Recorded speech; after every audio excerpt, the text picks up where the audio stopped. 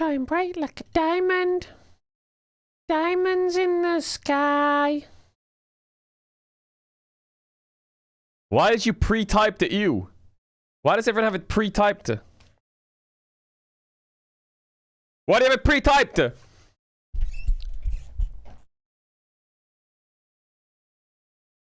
Oh, chat. Today is gonna be a good day. Today is gonna be a very good day. A very good day. Oh, yeah. You fucking piece of...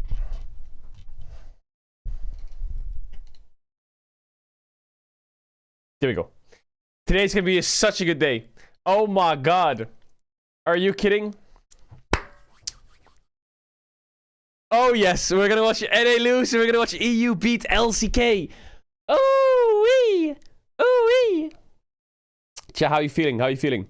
Chat, you motherfuckers were, you guys were mean in the Twitch chats yesterday to the boys. Yo, can you guys chill out? What the hell? You guys see the Twitch chats? Oh my god. Yo, you might think lost ratones. Hey, we're going through a down period, man. We're getting there. We're getting there. Don't worry. Everything is great.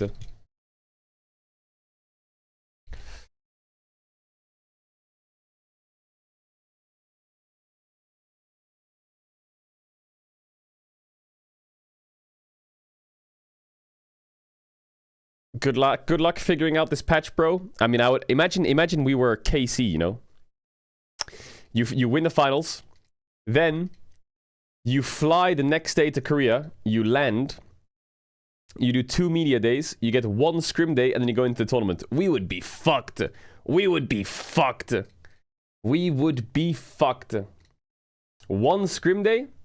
1 scrim day? Ooh, we'd be cooked. The comeback arc is incoming? Hell yeah, it is. Yo, Ziz, thanks for the resub. Thank you for the resubs. Chat, how are we feeling? Did you dye your hair? No, my hair is just black. It's like, in the sun it's a bit brown sometimes, though. In the sun it's a bit brown sometimes. We have to watch this about a League of Legends legend. What is this? My first retirement video, and possibly my last. 07 Wild Turtle? Bro, Wild Turtle is goated, man. He should be in the NA Hall of Fame. How goat is I'm pretty nervous. Retiring from esports, it was like a pretty big part of my life. I don't know what he's gonna do now. It's a really bittersweet moment for me. Chat, it's not muted! Be here in the seat and tell you guys I'm retiring. Well, it's an end of an era for me. I think there's a lot of high moments and a lot of low moments. Lust boy. A lot of sacrifices while I was playing. And I feel like it's time for me to retire. I just turned 30 about last week. 30? And, I turned 29 in 6 days. How am I feeling about all this? I kind of feel like a huge weight's been lifted off my shoulder a little bit. Just because I've been so tied to esports for such a long time, and you know I've been here for such a long time. Kind of be myself now, maybe be Jason. How many titles did he win? A lot, right? Well, when I first started playing League, I never knew never even thought I was going to be a pro player. I kind of just played for the fun of it. I played Dota a lot too. Bros, shout out bros to and uncle. And yeah, I never knew I Shout was out to Dota. What the fuck? Player, so it was like, Chat, it's not my birthday like a dream today. Come true, kind of, that it just happened naturally. I got into League in the first place just because some kids at my high school were playing League of Legends, and I was like, that game is that's a cool hoodie. Garbage. I don't want to play that game. There was like more LANs happening. Cool in my hoodie. High school, and I was like, started. The Lost Ratones one will be cooler. League of Legends player, but I already played Dota and stuff, so I was actually doing fine already, and that's kind of how it started for me. I think I was more of like an introvert back when I first started playing League of Legends. I wasn't very good at like communicating or like talking at all. Like I was always kind of more shy, and I feel like now you have an emote suggestion. Okay, link it. And kind of grown into like who I am now. So I think that's like the biggest difference. I think I mostly identify as just Jason, average. Man, I kind of wish we could do like a check-in. Where are they now? You know, like what's Bjergsen up to? Oh no, Bjergsen's up to. What's Wild Turtle gonna do? What's everyone up to? Not too average because I'm good at League, but just your everyday guy. Before I became a pro player, I honestly probably would have studied computer science. I was just going to school like a normal guy, playing in the Challengers League, trying to make money here and there. So I ended up becoming an AD carry player, mostly due to the fact that I like playing Corky, Graves, and Ez. Oh, I the think those old were, like, the main Graves. champions I like playing. Bring it Before I back. played the AD carry, everyone was just like playing the mid. So I was playing the mid too, but then they kind of force you to play in an AD carry role, and then I just decided to play that role. You just made your own teams, competed. There was like no regulation. You just like bounce teams. There's no contract, so if you didn't like I'm your not team, adding you Ari like, Swing. peace. So that was always kind of fun for me. Just, yeah, I basically What do you mean, bro woke up and decided to go back to sleep again? It's a nice video! got like a text message from Reginald over the league client. He was like, hey, you want to come and sub for LCS? What are you on about? And I was like, sure. So I flew down to LA, played my first match, didn't know what to expect. I already had respect for my teammates, so that was like really big. Cause What the fuck is that? Checking VAR. Decision. Fraud. What? Bro, what is this? it's TSM. And then I just went to the match, not really thinking about much, just thinking about how, well, not even thinking, actually just playing and just trying to do my best. And then that moment happened. They turn it around. Wild turn, Louder back, just hitting. Oh my one god, the after pixels! Look at the There's a double pixels! kill for him. Louder Mortis goes in. That's going to feed him Louder a triple kill. Mortis. MIA strand. That's going to be a MIA. quadra kill. Can he get the pentakill? Brunchu 101. It's going to be the pentakill for a beautiful play. Wild turn. Pentakill, walked in. Didn't even D-man. realize I got a Oh, pentakill, D-man and chat. then I think my heart was just racing. and Oh, I he's was like, tweaking. Yeah, that was the biggest moment ever. I think the signs were leaning that I was going to be joining TSM after that moment, but for me, I was still like reluctant because I was like, hey, I still have like C9, so I was still kind of like loyal to my previous team, even though it's C9? Like, hey, Wait, he was on go. C9? Everyone on my previous team was like hi, and everyone was like, yeah, go for it, bro. Join TSM. Don't. That hang was out the with birth us of anymore. Sneaky. Bye. Wild Turtle going to But TSM. I think winning was like the thing I wanted the most, and I enjoyed streaming for a period of my time too. But then I decided to be more Turtle cat. diving in more into esports, and I kind of like left the streaming world behind me a little bit and tried harder to win League of Legends. Unfortunately, it didn't work out. I had a moment where I think the league finals, I don't know what year it was, 2018, 2019, and then some fans invited me to like the St. Louis Zoo, and I was like, all right, I'll come over. And then I was just hanging out with some fans at a zoo, so that was a pretty fun moment. You got invited by some Yeah, they fans just to go messaged to me the on Twitter. zoo? It's like, hey, come to the zoo, the St. Louis Zoo. And then I was like, all right, I'm down. It was great. I still keep in And he touch went with the fan, and like it's honestly pretty with nice. the fan to the zoo? Yeah, video games Now my chat's gonna be like, I want to go to the zoo with me. has been like a really good avenue for me to connect with friends and grow as a person, get better at communicating. Taught me a lot about emotions. Yeah, honestly, video games have really helped me a lot throughout my life, and I'm very, very grateful. I think one of my most fond memories in my time like playing League of Legends, well, obviously the pentakill, but everyone Mods always already talks live in about the zoo that one, chat. so that one's always following me around. And winning IEM Katowice in Poland, I think that was like one of the biggest lands I won as a player, and it was a really intense moment for me as a competitor that hey, we beat like these Korean teams, we beat these Mods. Chinese teams, so that was like a very big moment for me. I think League of Legends changed my life in the way that I got to travel. Chat, and meet Babkis is the fans GOAT, all by the way. across globe. You kind of feel like I don't know how that feels. It just feels like a global. You feel like you have you reach a lot of people. You touch a lot of people's hearts with your gameplay. And like I like making people happy, and if you're happy, you know, it's just a nice feeling. You get rewarded for making other people happy. I've achieved my goal. I'd say so. Yeah. My Big. experience going from player to coach was a pretty hard change, considering I was like a pro player. So when I see my teammates doing like these minor mistakes, I'm just like, why guys? It's not that hard. Why? So that would always kind of get me riled up. Sub yourself in! You know, talking Do to it. players, being able to tell them like, hey, you messed up because of XXX.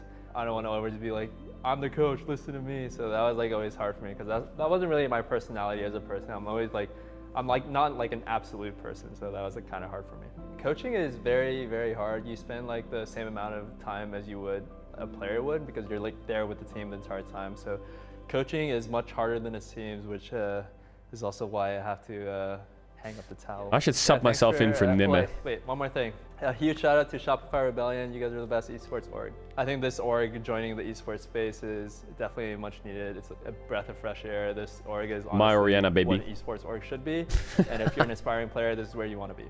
It's treated me very well. I think Shopify. It's a place I would always call home. Like even in Toronto, here, wherever Shopify is, it's my home now. Why am I retiring? I think my enjoyment with the esports space has finally come to an end, and I start enjoying doing other things like skiing, spending time with my family, spending time with the pets. Why do I feel that The way? pets. I don't know, I'm not particularly good at anything else other than video games. There's that. Yeah, so. What are you gonna do next? What are you gonna do next? I mean, retiring is like a really big moment for me, considering I've been in esports for the last 13 years, and 13 years? It's been my main identity for like a really long time, and I think it's time to close that chapter and move on forward, and I'm happy to talk to my fans one last time. Well, I want to spend more time with my family now and go on different adventures, see what's out there, maybe do some e-com, Shopify. I think mostly just going to be taking a big break though, and just relax, hang out with the pets, hang out at home, talk to my mom a bit more. My mother's tongue isn't very good anymore, so I need to practice my Vietnamese. Am I going to be playing League of Legends anymore? Maybe not so much anymore. I'm going to take a long break and come back and be a washed up noob. So we'll see if I can hit Challenger again and maybe I know that feel. What I'm looking forward to the most in I Canada can hit right Challenger now is, still, so you can do it. Sounds crazy, but the cold weather. I want to go skiing again. I want to go to the hot springs and enjoy that cold life and shovel some snow in my backyard, something like that. I think for me, I still want to be like very involved in the League community, just help new players get into the scene and guide players. So I'm gonna find a way on my platforms to help promote you guys and promote anyone that wants to know more about You are esports or bronze. become a League player. How do I plan to live a full life? Well, every day I'm gonna wake up and be like, wow, the sun's great today. Or like, that sounds wow, great. It's raining. There's no sun in England. Life as it comes, so. Is it cliche if I just say thank you for supporting me throughout my entire career? I appreciate all my fans and hope you guys are all doing well now. Hell yeah. Hell yeah. 07 Wild Turtle. 07, my man. 07, buddy. If you want to beat an LPL team, just have sex with your teammates before the game. Okay. Alright, we're fucked. Everyone's fucked. It's completely lost. What happened to the game, my love? What is this? Got. Chat, what happened to the game, my love? Vladdy, what are you doing? He's a bottom. He's a bottom. Kana's just a top. I mean, he is top. Fearless is only good for entertainment value. Very little else. I'm disappointed decision. Apparently going to be put in place for the remainder of the year. Entertainment value is where it's at. What? What is this? What? Again? 맞아? 뭐야 이거는? What the fuck is this fucking content?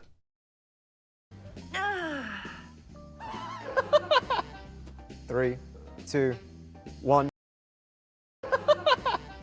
3. 뭐야 이거는? That's gotta be Ari. That's gotta be Ari. 3, 2, 1. Wait, hold on. MF? Ari or Kaiser. Ari. Fifth. Yeah, thought so.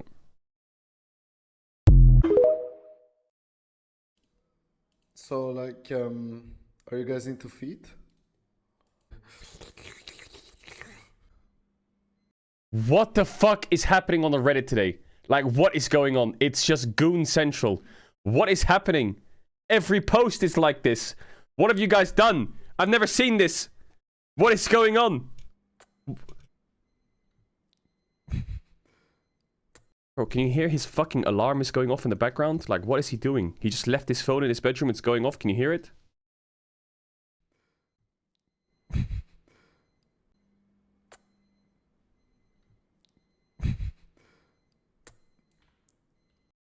Jesus Christ, the gooning is out of control.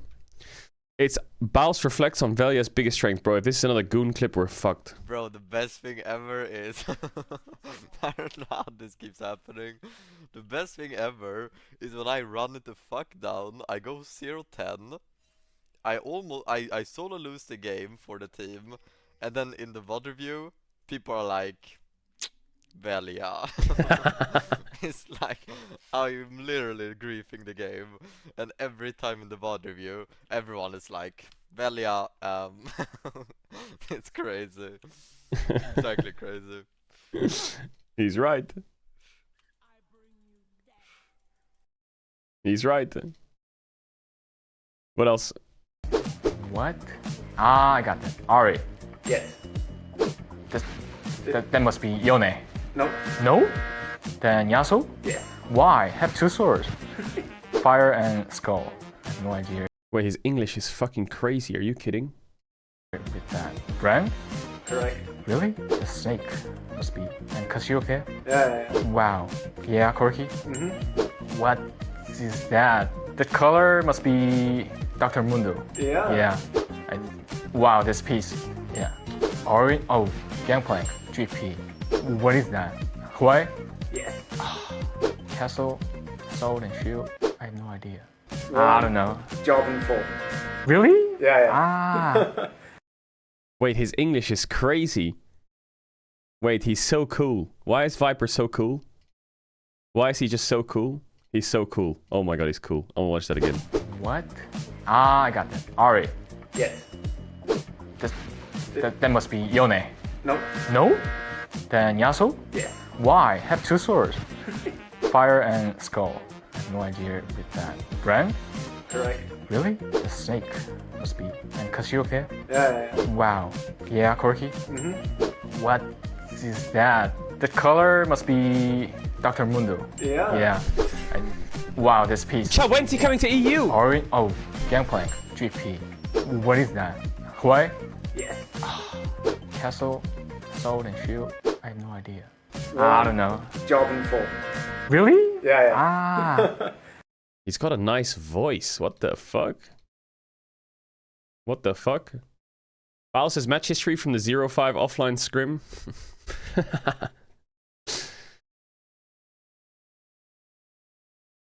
What else? Is it just a one region esport now? Yes, we are. We are. Wild Turtle Tiles, Zeka is him. Fun fact, NA has not won a single series versus an Eastern team in 6 years. Aha. And today they're gonna lose to Flying Oyster, buddy. Today they're gonna lose to Flying Oyster. Laws of gravity, HLE and they run tests not showing up in internationals. True. Yike versus international teams. Yikes versus Tess. Okay, I think we saw all this.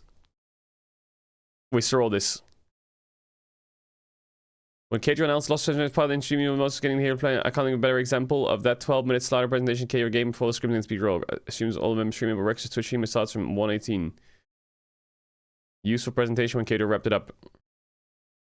Well, I think presentation, you gotta make presentations as a coach. I wish I could make more, but time constraints are hard. But it was good, it was good, it was good. It's just me or the Los Ratones fans seem like glory hunters. Too much hate in the chats. It's normal to have ups and downs, especially in Crims. Everyone thinks that we're gonna win worlds, guys. We're gonna win worlds, but we can't win now. We're gonna win later, okay? We can't just win worlds after in March, man. Chill out. With KC beating Test 2-0 today, the tiebreaker scenarios for all the teams except Humble Life get spicier. No matter the results, CFO just need to beat Top Esports on Friday for both KC and... Yes, if CFO beat Tess, we're all saved. However, if KC beats Humble Life, we're all saved as well. If you haven't seen this, Sheep Esports did an interview with Nemesis. And the quote was, Los Ratones fans was a perfect thing. There are comments from the KC Ultras arguing 24/7 when they say no way they'll ever make LEC. Yeah, I saw the KC fan comments, bro. They're just fucking cringe. Hey, you fucking KC fuckers, you were in the same spot as before. You didn't get into the LEC, and when people were saying we want to make it to the LEC, everyone was like, nah, KC won't make it, idiots. Shut up, KC fans. That's what people said. And then you made it. And then you told them, suck it, KC fans. You said to those fans, you said, fuck you, idiots. Now it's the same thing. You're doing the same to us. You're doing the same to us. What happened to you? You're saying, nah, these people ain't fucking making the LEC, fucking idiots. We'll make it. And then you'll be the ones eating your fucking words. You'll be eating your fucking words. Actually, I have no idea if we're gonna make it. Right now, it's not looking very likely. But you never know when the door's gonna open. You never know. What was this Nemesis interview? Was it nice? Was it a nice interview? Listen, Nemesis, love you lots, but I ain't reading all of that. I'm not reading all of that, Nemesis. You're a fucking yappity sacks. Jesus Christ, man. How's the investigation going regarding the person who sent Caedrel the meowing clip? Still working on it. If you have anything you want to say to the fans before we close off, we're going to win EMEA Masters. Holy Nimme. Holy Nimme. That's a lot of yapping. Scrims are rough, but in LR fashion, we will scale. We will scale. That's fucking right. What else is happening? Gragas snatching defeats from the jaws of victory.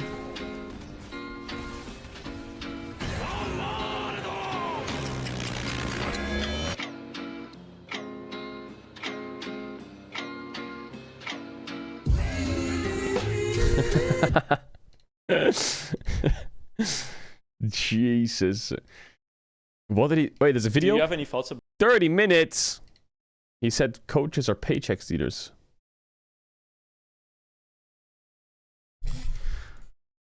I heard player mention that you never learned anything from the coaches for, as many of them were not ex-pros at pool knowledge. How do you feel about having Caedrel as a coach? First of all, he's very smart about the game. Okay, Neme. You can see just by listening to our stream when it comes to almost everything. That's why he's probably the most successful coach streamer we have. It definitely helps that he was an ex-pro. This is very important because, I mean, if Caedrel coach was bronze, Elo, like, I'm sorry, not capable of coaching challenger players. It's just not possible. The difference between is very noticeable. I've definitely worked with good and bad coaches, and you can tell very quickly who has knowledge about the game and who can actually work with players and who can't. In my career, they've definitely preferred coaches who are either MR or solo players. I think that there are coaches in the LEC and other leagues who may not necessarily have the knowledge in such positions. 100% because this industry is all about non-experts hiring non-experts. So it's just going to happen over and over again. And definitely think the majority of LEC coaches or coaches in general in this scene are paycheck stealers. Alright, let's fucking wrap it up, bro. We're going to get cancelled. I swear to God. How the fuck... Bro, we're going to get cancelled. Wherever we go to the LEC, we're going to get fucking cancelled, bro. I swear to God. Baus has already pissed off one of the teams. Nem is going to piss off the other half of the teams. I'm just waiting for Crowny to drop the feed fucking call-outs or some shit, some gooning, and then we're fucked. It's over. It's over. We're cooked.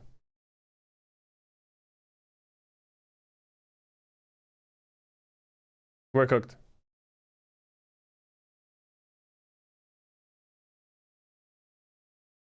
What else? Wait, Nemesis has a Patreon. What does he do on his Patreon? That's a cute picture. That picture is so cute.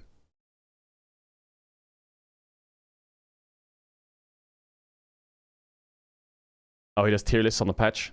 I see, I see. Alright. What else? I think we're done. 14 minutes on the start chat. Any links before we watch NA lose graciously to CFO? Anything we're missing? Are you going to watch First Stand at 4 in the morning? Yeah, of course. Wait, there's a new daily dose? There's a new daily dose? Okay, we'll watch the daily dose. Yo, thank you so much. That's a small coffee.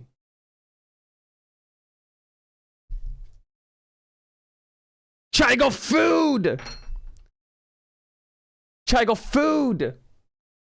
That's not a new daily dose, we already saw it. Hello, everyone. Did we already see it? Yeah, we already saw that, I think. Yeah, we saw it. What is this? Why not put Baus on Aatrox Gwen Rumble? He doesn't play it. He doesn't play it. What do you mean? Just put him on Aatrox Gwen Rumble. He doesn't play it. If he wants to play Aatrox, bro, go ahead. I would love him to play Aatrox. I love Aatrox. Clean your desk. Yeah, my desk is pretty bad, I'm not gonna lie. It is pretty fucking bad, chat. Some bananas in the morning, chat.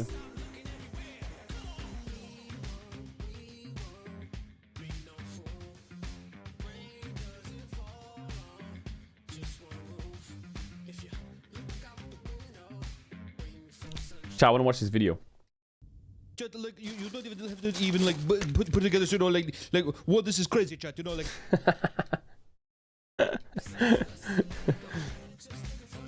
Wait. Hey! Why is my thing not working? Like it's crazy, you know. Like it's kind of insane, you know. When they do this, you know. I mean, what am I even looking at, chat? Like this is insane, you know. Like it's absolutely wild. This is crazy, chat.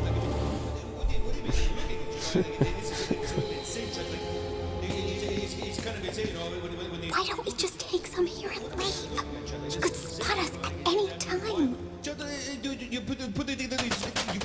If we're gonna do this, we should do it right. There's more valuable items further down. This is absolutely insane, chat. Like it's absolutely crazy. Like There they are. I don't think we should be doing this. What? Don't be a fool. One of these could pay for your family's future, and their family's future for generations to come. He won't even notice it being gone. Look how much he already has.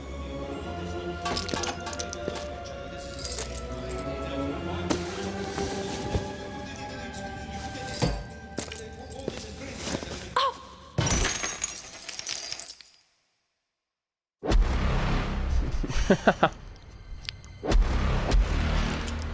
no! You clumsy idiot! Grab the treasure and let's get out of here! Come on, let's go! Someone's trying to steal my treasure. They're not, I mean, it's crazy, but you know, not that I need the treasure. You know, it's my treasure. You know, it's my gold treasure. You know, people like I don't really need it or anything. Like it's crazy, but you know, What the fuck is this, man? I got reviews, chat. Like I need them for YouTube vlogs, chat. You know, because people who miss the streams, like you know what I mean, chat. Like it's crazy, chat. Like I have a views now. You know, it's one of these things where it's mine now, chat. Like not that I really need them, chat, but I do what I have to do, chat. You know, like it is what it is.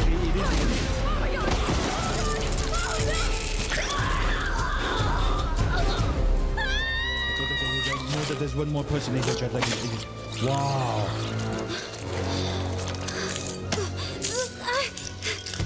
Is anyone about to go to bed that can get nightmares? Yo, I'm sorry. You could come into my treasure vault and get away with it, chat. Wow, that's great. I know there's one more person in here. It's quite accurate. There's nowhere to run, chat. There's nowhere to run. So don't even try running, because you won't even be able to get past me, chat. You will pay for what you have done. I don't even need this gold, chat, but it's mine. Now give me your eyes. I will take your eyes. Just like your friends, I will take your friends' eyes. I will take your eyes again. I will do it again, chat. You will join them soon enough and be here forever to stay with me. And I... This is crazy, chat. If I could just find it, the views, chat, then maybe I could find it. Where to go, chat? Wow, chat. Wow, chat. This is wow, chat. This is. I got the YouTube vlogs, chat. Like I have to even put it in the YouTube vlogs, maybe. Ribbon chat, ribbon chat, ribbon chat. I just need to find a really fast chat. Wow. The kingdom is mine. Life of the lawless. I'm the king of the fortress. Proceed with caution. There's no way 400,000 people stopped watching the Simon charity match when KSI saw the Wait, that's it. Well, that's me.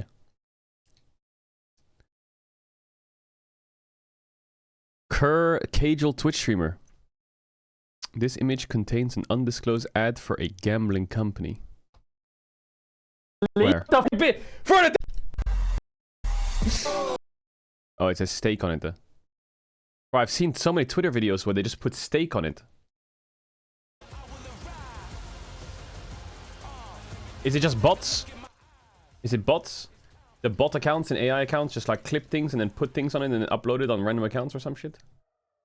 Facts. That is totally fine if we lose. Like, Maria, let's go bot lane together. No, please. No, please, listen.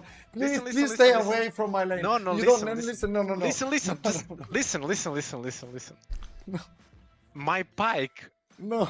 will be the pike of your gen. Just give me a chance. No, listen. please. Can you listen to me? Please. Listen, I deserve it. I deserve it. I play the scream so good. No. Please. I played the scream so good. I deserve it. Just one game. Give me one chance. One chance is all I ask. One chance. Please. One I chance. have a better idea. Please. Start. No, One please. chance. Give me one chance. I refuse. One chance. I Please. refuse. I completely refuse. Please. No. Blitz. Any hook champ, by the way. Please. It's so flip. Like it will not work out. Listen. Listen to my idea, please. You play. Go. Please. Have you seen Crowny's prestige skin? Bro, Crowny looking kind of clean. Damn. Play the local way. Pay your way. Okay, I'll run the ads now, chat, and then you're good.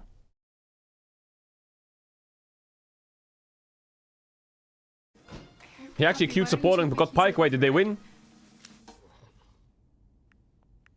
Welcome, Stella. So you talk. Why is your name T1 Sally? Stella? Almost. What's next? Bright blue. It's bold. Sorry, hon. I'm hungry, actually. Your favorite, right? How did you know? Sally Ghoul.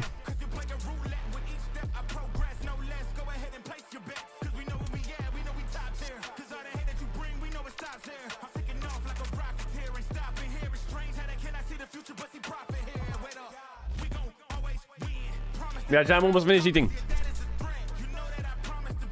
I got a nice breakfast, chat. You don't see it?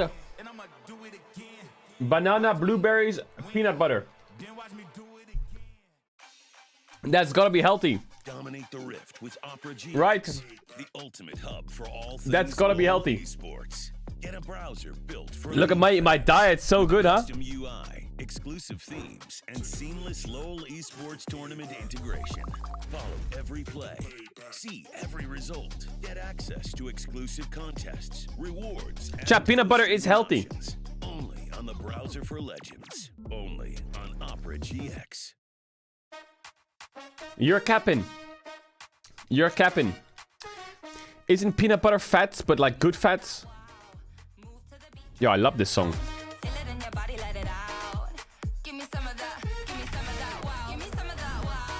Isn't it good fats? In moderation. Well, I'm not eating 50 tons of it then. Same shirts from yesterday? Yeah, of course. Of course I'm wearing the same shirt from yesterday. KC won when I wore this shirt. Gotta wear it again.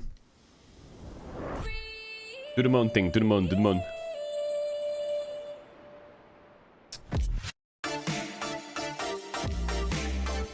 Ah.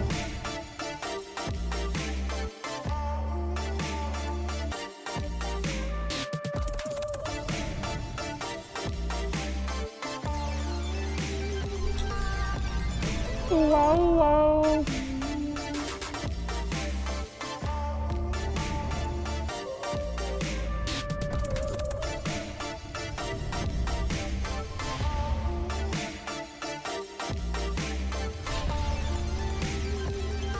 Also, chat, don't hate me for playing this off stream, but the game Split Fiction is quickly becoming one of my favorite games of all time.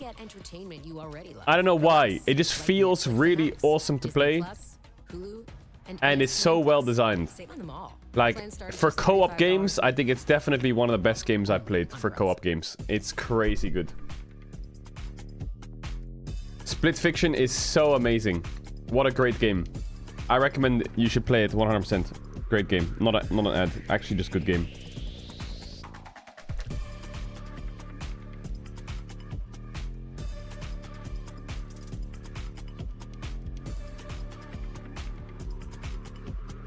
Welcome to the Esports World Cup.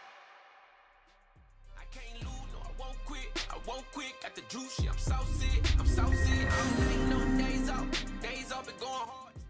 Somebody said I need to check Crown's stream. Apparently he's losing his mind. What's going on this time?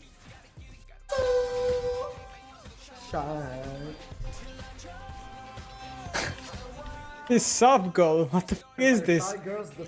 Hair transplant in Turkey. What the fuck? In the corner with my five best friends. Hey, he looks kinda happy after the stream. Is this after scrims? What were we scrim saying? Crowny's vibing. Also, what? Like, Crowny has a really good mental. why does he he covers half the camera with the map? Like, what the f is this stream? It's so scuffed. Can we go soul so we don't soul and lose the game? He is losing it. What is he saying? He is losing it. I'm a shy girl, said the 50-year-old like male. What? We need to jock test him 100%. Hanging in the corner, my best friends. What song is this? I've never heard this song in my life.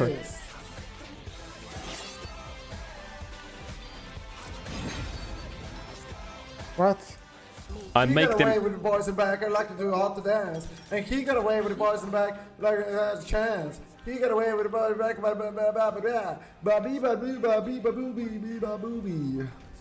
He's gone. He's fucking gone. We're fucked. Emas is lost. Emas is lost. He's fucking gone. Bro is fried. He's fried.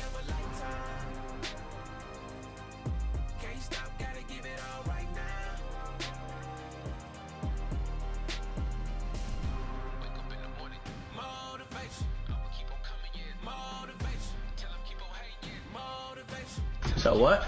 I went to the city to heal some bitch. Yo, can you speak English? No, it's the ship of Theseus. Ship of Theseus, thank you. I'll have to look that up. Hey, I did pretty good. Hey, 30-29 on my second game of controller. I'm doing pretty good, no? No problem. If you don't come, you don't come. If you come in a minute, you come in a minute. If you come in an hour, come in an hour. I'll be there, man. Mother. Oh, ME guy. If you understood him, then you got a problem.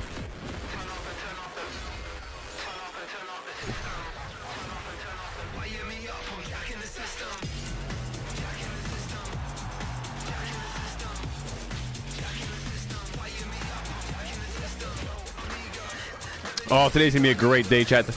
I got a delicious breakfast. I got a great coffee. The chat is ill.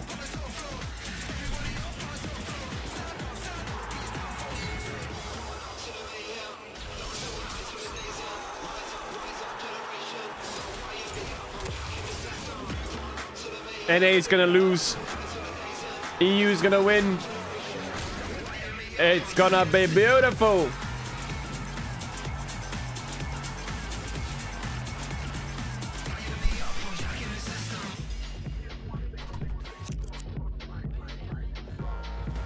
Welcome to First Stand 2025 here in beautiful Seoul, South Korea. Day 4 where TL and KC will have the opportunity to secure an important win. I'm Dracos. Today I'm joined by the incredible LCK duo Wolf and Ox, who are here to give all of us in regions not Ox! Wait, is this Ox's first day on the broadcast? Copium. How are you gentlemen doing?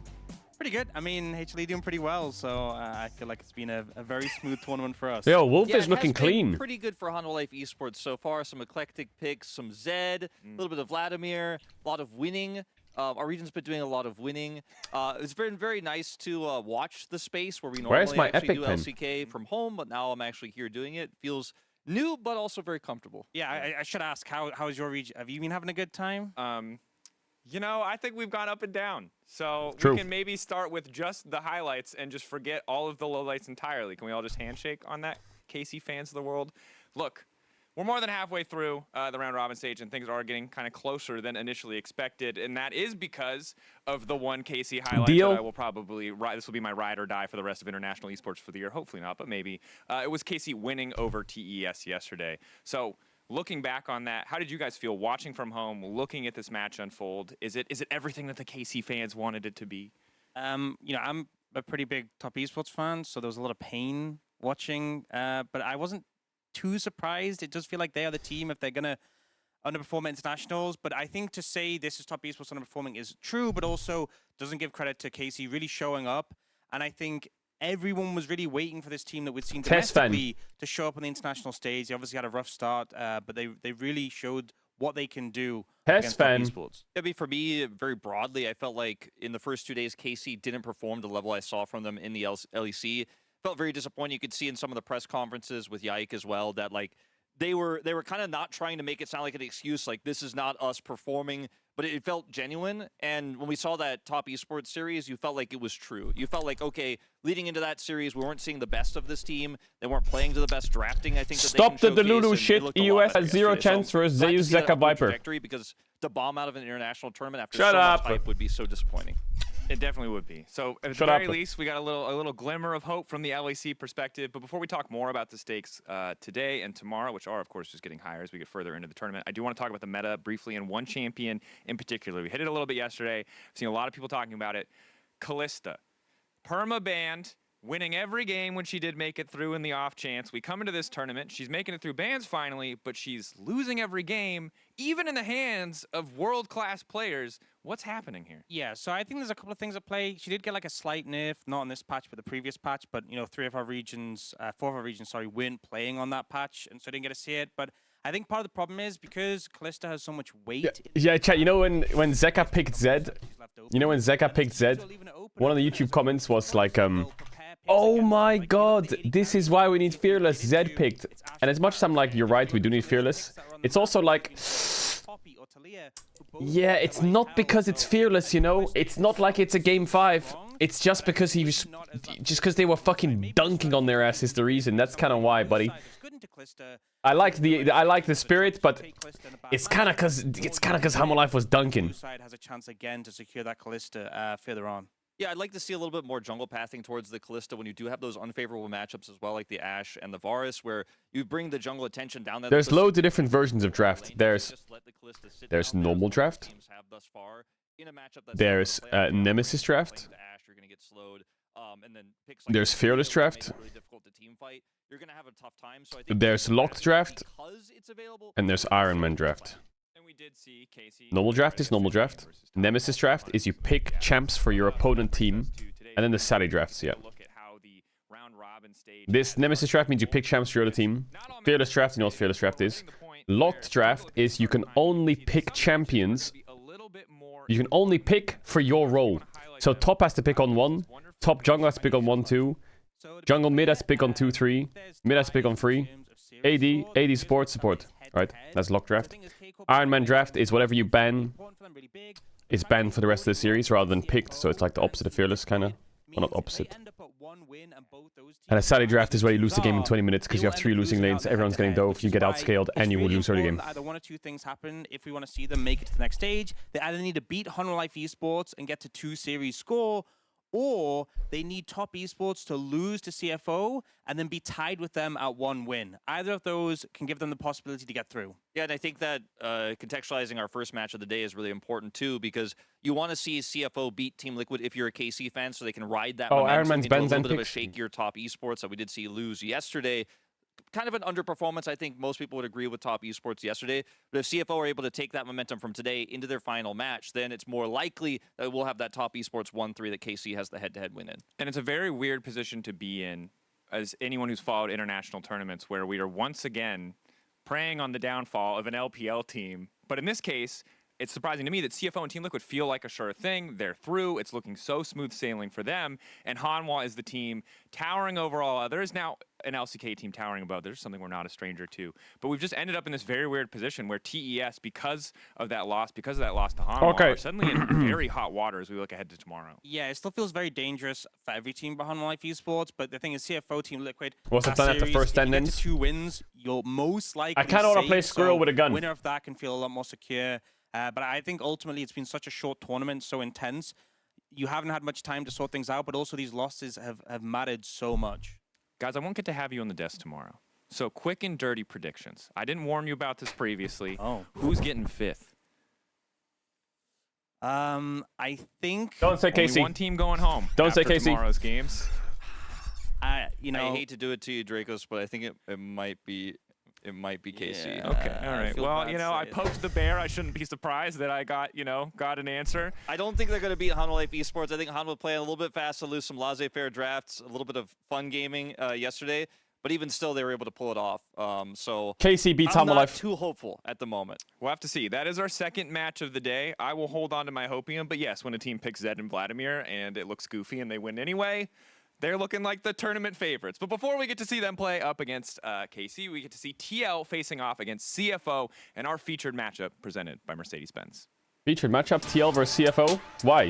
It's like hydrogen bomb versus coughing baby. Team CFO Liquid clears. and Flying Oysters face off in our featured matchup presented by Mercedes-Benz. the Oysters came out swinging, dismantling Carmine Corp in a dominant 2-0 victory. He just put his Leandres together, so he does a lot of damage, but they look for the Rel, who just says, I'm going to Magnet Storm you, and then even crashes down forward. It's going to be a win here. CFO stomps. Now Look at him. He's dancing on him. on Team Liquid, aiming to establish their dominance over the West. Is everyone going to ban Ziggs on blue against Appa again? With lofty international goals. This is an important Can you queue up and play solo queue today? Bro, I haven't played solo queue in like weeks. Disappointing Worlds run last year. Team Liquid firing it off here as the Void Grubs are already secured by FlyQuest, but a massive face shield over the wall coming out from Quad. They triumph over Team Liquid yet again. A quick Mayone game would be kind of fun though. There is no room for mistakes. Will the Horse or the Oysters come out on top?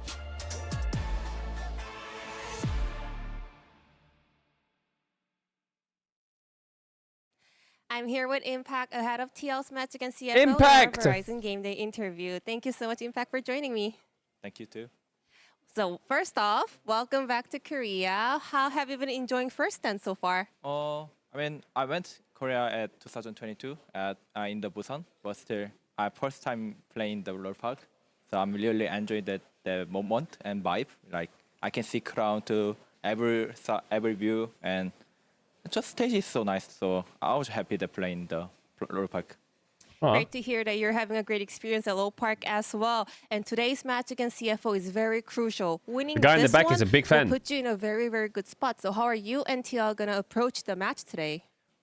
We know that like we are still in the good spot because we won against KC, but still we have to like win against CFO, because if we win against CFO, we have a chance to be second place too. So this matchup is really important for us. So I think we play same as what we like it, what we play it good at. So yeah, I think it can be not easy matchup because they won against KC. How they played actually aggressive, doing fighting well. But I think we're gonna win against them. Yeah. All right. And since you have been performing in NA for such a long time, the Korean Impact fans were not able to see you perform in person for a long time as well. But today, I saw his phone they're case. right here I saw with his the phone Team case. Liquid Honda jersey supporting you and the team. So anything you would like to say to them directly? Facing them, maybe? Yeah. Okay. Actually, 한국말 할게요. Yeah. 아니 저희가 이제 뭐 미국에서 게임하다 이제 한국 와서 이제 뭐 처음 보시는 분도 있을 것 같고, 저희를 이제 좀 뭐 저를 옛날부터 아시는 분도 있었을 것 같은데 뭐 응원해 주셔서 감사하고요. 저희가 일단 뭐 저번에는 약간 좋은 모습을 보여주다가 안 좋은 모습 많이 보여준 것 같아가지고 오늘은 Saying if lost Ratones here, we'd have better scrim team, so we'd be a stronger team. But even without them here, we're gonna try our best. Thank you.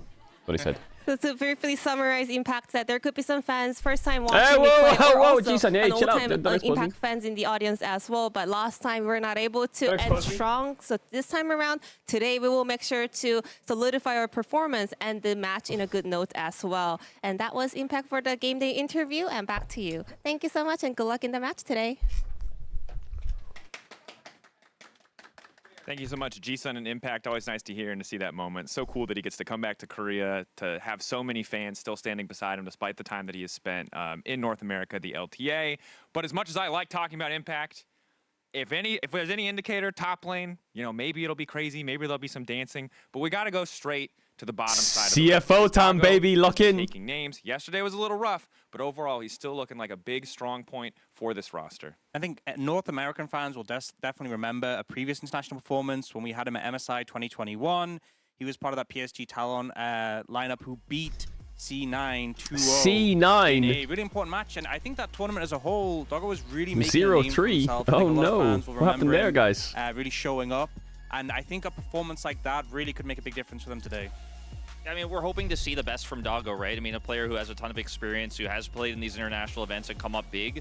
I feel like so far, though, in this tournament, it's been a little bit lackluster. While he has had some pretty weak performances inside of lane, outside of lane, I feel like he's been one of the more consistent members. His positioning has been really good. His team fighting has been really good. And even in some of the chaotic losses, I feel like he's had a pretty consistent performance overall. So hoping to see the best version of him going into this series. That being said, though, you know, he has strong opposition on the other side of the rift. Yeah, I mean, safe to say Jan has been just so reliable, so consistent for this TL What's up with lineup. your hair? A terrifying I don't know. threat. You know, Doggo, like It's you everywhere. said, goal difference early on might always be the best thing. He's when was the last time C9 was at an international? Was it then? Consistent, as we did notice when he crushed KC with Lucian, which is something Western AD carries aren't supposed to do, but he is the only Western Lucian that is allowed to bring it out on an international stage ever, and on top of that, he had this incredible Varus performance. Oh yeah, World 23, I think true. everyone has their eye on when it comes to TL's international success. I think coming in the tournament, the big sort of viewpoint from LT Casters was that, you know, Yon is the best player from their region,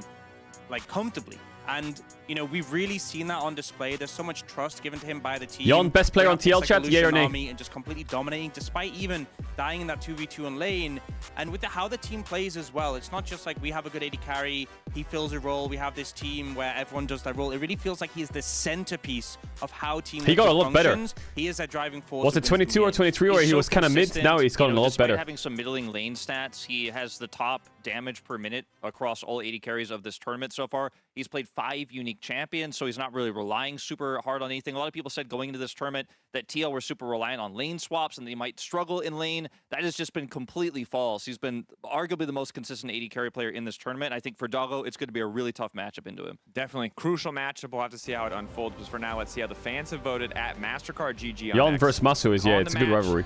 For TL, with 51.3% of the vote. And I gotta say, that's impressive. That is a lot of Korean TL loyalty, because this is a late time slot for the North Americans out there, depending on what time zone they are in, of course. Yeah, I think it's probably close because a lot of Zedka. Oh my god, that's cool. On KC, but they also saw CFO dunk on KC, so made it hard to judge. Zedka. It's gonna be tough. This is gonna be one of the closest, most crucial matches of first stand so far. Let's see who comes out on top, TL or CFO, as we send it to our first game. I thought we were going casters. We're going to a video. Let's check it out. 사라지고 패배 직전의 한 수가 판을 뒤엎는 게 바로 FST죠. I think against Is this an Eminem soundtrack? good, but now at least we wake up against TS and we play good. Oh, that was a disastrous Baron for TES. Army Corp are finally at the tournament as they are looking to take the 2-0 over top esports right now. Oh, we are against the hope of Europe. We will make everything that's a good song. to win against HLE and keep going. 그래도 유럽 리그를 우승하고 온 팀이기도 하고 절대 방심할 수 없다고 생각해서 잘 준비해야 될 것 같습니다. Huge props to Yike for a massive turnaround. Yike, man. If he's locked in today, there's a chance. If he's not, it's completely Jover.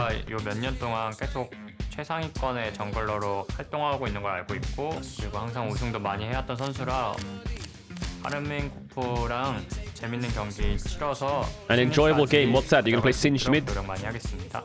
It's always fun to me to play against Peanut. I think he's a very strong youngler, so I think this team is looking very, very strong. If we come with the right mindset, Humble Life is so cool. I hope we made you guys proud, and we're still gonna keep fighting. Équipe baguette, allons-y. Équipe baguette, allons-y.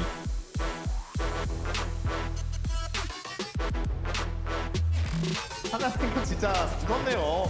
그냥 무난하게 뭐 아트록스 같은 거 뽑을 수도 있었잖아요. 근데 그게 아니라 뭐 데뷔, 블라디 이런 거 나오니까 사실 CF 입장에서 정확한 경기였다는 생각이 듭니다. 因为最主要是 Humble Life has so much aura, it's crazy. 有一个一败在，但这个一败是给汉华的，所以我觉得，其实我觉得，如果赢下下一个比赛就是对上 TL 赢下嘛，然后我们就高几率会在第3名，所以我觉得这样子会让我们更有机会进到决赛。So I think, at least myself, I'm less concerned about making top 4, but more so, at least potentially try and still make top 2. TL 这个队伍，因为他们也是有很多的老将，然后也是有很多的韩国人，所以也不能轻敌，所以要好好的去认真研究他们。Hong Q, he's like a super rookie, but he looks just like super talented, at least for Hong Q. I know when games don't go your way easily. 听说他这个人很喜欢就逼验对手，比赛的时候我会把他的表情给禁言掉。You can get kind of nervous and start to make mistakes, so that's what I'm looking for you to do. 我们是新生的牡蛎，我们会让 We're the fresh oysters. 변수를 만들거나 차단하거나 어떤 선택을 하시겠습니까? Oyster. KCTL first round best of 5 would go crazy.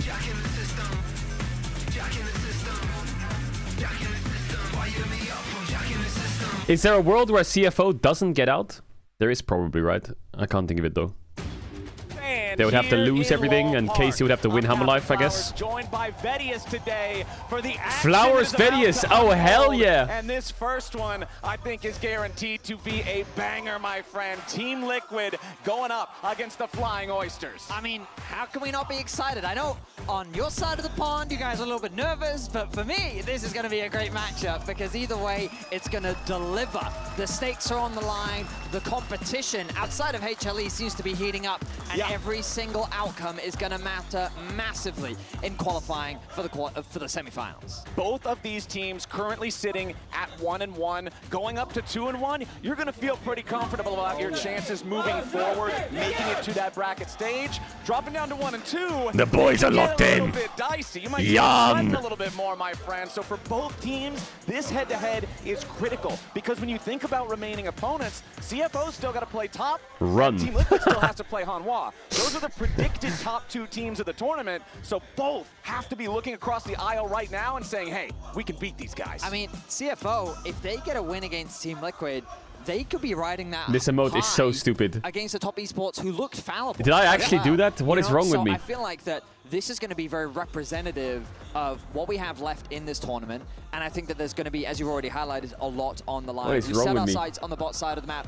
Jon, he's just been a superstar for the Team Liquid roster. I love the fact that his domestic performance has translated here on the international stage. Exactly. When you look back at Team Liquid throughout this first split so far in 2025, if you would have asked a lot of North American fans in January, will Team Liquid be the Everything. representative at first stand? They would have said, hell no.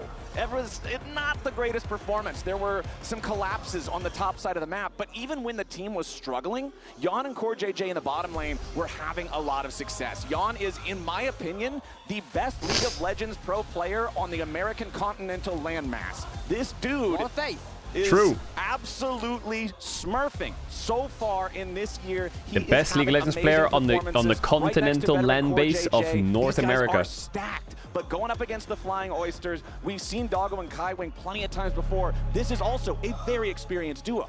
Now, of course, Team Liquid, they did fall short to top esports. And I think that the expectations surrounding them was that Team Liquid would show a little bit more, especially when, having spoken to Spawn, Tyler One would like a conversation with him. When they last faced top esports at MSI of last year, it revolutionized the way that they Wait till Balsi stands on that landmass. Show more, and I know that this team has more in the tank.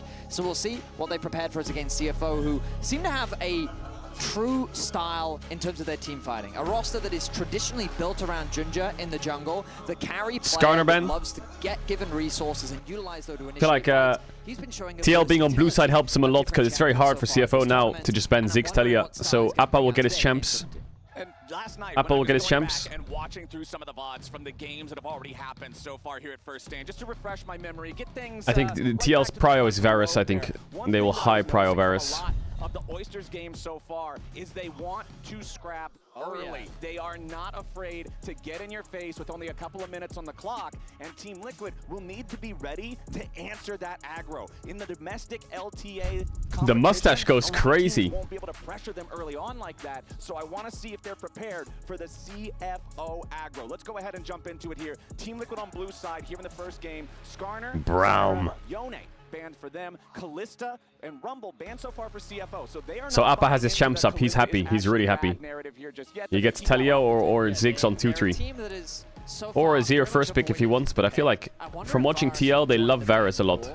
We've seen Talia really be a powerful champion. Nice Varus Ben. And with these powerful AD carries taken off the board, Maokai, what is it? They do like Maokai. They like Maokai with like Tristana. They like Talia. Maokai just provides They like so much value. Skarner's out. And Azir becomes another question as well. Is Azir going to be a high priority in this series and for these mid laners? Umpty loving the Maokai pick historically. When you've seen him before with Team Liquid, when you've seen some of their big success, it was Maokai and Sejuani that were two of the biggest ones that they would continue to put him on. Is the draft broken again? Oh, they first picked Talia. Really? Azir and Orianna open everything over, every mid open, and he just goes Talia. Facilitator to rotate up top. maybe make some picks. High prio pick for Appa, Jesus. Even better, facilitate Yon and Core in the bottom. I thought they would pick jungle on one. As an effective I'm guessing they'll take Maokai, Sejuani 2-3. And they'll probably take Cassante as well, right? I feel like Impact loves early rotating Cassante. In the time for CFO Zed. Ezreal, good champ. Nice. It's something that is a pretty solid matchup. Now, with the Azir locked in, you imagine that the Ezreal Azir. I mean, to be honest, TL Classic would be Maokai with Cassante or some shit, wouldn't it? And drop bot lane. They like doing that. Unless they want to snatch a Corki. Remember that Ezreal, because his arcane shift is a blink and not a dash, he has a bit more safety against Talia than some other AD carries might. Surprised they went Vi. As much as Talia Vi is quite strong. I subscribe to the LS school of thought. Vi is bad. Yeah. That is my opinion. I feel am like... not a coach. I am not a professional. Wow, they went Vi Kai'Sa. Wow, they're going full dive. Okay. I think TL's chances of winning are higher with more scaling and team fight, but now they've gone more dive. And Vi and Kai'Sa are telling me it's time to dive. Umti's Vi is record breaking, is it? Is his Vi not good? Series against CFO and they shut that down. They love it when you try to initiate onto their team fight style. I think a Maokai would be great. No, instead they're going to go for a little bit more of a different. He's not good at Vi. He broke the death record on it. Acts as that initiation tool and can provide a lot of space with the ultimate. I'd like to see some follow-up. You're looking at things like Rel that can be effective. Leona, also nice pairings in the bot side. Of the Jesus. and given that you do Alright, all roles are matched. Can Ben tops pick top on 4 counter spot? Can Ben supports pick spot on 4 counter top? As options for CFO. Both teams still need to draft both top and support picks on this one. We do have a Jax not really a whole lot of flex potential anywhere with the first 6 picks so far in the draft. Okay. Jax is going to be the first ban for CFO, going towards another one of those dive Rest. style heavy threat champions and one of the ones that impact Is Rest a good Camille player?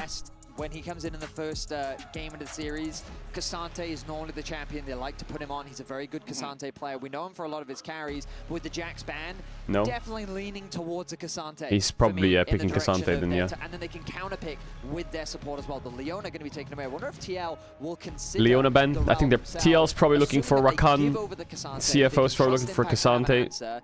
Ooh, Nautilus ban makes Rakan even stronger. I thought they would remove something like the Gnar as a possibility on the top. What happens if they take Rakan on 4? That bot lane pool. And I think it's wise, because I think if they chose to ban away the Rel, Nautilus Kai'Sa looks like a really good bot lane matchup for Team Liquid. I mean, Nautilus Kai'Sa, that's just one of the all-time classic duos that you think of for bottom laners that like to dive. So I like the ban there from CFO. I wonder if Team Liquid will just ban. Is it worth to take Rakan on 4 and just leave Naut open and play Braum on 5? On the other side, ooh, they're daring them with the Poppy ban. Rakan is busted now. Champion in Poppy, very good at neutralizing a lot of the mobility that's required to get into the back line, stop that front-to-back game plan of CFO. But let's see. We're expecting the Cassante here, right? So TL will get Rakan or Cassante now. Unless they want to shift their priorities and want to give counterpick to Rest, which is a possibility.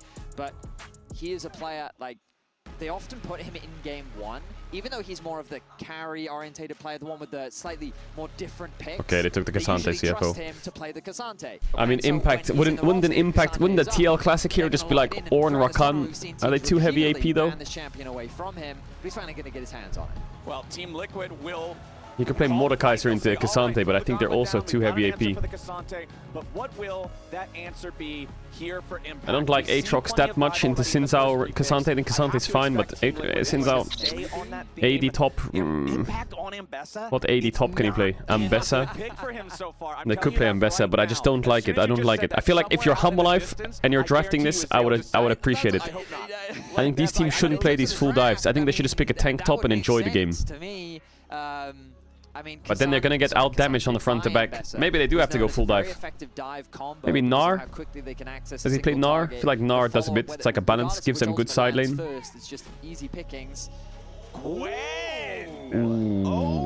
Gwen. It will be Gwen. Jesus. In the top lane. Does he play Gwen Impact? Is CFO scared? This is one of those champions that traditionally has fared well in the matchup against him in lane. It also does quite well against I also don't know what support you're picking here. Just because Bard is kinda okay. So much of that damage. Not that good though. W and Xin Zhao's ultimates pretty much identical, right? And so when you have Ezreal and Azir trying to hit you from the other side of the not much value on 5. it's just not going to be as Chat, I'm gonna run ads. If you know what ads, you can just tell us to try me out. I don't want to back for the game starts because I've run the ads to get extra in the game, you know the drill. I don't know if that last pick support gives you much value. When that miss does in fact fade, then Azir and Ezreal. I mean, the execution on these fights is going to be crucial, and so eyes will be on Umpty. He's got good follow-up with CoreJJ on the Rakan, but in terms of execution, CFO's composition on paper looks like the traditional front-to-back, easy to play, or easier to play, I should say. Ooh, I don't know if TL is overcooked here or They not. can't afford to have the Gwen fall behind. Going to be an effective side lane threat. They do have incredible skirmishing power with this Talia Vi. It's such a powerful early game mid jungle duo that I want to see. Obviously, the Talia Gwen side lane is going to be good, but it's double AP solo laners versus Cassante. Alistar doesn't have that much value, I feel like, against Talia, Kai'Sa, Rakan. A bit tricky, but it's like a good champ. Being proactive in looking for these early game plays. So which draft? I think TL is not having the best of games. On paper, I do think CFO's is easier to execute, but I think Agreed. TL's gives them a lot more agency. So I would say, because I don't really trust TL, I prefer CFO. That's totally fair. That's the kind of answer that I'm looking for here. So the pressure is on Team Liquid to be able to execute, to be able to not allow Azir and Ezreal to just stand there as these massive artillery cannons and destroy before they can get into the back line and do their jobs. But crucially, and this is one of the things, the reason why I'm a bit of a pessimist around Xin Zhao is because he is a champion that can very easily commit without proper follow-up. And so timing and patience is crucial when you're playing these more front-to-back style compositions, because if you go in too deep and you're Vedius loves saying the word crucially. He does. Snip, snip, snip. He does love saying the word crucially. We're on to the Rift for game number 1, day number 4, here at First Stand, Team Liquid versus CFO. You are both right. 1-1, both would love to go up to that critical 2-win point that just feels so much better. There's one guy in chat that keeps saying, "Can you play my Yone today?" No, I can't. Even that both have that win over KC, even though KC got that win over Top Esports, the fact that both these teams have separated themselves from KC and have that winning record just put them in a favorable position. So whoever wins here really puts them in a comfortable spot for top. No pressure, TL. Okay. All right, nothing crazy here at No level pressure. 1. Nobody's going for any sneaky invades just yet. Looks like, 115. It would be on a the clock. shame to see you lose. Some delayed action, but you can see down in the bottom lane, they are camping the brush, seeing if maybe they can get some cheeky damage as their opponents try to enter into the lane. But APA secretly, I kind of want NA NA to win. I'm really interested in, especially since we saw at the top of the day, APA was talking about in the teaser how Hongq's, he's this really young player. He's fresh to the international stage. Very respectful. Yeah, but then he said, I want to get in his head. I want to make him make mistakes. I want to play mind games with him. And that's exactly the kind of player APA is. And I want to see how that game plan plays out for him. Yeah, I mean, APA really has transcended internationally, the BM. Yeah. Everyone knows who he is. Yapped in America, I should say. Yaptin. Has really made his presence known on the international I started playing mid lane Yone because of you. Did you go down 2 divisions? Seen him get solo killed twice, but he has also made some fantastic plays that have been crucial to the success of Team Liquid, especially in that series against KC. As the level 2 comes through. Immediately engaging. TL in some trouble down here at the bottom. Just got level 2 in time. Good from Yon to get level 2 there for... Oi, oi, oi. Nice trading from CFO. Yon just got level 2 for core to WOA. Easily. Meanwhile, back in mid, Hongq and APA trading equally, but nobody near as close to death as the bot side fight. Doggo committed both of his summoner spells to that engage. He thought that if I can flash in range of CoreJJ, that I can guarantee a follow-up Q, and as long as I keep hitting these auto attacks, this is a guaranteed first blood. But wait, is he gonna get dove? All right, 2v1. What? Top of the barrier, needs to stay alive here. Kaiwing, one more shot might just come. First blood over to Yon. He's dead. Hey, Yon! Wait, it's execute. Oh, shame. Tag him. So it's 2 dead on CFO, but only 1 credit. Back over to TL. I mean, so the actually not that bad for CFO then. Is that they denied that wave. So in terms of XP, there's a slight advantage. But the fact that Yon could still get a kill back is kind of the best case scenario for him. That ramping tower damage, you really saw the impact of that in the bot lane. Yeah, those things are no joke when they're heating up early on in this. Like you Not said, too bad though, at all. The minion wave being crashed into the turret does mean a little bit of EXP deny. Kaiwing now rotating up here to guarantee that Junja can secure this crab without any difficulty. APA knows he doesn't want to go anywhere near this river. That control Yon still has flash. in the brush now, going to help remove a little bit more of that vision. And APA knows he needs to play towards the top side of this mid lane. Let's take a look at the dive here in the bot lane again. Could Yon tag Doggo? Bot lane still only level 2.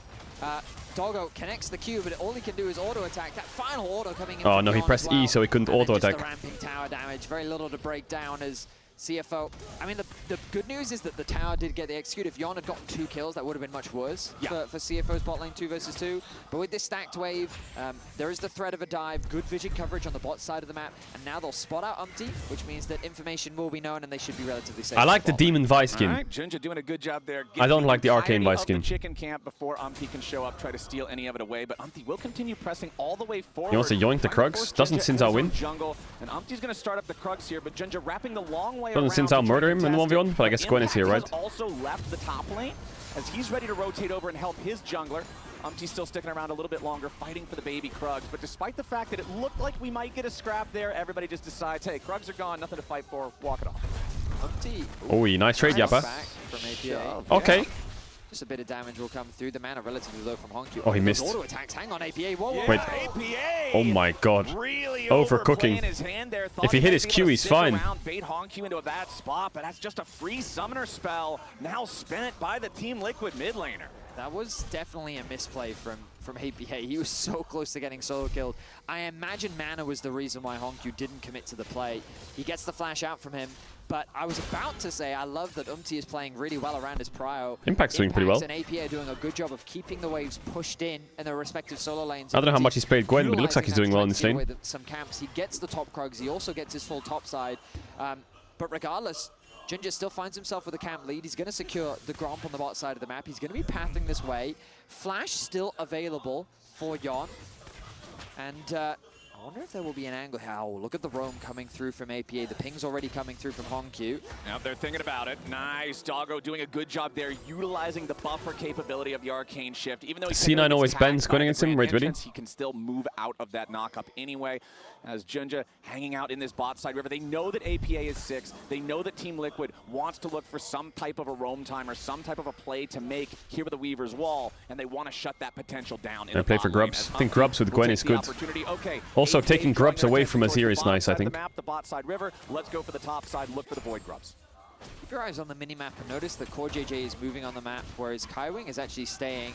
Jinja looking to contest this is dangerous because even though they've gotten the push in the mid lane, the push from... Oh, Impact deciding not to move just yet. Now he's going to make his way down. 1 for 1. Okay. APA. Nice flash. Nice flash there from Jinja. Escapes the seismic shove that would have been a don't think they can do anything to Kai'Sa. Jonas can just fuck them both.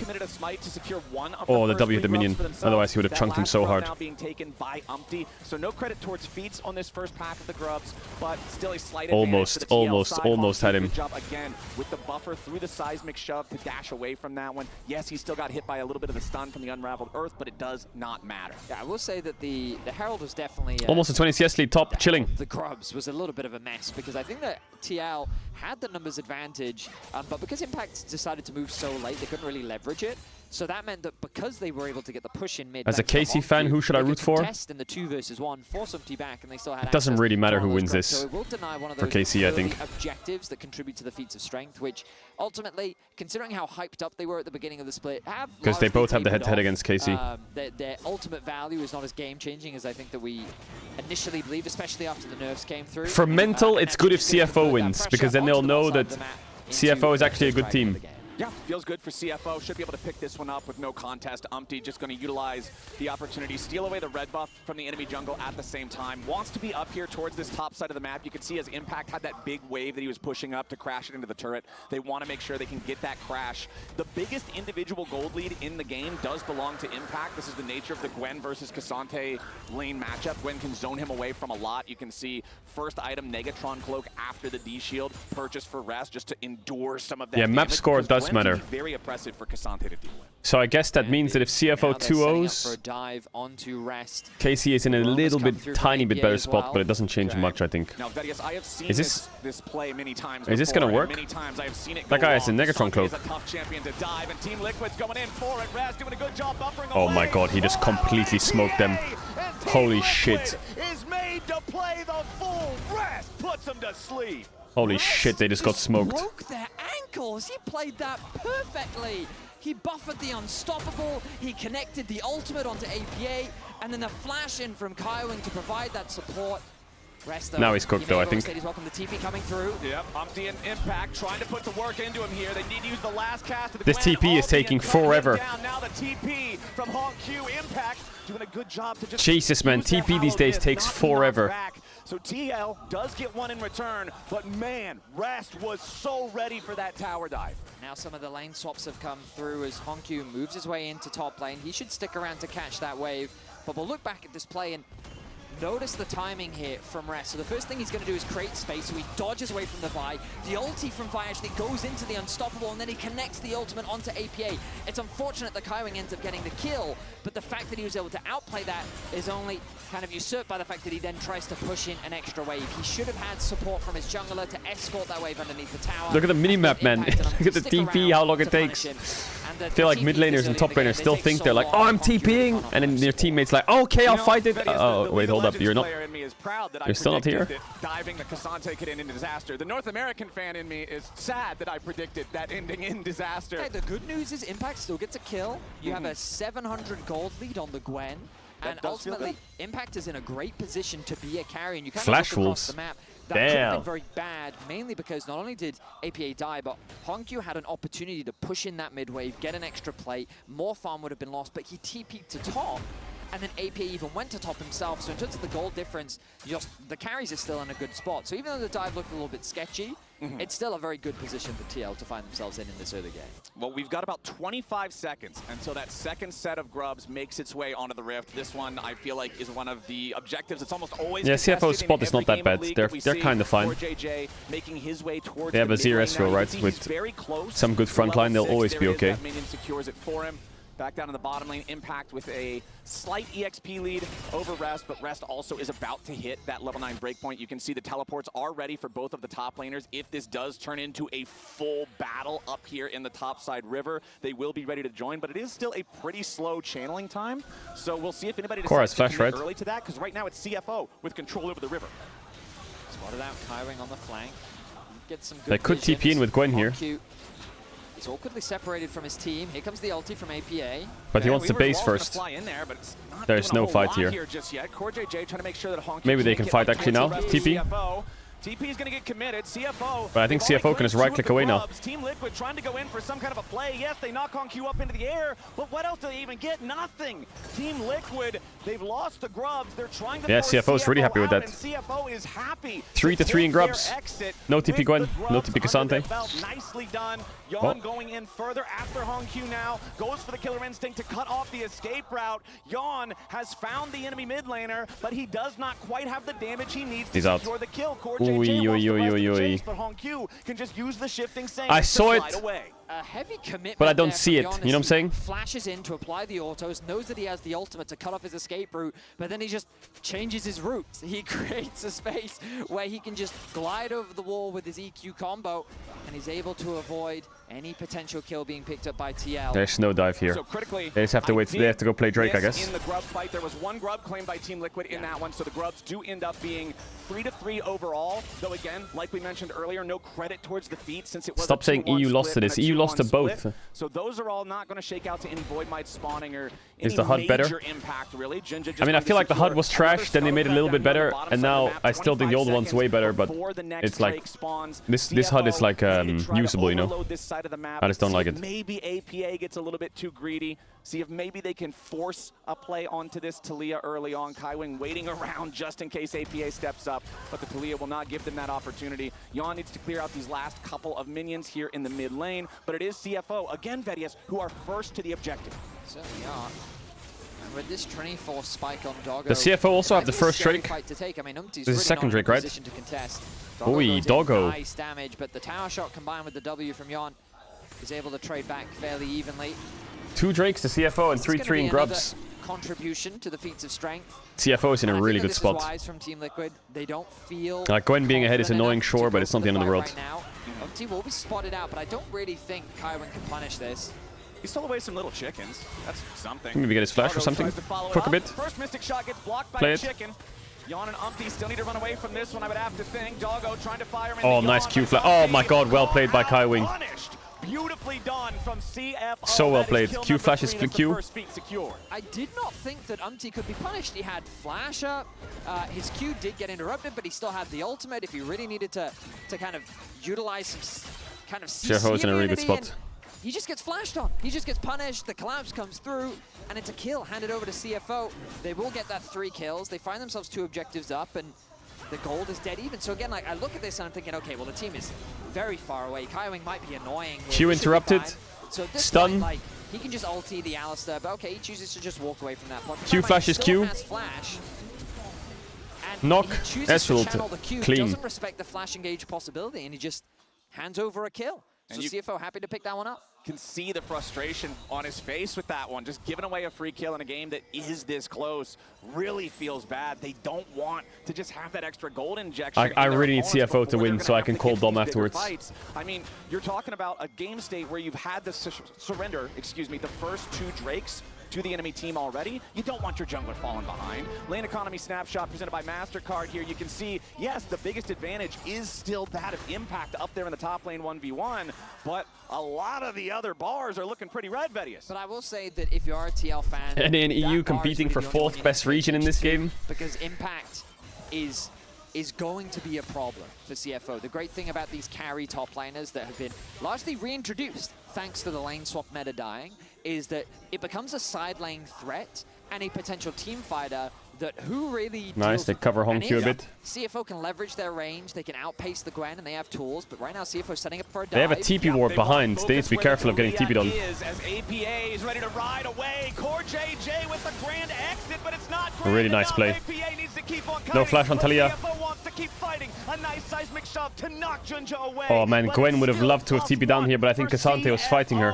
They go right where the enemy roaming champ can be and force him to roam all the way back to base. On the opposite side of the map means that there's not going to be any counterplay possibilities. Rest is more than happy to just hold the line here as the threat of the dive is so low. Meanwhile, CFO being proactive on the map. They set their sights on the bot lane tower. They execute cleanly. They get the flash out from APA as well. And that's going to be first tower secured. So this early game has only gone the way of CFO as they continue to scale up in this game 1. Yeah, CFO is feeling great about this one. Up 1,500 gold now. They've already got the first 2 Drakes. If you get to the point where you're now 3 They're getting a Herald. here in 2 minutes, They do have no TP on us here, so it could be pretty free Herald. Unless it takes them a while. You're just feeling so good about this front-to-back team fighting that you can set up that TL hasn't had an answer But for CFO yet. is really strong right now. The Herald fight goes as CoreJJ is going to be in some trouble here at the very start. Herald low, but not low enough. Down to a little bit under 4. Oh, they're going to reset it. Impact makes his way down into the river now. As Kaiwing could be in some danger. A nice seismic shove, flinging him Nice. Nice from Yappy. Yappy Yappa. Kaiwing's cooked. Oh, he actually got tagged by the end. Stitches up the body bag and Alistar Stitches up the body bag. Knocked back into the unraveled earth yet again. Yon wants a little more, but Cassante is too tanky. Okay, nice kill for TL. They get Herald. Back into the mid lane after losing their support. Who scales better? They claim the kill and they'll claim I mean, the Herald. it depends what you like in scaling. CFO's teamfight, I think, is just absolutely 10 times stronger in late game. But TL's side lanes are 10 times stronger. He's not quite durable enough. But I would rather be on CFO, I think, because they have 2 Drakes. What's really important now is this next Drake spawn. And after a play like this, CFO should feel pretty confident moving The next Drake spawn in 40 seconds. Punish as AP is forced to flash away. They hand the kill over to Hongq as well. Any news on Adam's respawn timer? Hey, go back to live! It sets up for this Drake is spawning in like 20 seconds now. Really nice knockback onto Kaiwing. There must be a big Drake fight coming. And just look at Impact's positioning here. He's such a threat so early on into the game already. CFO is forced to retreat from the fight. No engage really comes through. And A big Drake fight is cooking. The Herald along with another kill. All right, we'll see what kind of value they can get from that Herald. They are still 1,000 Azira's TP goes top, Gwen push top, she has TP as well. So this is where the power of TL's comp comes in. 15 seconds. Doggo with They have to deal with this shit. With the tier fully stacked, all he needs is the gold to purchase the Manamune. It'll instantly evolve into the Muramana. But CFO's 4v4 should be stronger. It does not appear that he'll have time to do so. CFO so far has been doing a great job of being in the river. Oh, nice damage by Doggo. Oh, of course, getting cooked. Already losing half his HP there to some of the poke. Doggo hurts so bad right now. Certainly does. They've sent Hongq up to go and match Impact on the Gwen for the time being because the TP is available. APA grouping with this team. I mean, impressed that CFO could still get prio on that mid lane. Typically, it would be a little bit harder without the Azir, but Rest acting as a wall. Third Dragon of the game, quickly going down. Yeah, 6,000 HP remaining on that. The Drake is dead. Drake is dead. They're on soul point. Question is, what can TL do with this? Team Liquid is too late to the party. Nothing's going to happen. It is soul point. Nothing. For CFO. They're going to get nothing. As Team Liquid. They herald mid, they don't get a tower, they tell you ult, they don't commit to a fight. Azir is from that objective use here, as Honku now walking through the topside river. Umpty wants maybe to find dead. him here with a vault No, he's fine. Sees the shadow there of the red silhouette, but Oi, does oi, not oi. decide to engage. CFO was moving up rapidly. Drake's win games, man. So Umpty choosing discretion as the better part of valor on that one, while APA takes the opportunity with everybody else from CFO heading towards the top side to protect their mid laner. He's going to try to take out this bottom turret here, but won't quite have enough damage yet. Again, both mid and That Cassante is taking 0 damage. Barely hanging on by a thread. I mean, so far, Flowers, you know, you've been a neutral commentator. I know exactly what will happen if... I know exactly what Spawn will say if TL loses game. They'll be like, guys, we have no prio on Drake. Drake's is going to win this series. We're going to pick Maokai 1-2, Tristana and red side or whatever, or we're going to first pick Maokai. I'm going to play Drake's no matter what. Right now, I don't think that anyone has any significant lead. Ooh, APA, put Unti on Maokai and go Drakes. APA that's what he's going to do. Seismic shove there, but Rest, it's just so easy for Cassante to use the Pathmaker against something that's as telegraphed as Seismic Shove to just say, no, I'm never getting shoved. So can easily get out of that one. Chat, I'm not going to lie. Feats of Strength, every time I remember that Feats of Strength in the game, I feel like Feats of Strength does nothing. Chaotic situation because we have a game where one team has I remember when it first came out, everyone was playing for Feats. Now no one actually gives a fuck. People are just like, oh wait, we got Feet? Oh, that's cool. Right next to it. So if either team ends up getting some really heavily favored team fight, 4 for 1, 5 for nothing, whatever you want to call it, you can not only claim the Dragon, you can claim the Is this Ezreal just hacking? Every time there's like a mid-wave contest, he's chunking someone so hard. The purchase is complete, and this guy hurts so bad. Just a couple of Mystic shots to anybody on TL, and those health bars are bleeding. I like the lane assignments as well for CFO, just because APO being forced to group, I mean, Impact is getting a lot of experience, don't get me wrong, he has that full level lead over Rest, but Honku is benefiting in the same way, about to take over to level 14, he's able to hold the Gwen, thanks to the wave clear that he's gotten. Keeping Azir in a side lane is a very safe thing to do, and while Cassante will lose out a little bit, remember, his role is to be a bodyguard. He's supposed to be a frontline. He's going to be there to make life as difficult as possible for Impact, who's going to look to be the main carry in this game. Why is Umti looking for here? Is he looking for like a counter gank? Do they win 2v2 against Sinzao Cassante? Or with Yon, they probably win. You can see the Seeker's Arm Guard completed for Honku. Massive outplay potential on that one. Over on the other side, not quite a second full item completed for APA in terms of mid laners either. And Yon is still working towards his second fully completed item on the Kai'Sa as well. So Impact is feeling really good. Everybody else, things seem to be pretty neutral or favoring CFO. Yon. Take the safe pathing, good.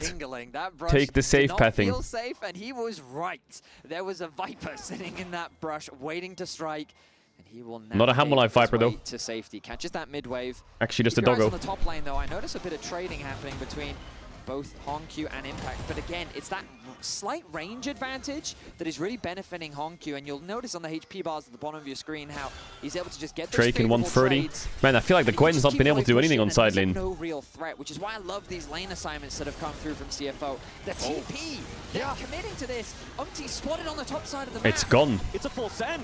It's a full send from CFO towards the Otacon. It's They're mega saying, gone. Right, you want to send your jungler up there? Everybody's coming down here. They've already got the thing down to about 40% HP.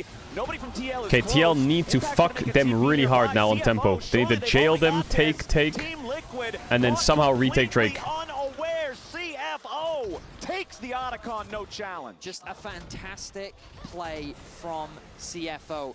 The level of awareness is This could be a massive pick. a bit of danger. Umpty Nope. on the flank.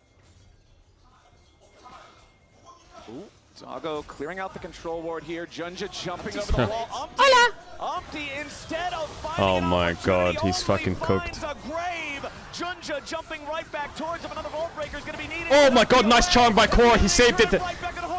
But it still didn't do enough. No damage. Yon and Core have to try to get away, but CFO have already found the first kill here with the fight. Kaiwing looking for something into the back line. Yappa's dead. Doggo clears everyone here, maybe. Doggo is cooking. Yon is also cooking. Yon! Yon! Oh, he's... Kathian Rain. Impact keeping Junja and Rest busy as Yon continues disengaging. Rest with the flash forward for the Intofo strike as Yon with a supercharger has to try to get away. Impact finally shut down by Hongq. Yon was trying his best there, holy fuck. Rest kills Yon. CFO scrapping with Team Liquid in this battle. What a crazy skirmish around the blue buff. Rest interrupting the backs. Rest. I don't know if he has the damage. This Talia does no damage. APA needs a No lot damage, more no damage. Rest is still Cassante. He's still just walking away from most W. of it. He's still using the Pathmaker to block Cassante. Soul for CFO. Oi, oi, oi. CFO. I mean, that whole skirmish started with being caught on the wolves. He was trying to create a flank. Get this man off of Vi. He gets spotted. Get him on a Maokai. Now. Crazy fight around the blue buff. Notice here, he's getting interrupted. He's trying his best to escape. He flashes over the wall. Nice use of the blast cone there from Hongq. And then Hongq sees an opportunity to make a massive wall. Nice charm by Core. Charm from Core JJ buys him a little bit of time. While does go down, a lot of resources now committed. The TP comes through from APA while Impact is coming in from the flank. Look at Doggo here. He hits everything, hits everything, hits everything, still hits everything. Still hits everything. Now, he ults. Misses and Yon misses Q again. It just devolves into chaos. And look at Hongq's health. He survives with He was 50 scripting until he HP. wasn't. That hourglass, that stasis that I mentioned earlier through the Seeker's arm guard is the difference between Hongq dying and Impact dying here. Absolutely massive outplay from the CFO mid laner on that one. And then Rest cleans up Yon down here. He waits for his cooldown so that he can't be punished afterwards. Now we'll see if Team Liquid can find anything. Okay, they lost the Soul TL, but they're not completely out of the game. 4 Drakes to nothing. They've got feats of strength. They've got everything. Despite the fact that the gold is still so close, CFO has made Team Liquid look silly multiple times this game. I mean, the thing that I love about CFO's style is they're not overcomplicating it. They did the exact same thing against KC, where they know they're good team fighters, they trust in the champions that they have confidence on, and they're executing well.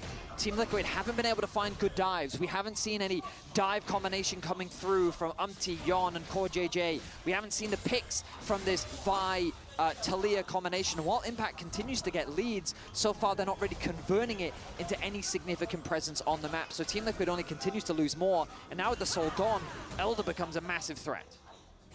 The Elder Dragon, the ultimate equalizer.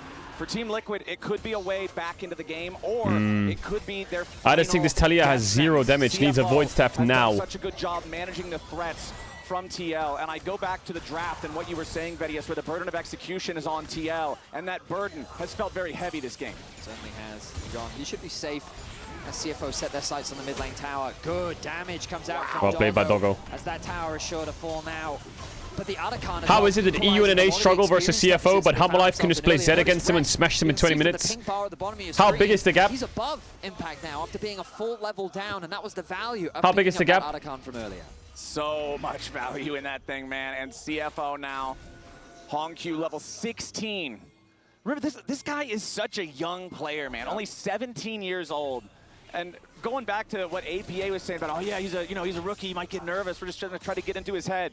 It's galactic. 2-0-1, up 1,000 gold, 2 items fully completed, 2.5. He doesn't seem too nervous to me. Ooh, this was a very strange engage from decided to commit the Biol onto the Alistar. What the fuck is he doing? Team Liquid looking desperate to find something here. I think he wants a numbers advantage fight, so he forces there when they're showing mid. But it's an Alistar. It's unkillable. The shuffle, but a flash out from keeps him alive. CFO seeing if there's chase potential. Seismic shove onto Junja. Yeah, CFO, they might not have got any kills there, but they've got the health bar advantage. They've got control over the top side river, and they've got Baron started up. Keep your eyes on Impact. He is going to be crucial as the Baron drops to about 50%. Team Liquid looking to try to stop this. Baron it's not going down that fast. Impact zoned away by 4K. By the Void Seeker, but he's doing...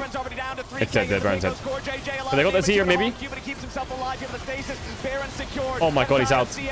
They gotta try to keep getting away. It's over, it's over. Now Impact has to jump back over the wall, and Rest is doing a great job zoning everybody out. is already dead. Team Liquid, they lost the Baron. They lost had to do their wolves. jungler. They're about to lose even more. A seismic shove is mistimed, and APA is dead. Junja and the rest of CFO in hot pursuit as a pessimistic shot finds another kill. Team Liquid lose everything, and CFO leaves them with nothing. I mean, at least NA got Flowers, right? They got Captain Flowers. They ain't got a window. This game's completely lost. Slide and glide to get away to safety as the front line of CFO just refuses to fall. The Baron, the inhibitor, they set their sights on the Nexus. And it doesn't look like there's a lot TL can say about it. It's a full 5-man push from CFO. TL need to go next and change the draft plan. This is what I'm saying. These dive comps, man.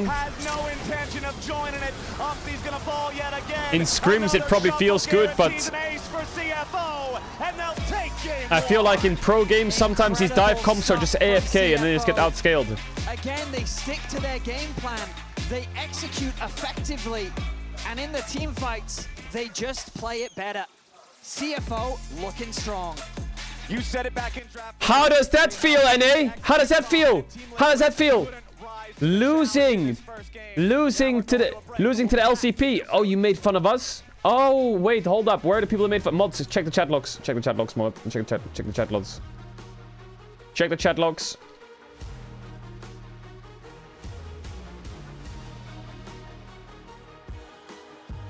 You mean EU lost to both? Shut up. Who invited you, butter? Who invite? Fuck are you on about? OCE gang.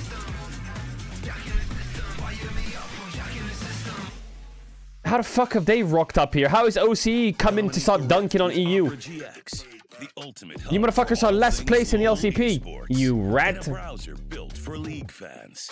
With a custom UI, exclusive themes, and seamless LoL esports tournament integration. Follow every play, see every result, get access to exclusive contests. My freedom. Co-streaming options. My freedom. For legends, only on Opera GX.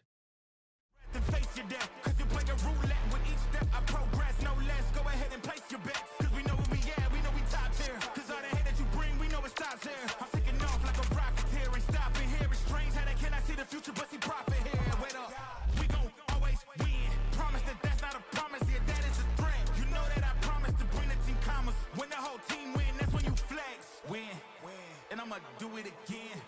Watch me win. Then watch me do it again. Red Bull gives you wings.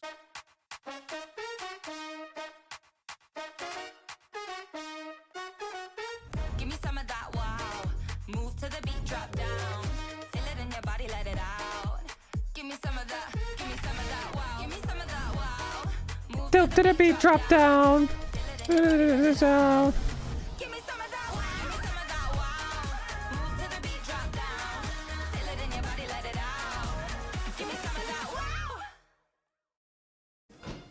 Puppy, why don't you take my keys and go for a ride? Welcome, Stella. So you talk. Welcome, Stella. What's next? What was the problem from that game? I think Umti individually struggled a lot. I think the draft was hard to pull off. And yeah, the thing is, you're playing Talia, Gwen, Vi, right? So basically what you're saying is, like, you have a lot of opportunities in the sense that Gwen can win lane versus Cassante and be first on the move. And you can use Gwen for objectives, or you can use her to hit towers when Cassante is grouping. You have Vi, Talia, which is a really strong combo with single target damage burst to blow a target up. And you can use Talia ult on side with Vi collapsing. Maybe you'll remember the top dive that TL did, the 3-man top dive on Cassante. Things like this need to happen. You need to be on it. Vi ults up, Talia's ults up. You got mid push, you're going towards bot, 4-man dive bot, 3-man dive top. Get vision around Drake, engage on one target, kill it. The problem is if you don't do anything or you fuck it up for 20 minutes, your burst goes off. Because the higher level people get, the more tanky they are, and they start building defensive items. Azir gets Zhonya's.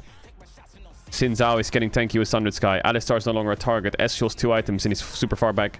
So your opportunities fade the longer the game goes on, and you get outranged and outscaled. What does CFO have to do?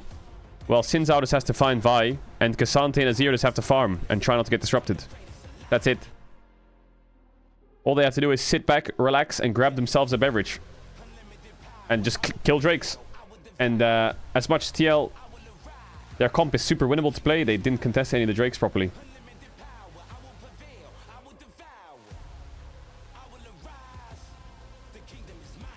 So it's time for some scaling, I think, for TL. Time for some scaling.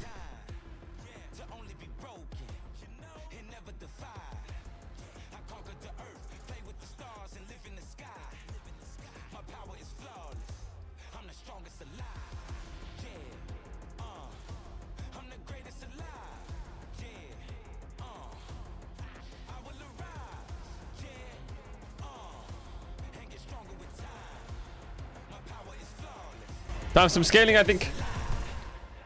SEA, OCE gang, friends. You fucking rats, that's what you are.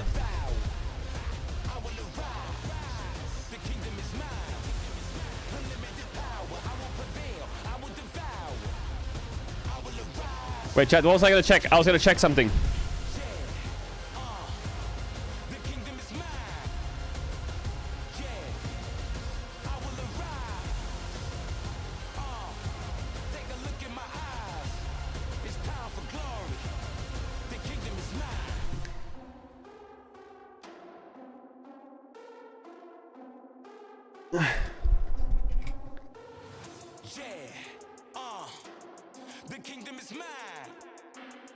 What is the tiebreaker rules?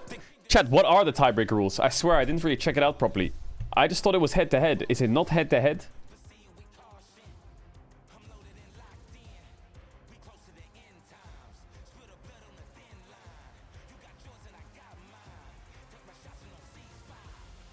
It's coin flip. I saw that post. Apparently there's a ruling where the last point says in the rulebook that it's a coin flip. Which I guess if you go through all of them, it eventually does become a coin flip. I don't know how else you would decide it. You would have the tiebreaker, right? Wow, I guess... But why, I guess how is there ever a coin flip? It has to be a tiebreaker, no? Tiebreaker procedures. In the event of a tie between two or more teams at the end of the round robin stage, tiebreaker procedures will be enacted to determine advancement and knockout stage seeding. To break the tie, the following measures must be considered. Head-to-head match record across all tied teams. Okay, so if KC has... If TL has the head-to-head against KC, it's already over. Total game win-loss percentage within the matches involved in the tying teams.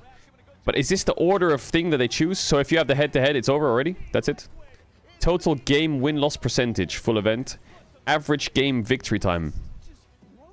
So it's head-to-head. It's just head-to-head then, basically. Because it's only a single round robin best of 3, right? So...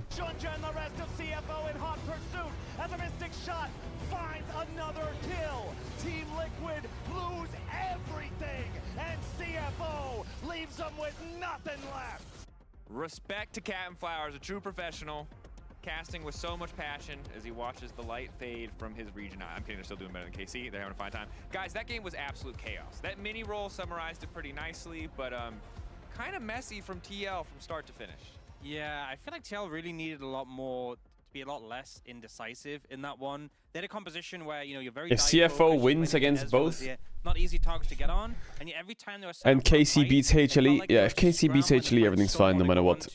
No matter what, everything's fine. Vi ulting and Alistair, who had ult, which was just very weird.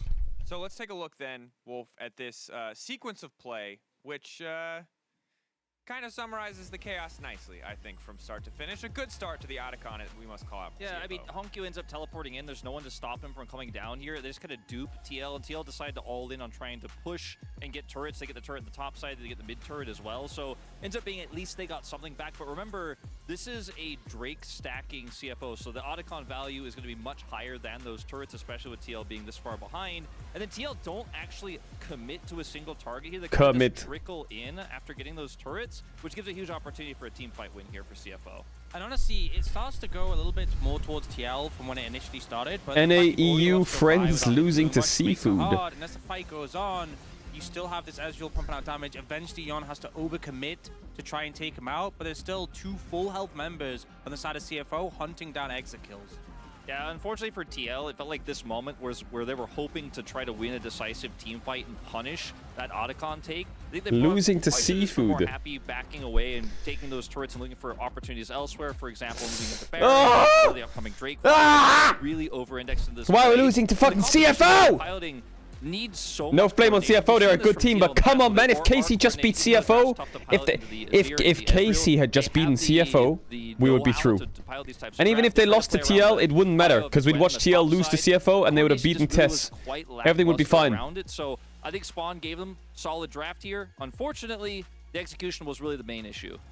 Yeah, and when we talk about this draft, I think it's safe to say we saw the same thing from KC on day one versus TL, right? Like, TL, I think, took the high road. They took the Ornn, they took the scaling, absolutely smashed them. This time around, they're the ones who tried to play this really difficult draft, and it really didn't work out for them because the second they made one or two of those mistakes or Rest lived on a tower dive where he shouldn't, the game started to feel very impossible to play. Then the problem is you pick this Talia, which is a great pick for APA, but then immediately you get this Azir response. And you're like, well, they outranged the Talia, so we want to close the distance. So they commit to all It would these be really engaged funny tools, if but you're engaging on TL Azir pick Azir, red which is side. so I feel like if hard. TL And they pick finally red end up side, with this Gwen, and, you know, if I think of CFO TL, should who they know wanna amplify, exactly who what they they're have been doing. amplifying, it's Little been the AD rascals. carry, not that top laner. And this draft, if you had like HLE with Zeus on Gwen, I feel like that's a different story. Wait, let me see I just don't think it Umti's suits that team shampoo. that well, and also it resulted in a scenario where there's Sinzao, so much Skarner, damage Vi, heavy, right? Maokai, AP Wukong, damage solo Zyra. laners, you have the hybrid of the Kai'Sa.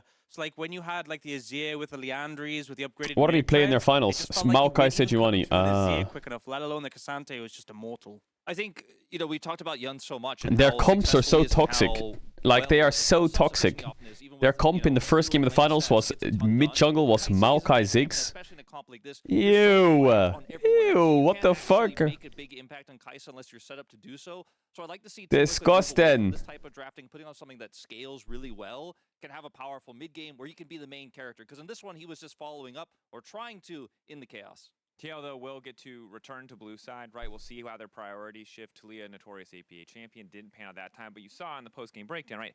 This game did feel so close in terms of gold. It was neck and neck for so long, but it was just CFO getting more objectives, playing a little bit cleaner, ultimately getting that soul that made it easy. Now we look ahead, they've swapped Driver back in, so potentially even more aggressive stuff happening in on the top side of the map. What do we actually want to see for TL? Is it just simplify the game plan, something we talk about a lot when it comes to Western teams? I think give yourself solid teamfight win cons and put the emphasis on your AD carry. I think having the Gwen pick, even though it made sense because like you're into Cassante, we have Canna pick, want to try and do something. It's not been where you've been shining. And Impact has been phenomenal on tanks. He's been phenomenal as being able to neutralize threats and play those team fighting roles. Lean into what works for you and has worked for you so far in this tournament. I think drafting for Prio is Does this officially prove that SEA is better than the entire West? Leeway because it felt like he was really No, it doesn't, buddy. No, it doesn't. Let's rewind real quick. Let's not get too far ahead of ourselves. SEA gang, no. No. Shut the fuck up. Let's see how the tournament pans out. You can't win one best of 3 and just say SEA clears. No. Which is kind of how game 1 played out. You can't do If you that. got a tough game 1, just simplify. You know, I like front to back. I like pushing lanes. Just like strong core League of Legends drafting principles. We'll hope for the best. That's enough from us here at the space. We'll send it over to the casters to bring us into game 2. Thank you very much, Dracos, and welcome back, everybody, to First Stand and game number 2 of our first series of. But you can say that the LEC is stronger than the LPL. You can say that.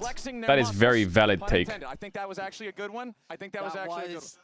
Okay, Well I just had to make well sure. Done. They were Medic flexing. would be very proud. Okay, I know. that's what we'll have to do. I'm going to have to hit up him and Freak for some feedback on it. But honestly, the feedback I have from game number 1 is, well, damn, CFO, that was a performance. It felt like they were running circles around Team Liquid pretty consistently. It felt like Team Your entire Liquid chat was is really brain out rot of sorts. OCE I spam. agree with what the analysts were saying. It looked like they were Hey, I just can see his match scrambling, trying to history. make plays, and they couldn't Wait, he played find Vlad top in scrims. What the fuck? Did you see that? Comes from, He lost. I think that CFO didn't surprise in any way. They did I could see his match history, Vlad and Rumble. expect CFO to do, and I just didn't like the plan that. Oh, I like this song. So we'll see if they adapt here in game 2. All right, let's do it, everybody. It's about time to hop back in to our Champion Select, powered by Omen and HyperX. If CFO win this next one, This wide time mode is so to a good. 2-1 Are you record, kidding? Which feels so good. And then they'd only have top Yeah, esports left yeah, to play, yeah, who look yeah, fallible. yeah, right yeah, now. yeah. Could be a big win for them. All of Europe. All right, CFO, ban Kalista, ban Rumble. Absolutely. For Team Liquid, though, they really want to bounce Oof, back actually, here. do you They ban really wanna Kalista? You know, recover I'm after kind of chance. feeling Move like a up Rumble that 2-1 Varus spot Maokai ban. Like, themselves. I'm just feeling it playing to On the Kalista. Team Liquid coaching staff side, Coach Spawn has had to step away for the rest of the tournament here. You can still see coaches Swiffer and Rainover on stage with Wait, the team. Spawn okay? So let's see how TL are adapting. They're going to pinch Doggo's pool a little bit more by focusing on the Misfortune. The Zyra also going to be... He had a turned few away. problems already before, Rumble no? on the side of CFO makes a lot of sense, removing some of those AP carry threats on the top I hope he's side alright. of the map. But again, Maokai Sejuani is still very present. Yeah. And you have to remember that they are just great team fighting junglers. I feel like both these teams want to lean towards the team fights, and so I wonder if that pool will be pinched or instead if both will be left open. It's also such comfort for Umpty, right? Like, Umpty has Okay, they had banned so Kalista. many successes in North America on the Maokai, on the Sejuani. It's like, that was honestly, for a lot of Team Liquid fans, some of their biggest concerns coming into a fearless split is, well, wait, Umpty's got Maokai and Sejuani as his core. They're banning pool. Skarner on It's blue. Not a very wide pool. What's going to happen? If you ban Varus, they'll get Maokai. I can feel it. Banned alongside that Zyra and MF you mentioned. Over on the other side, Rumble and Kalista taken out. So talk to me a little bit, Vedius, because one thing we do see is the change in How the funny top would it be lane, if CFO right? just We 1-2 now have Tristana Driver Ziggs in away there from for Maokai for a CFO. pick? How do you That expect would this be to so impact cinema. It's going to be a lot more of a frontline facilitator, which I know might seem weird considering we saw Cassante in the previous game, but Rest is just someone that, in the context of CFO, they really value his Cassante. They really like to get it, and so in the Fearless context, they use him for the Cassante. If it gets banned away, Jon is locked the fuck in. then the priorities shift. So things He like is so locked in, it's Sion, crazy with that hair. Ornn, also another big pick for Driver. Corky. And so he's the expected traditional tank frontliner that you would see. I guess in many ways you would associate Impact with, in many ways. Okay. Well, on the first Corky? draft, or the first pick Who of the plays draft, Corky? Is it excuse me, Yappa? It's Team Liquid picking up the Corky, presumably for the bottom lane. I mean, that's the beauty. It is a bit of a flex. They can put it into both the mid and bot lane role, but I Yappity agree, yap. it's very much likely I guess their logic is they'll get Sejuani or Maokai and they want Corky JJ mid. a strong 2v2. When I saw them play against KC, it was that They bot take away lane the 2v2 Maokai, nice. domination that I think gave them such Yeah, a I leg think up in the early game. every time I They watch wanted to TL get again, that it's back. just going to be Lucian Nami 4-5, isn't it? So they should just be careful of that if they're going to pick it. Locked in first for Jinja. This is also, again, like I was saying earlier, a pick away, a denial from Team Liquid to not Do give they that flex to Ziggs? Umpty. Probably not. We'll see what else they want to lock in. Remember that last time in the draft, Well, Driver's we in, saw so they're probably going to pick mirrored Sion lane on picks 3. for the first, Or Sion on 5, so they need a lot of damage here, CFO. Junglers, the mid laners, the AD carries. We'll see if that stays consistent Oh, here. they took the TL draft against them. Maokai Tristana TL draft. Something that he's often defaulted to, and it synergizes nicely with the Maokai. You've got this double AD carry comp likely going to be building on the side of CFO, which, I mean, we saw Team Liquid utilizing on day one of first stand. It's still a very common composition, especially in the context of the Maokai. It also raises the value of Rel and Leona. I wonder if they're going to lock that in or if instead they'll want to grab their AD carry. The Ziggs. Corky Ziggs, no Maokai? Liquid, we imagine that this is going to go What is it? to none other than APA in the mid lane.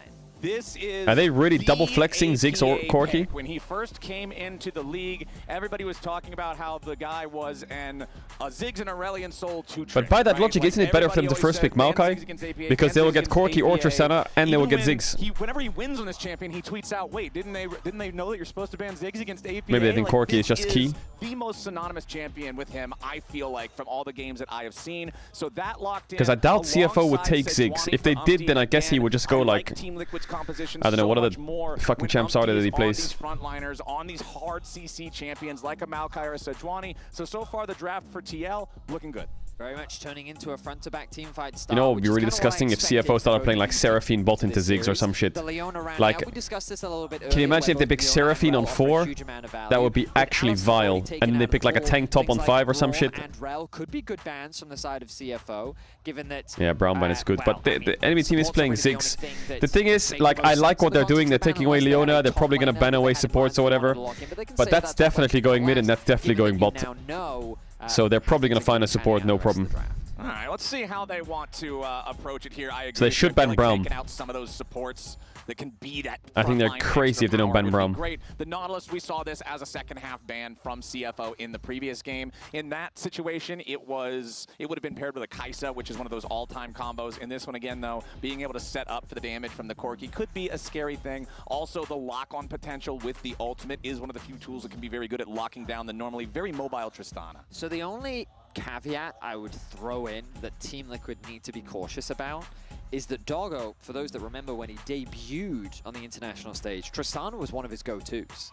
You're saying the swap? Yeah, there's always the possibility that they actually put the Tristana bot and it's a Leona Tristana bot lane.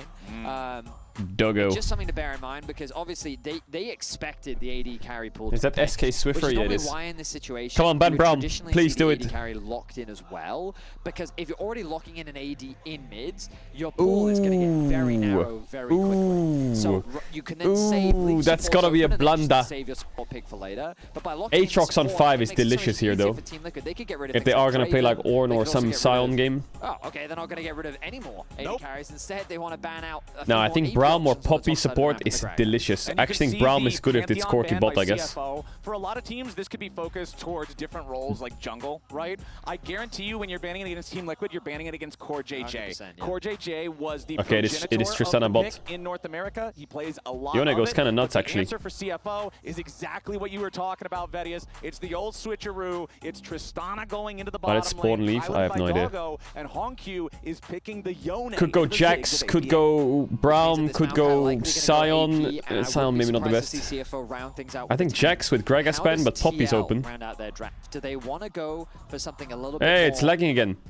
I was going to say, will it be a carry on the top side? I do love the Jax. Is it Poppy on 5 or what? Against things like Yone, it offers a lot of value. I think also into Tristana, you can Yone is a flex. I don't think it is with Driver. I think and the Poppy mitigation against a lot of the they take Jax and Poppy, so they can't counter the Jax with Gregaspan. Yone, I think, can offer a huge amount of value, especially with the disengage tools that you provide with both a Leona and Maokai that want to start off these fights. Plus, let's go back to start of the draft. As soon as we saw the Corki, you're saying, yeah, draft a strong 2v2 for It's a Cho'Gath game. Steadfast Presence having such value against both Zenith Blade and Rocket Jump can really give an edge, just not only for the whole composition, Or but Garen time.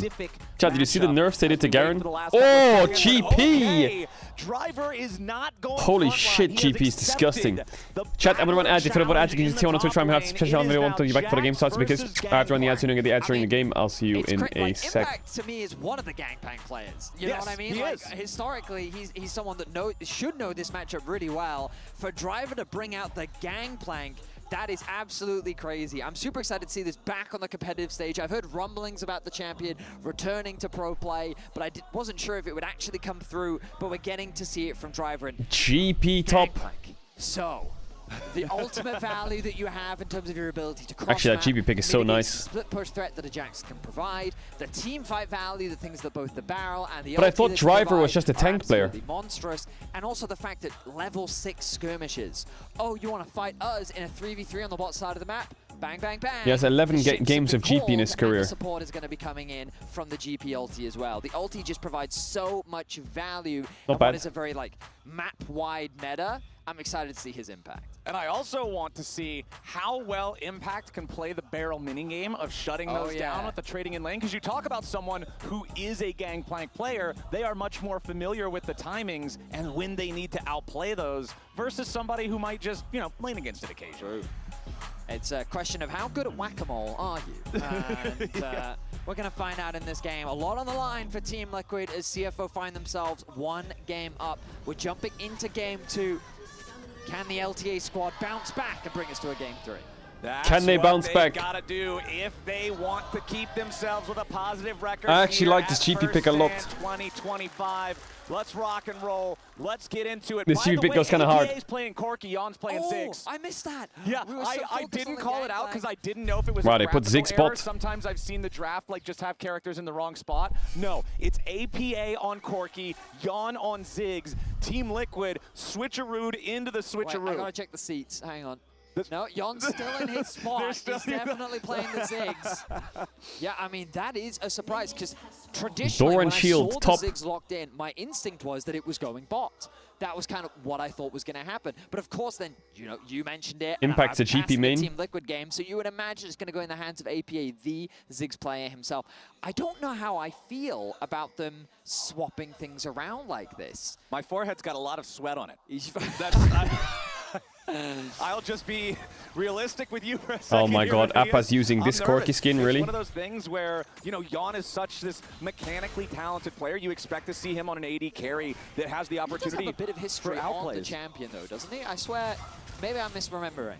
Well, it's one of those. I'm trying to remember the exact definition of it myself because it's definitely not on the level of APA. Sure. I can tell you that. But it's one of those things where if you draft Ziggs and APA is on This the Maokai team, is going to be a you're very Leandry's surprised to enjoyer. see it not Why is this be Leona trading like that? APA. Holy shit. Now, Psycho. I'm not saying that Jan can't play it. I'm saying that I'm surprised to see it swapped around. Yo, Nengi, thank you for the 5 gifted. Much love. I mean, what else can we do but wait and see? The bot lane 2 versus 2 is going to concede push in the early levels, as is... You've probably heard most casters say you're waiting for that early lost chapter before you can... You need the mana before you can really push a few more levels in the queue that will give you that wave clear. Driver also going to concede some pressure in the early laning 1v1, as APA will also... Yep, I took a lot of damage. Is he just dead? Junja, he should have been spotted out on that ward. APA smartly positioning on the bottom side of the lane. No, he's and he fine. should be pretty... Oh my god, that's an early flash. Immediately flashing away from it. Junja. He is scared as fuck. Instant pressure there in the mid lane. Nicely done. Yeah, no W on the Corki. He's scared of Maokai flash W. Oh! Q. See if APA still had a flash. That could have been a kill. That could have been. On Q, though, still going to be fine on this one. Does still have the potion that he can drink, heal himself back up a little bit. APA's mana bar is going to be the issue for him here, running pretty low on that. A nice stun, but both junglers clearing through their How broken is that? respective camps. Of course, with Umti getting a small advantage due to that detour. Oh, he didn't get the cannon. Junja took by looking for an opportunity in the mid lane. We'll open up the top grab and I was going to say maybe even a top dive, but I think it's a little Didn't get the risky cannon this early either. on. What the fuck? You don't have the assistance of APA as well. And it looks like they're going to avoid it for now. Plus, man, it's Gangplank. The orange with the CC cleanse plus the heal can just give you so much deceptive durability. And Team Liquid learned something about deceptive durability in top lane tower dives impact. last game. He has potion, biscuit, and Doran shield. He's probably fine. Hanging on just fine up here. You can see in the mid lane, it is the teleport to return first for APA. So But he might be getting dove here, Mr. GP. No flash. Do a little bit of damage on APA. Just get the most value possible. Oh my god, what the fuck? Just went through time. As Impact continues with control over the top side, but Driver also has a pretty significant health advantage over him now. And Impact. No flash top is good. That he still has that pot. I would have thought that he'd already used it, but Umti setting his sights on the respawn of the Raptors. The ward will spot this out. Junja's on his way to contest, but thanks to the prio that APA has in mid, it's going to be difficult. Junja finds himself in a numbers disadvantage. Ooh, oh, he didn't get any of it. Away the big chicken though, so at least got a little bit actually. Fights off some of that counter jungling potential as Team Liquid with the control over the push here in the bottom. Like the bottom lane already going better for TL in this second game than it did in the first one because they didn't get caught off guard by that level 2 all-in that we saw Kaiwing and Doggo do in game number 1. TV back with a Vamp Scepter is nice. For now, it's just a matter of pushing back and forth. I think you're right about the Poppy. The Steadfast Presence does make all-ins that much harder. You kind of have to lead with the Q on the Leona to then follow up. And Doggo's got to really commit or be patient and wait for that Steadfast Presence to get used early. But CoreJJ, he literally only has to wait until he sees something like the Tristana W coming through before he has to burn it. Resets coming through as a few items are being picked up. Remember when we see these mages in bottom lane versus AD carries, the battle is very slow game. AD carries health bar versus the mage's mana bar. Right? We'll see what TL does about these grubs because they're playing Tristana, they're playing Corki Zig, so and Jax as well. So grubs are quite nice, but well, the resources are all Drake stacking wins games, man. Wave crash, they're going to take the opportunity, go for their first recall. Ow! Critical point of being able to purchase. Does GP have to ult the next wave? Which is exactly what you want with your first purchase for one of those mages in lane. Back over in mid lane, APA still level 5 while Honq is first to hit. He's trying to push it out without ulting. Driver versus Impact could be dead. A first level Impact doesn't have any mana though, but he is going to level up to 6 in a second and get mana. Impact now He's out. Getting the ulti of his own as CoreJJ makes a rotation up to the top side, but CFO is aware that he's there. Okay, TL. Trying to slide there. Big time grub enjoyers. I think they will lose Drake for this. CFO don't give a fuck. Map really opening up now as those grubs have made their way onto the rift. Good push comes through. I think first grubs for Drake is fine. It's the second Drake where I think shit needs to go down. Instead, they'll be happy to secure the Drakes, and I mean, it panned out for them beautifully in game 1. They stacked those Drakes incredibly quickly. They didn't need the Elder to end up winning out, but getting that soul largely uncontested through some really good fights and map movements. Yeah. They're looking to replicate that performance here in game 2. But one thing Team Liquid will get in this one compared to that first game. Where's the dragon count? It's like up here, but you have to wait for the slideshow. There you go. Then you can see the Drakes here. He has made the rotation down to the bottom. Oh, big kill. JJ with a slam into the What the wall, fuck and is that Jeep yield? blood for impact on the Jax. The cannon barrage is coming Oh, down. Leona tried to steal the it. Drake is secured though by TL. Doggo and Kaiwing trying to come up and Wait, how is interfere with it Maokai with just the help getting of the GP right-clicked ulti, and but it killed? ain't Like, gonna what the happen. fuck is that? TL first for the board. A clever collapse comes through from Team Liquid. Beautifully done. Core JJ and Impact just catching Junja off guard. I mean, he was left isolated. He was just killing that dragon by himself. He wasn't expecting these two members to come through. I mean, it makes sense that you would think that Core JJ is on the top side of the map, but he's sitting there saying, I don't need to be. Yon is perfectly capable of farming by himself. What's a gangplank going to do to him? And so they get two objectives just like that. Nicely done from TL. First Drake, first 3 grubs. Impact jumping in here for the counter strike. Lands on both Doggo and Laning bot with Kaiwing core as and Ziggs is JJ clearing makes top. his way into the scrap, but Holy he fuck, does that not Tristana want any damage. more of No that. BF sword though. Doggo loses about half health, but can still heal up with the cookies, with the refillable potion. Back over in mid.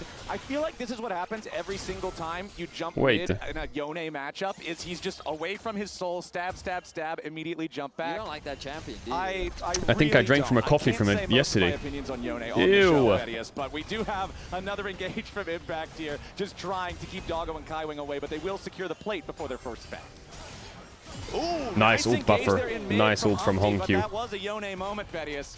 Fate sealed, buffering I think TL's through super the happy with this CC, game state. getting Super him away. happy. I mean, it was mega anime, that's for sure. That's for sure. Impact in some danger here. Has to get away from that No explosive mana on Trist. charge. Kaiwing and Doggo taking the opportunity And they have here. Poppy W. Unafraid of the Jax and Poppy combo. Kaiwing now with his Solar Flare completed. This is a nice power-up for him, especially in the Poppy matchup. It gives you the ranged engage that cannot be blocked by the Steadfast Presence and kind of removes that only walk up and press Q type of play pattern you were talking about earlier. Gone with the TP into bot lane means that he can quickly catch this wave as well. They send Impact back to top, and Team Liquid doing a really He has good mana job for here jump? in the early game. No, he doesn't. Doggo forced to flash, thumbs He up does as not. Yon will respond in time. And TL taking a nice advantage in this early game. And Team Liquid with these rotations around the map, these lane assignments that allow Nice them cancel. to not miss waves. What's the numbers reposition there? This is everybody by basically the working gold together as difference a unit. When Team Liquid is the between the best roles. team in North America, a lot of the time it comes from their mastery of the macro game. When you think about how good they were Macro. last year, Yeah, Tristana has to run back. Maokai has to clear bot wave. going into Worlds and everything like that. TL it's is because they were out macroing much better game. everybody so well. They were so much better at lane swaps. They were so much better at assignments. And I think that Team Liquid always looks at their best Actually, the when lane swap everyone is removal is coordinated probably on their hurting map TL the wide most, defenses. isn't it? I You love like to see it, TL were especially always that team that after just game one, fucking where it felt perma like swapped. that they were uncoordinated. They weren't really able The to force patch, much the patch with is what was hurting supposed to TL the be a most, I would strong guess. mid-jungle duo. That buy Talia, I was Actually, it's hurting expecting Lost them to be Ratone a is the lot most, more aggro on but the TL map, second. leveraging that combo to forcing skirmishes, and we didn't really get to see it. Umti, though, utilizing his prior well, once again sets his sights on the Raptors, and this time around, Junja's too late. Yeah, I The might fight have been really calling for lane contest. swaps to be removed for the last couple months, and I might want them back now. Okay, is that okay? Is that okay? Advantage, but the gold relatively even. He loves stealing away those Hey. chickens. I feel like that is, we very commonly see Who him doesn't going love after the chicken? I You know what love I mean? chicken, my friend. It is one of my personal favorite foods, and Umti clearly subscribing to the Church of Chicken himself. As Team Liquid seeing maybe there's something to find here as they set up for what may be a dive if they can get somebody else around, but not going to happen. Driver walking down into the river. Do they have a We ward in still that push? yeah, CFO is, they've got 4 players nearby. Driver's going to go for the recall here as Hongq will be the one stepping up. This is a ton of patience. Perfect from timing for Core and TL. Umti. Flash But out there's from 3 Yon. of them there. Reset position from Hongq. He no longer has the Ooh, fade seal. Umti, but that was Junja and disgusting. Kaiwing are here to help as well. TL now bringing an APA.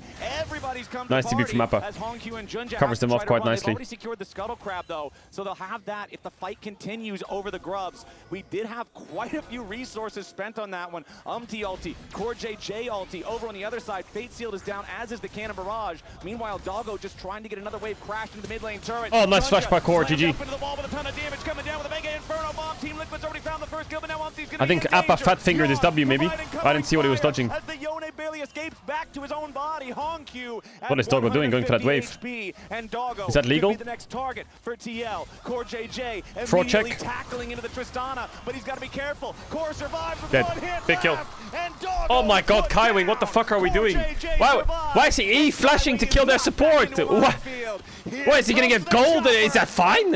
What are you on about? Bomb. Team The fuck? Liquid, 4-0. Nice punish from Team Liquid and good target focus. The combination from and CoreJJ that was missing in game 1.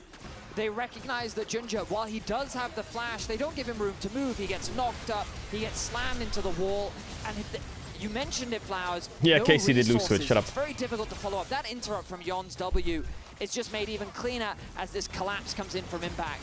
Look at if he just waited for the aftershock, he could kill him, but he would still die. What is that guy? What the hell? But he completely misses, which means that it's another easy kill picked up, and CFO end up losing another member. Papa Smithy, shut the fuck up. Shut up. And you know it's a one-way trip, even if you kill the guy. Once that skill shot misses, man. He's literally emote farming in the chat. It's crazy. Is pretty happy with these trades against Impact here. The gangplank with Trinity Force fully completed. Very ferocious. Just the quick burst trading with those procs combined with the barrels and parlay. Very scary stuff. As the second Drake of the game is alive, and CFO are ready to contest for this one. They've set up good position. The mid-wave has been pushed in by Yon. His wave clear is going to be much stronger now that the first item has been completed. Junja has to be careful. He's conceded the bot wave. Right now it's Honkyu underneath his tower. CFO in a lot of danger here is TL. CoreJJ jumping in with a steadfast presence. They immediately go after Kaiwing. Nice ulti from Goggo. Goggo Really knocking him back. Meanwhile, it's APA interfering with Junja down here towards the Drake. CFO got the Drake, but it's only their first Drake, so it's kind of fine. This time around, they cannot steal it away on TL's side like they did with the first one. Nice cover from CFO. Ow! What the fuck? Driver really getting ahead in the matchup now. Trading beautifully. As Impact, even though he has his 2 kills, Driver. Is Impact? Isn't this just a kill? Is he just fucking dead? That's probably just a kill, but yes, there comes What the fuck is Impact doing? Impact disrespecting What? Driver, who He just road kills him underneath the top lane. Why? Why? Why? Why? Why? Why? What is he doing? You mentioned disrespect, and like that is crazy disrespectful that he even What, he just thought the wave there. he like eat the wave as well. Such an easy kill for Driver. So GPQ is just gonna hit him in the face. Oop, now the flash away. Driver Where's your orange? Inferno bomb coming down. A little bit more damage is there it is! Driver through it. This guy is no flash on Core GG. GG. CFO. Core JJ Where's the damage at? About 40% HP, but it's only Leona and Maokai, so they can't get the kill. Eat your vitamin C, kids. Are not backing down. That's only their first kill of the game, Vedius, but they are staying dead even in gold with Team Liquid. I mean, CFO, it's kind of unfair that they don't have just one good top lane. They got 2. Yeah, man. Back-to-back performances rested this Cassante in game 1. Now Driver on the gangplank, just absolutely smurfing. A lot of resources invested by TL will make it harder to contest these grubs. But Driver now with so much control in the side lane. Oh, this GP is a problem. Massive for CFO now. I feel like GP when he's ahead is just so fucking annoying.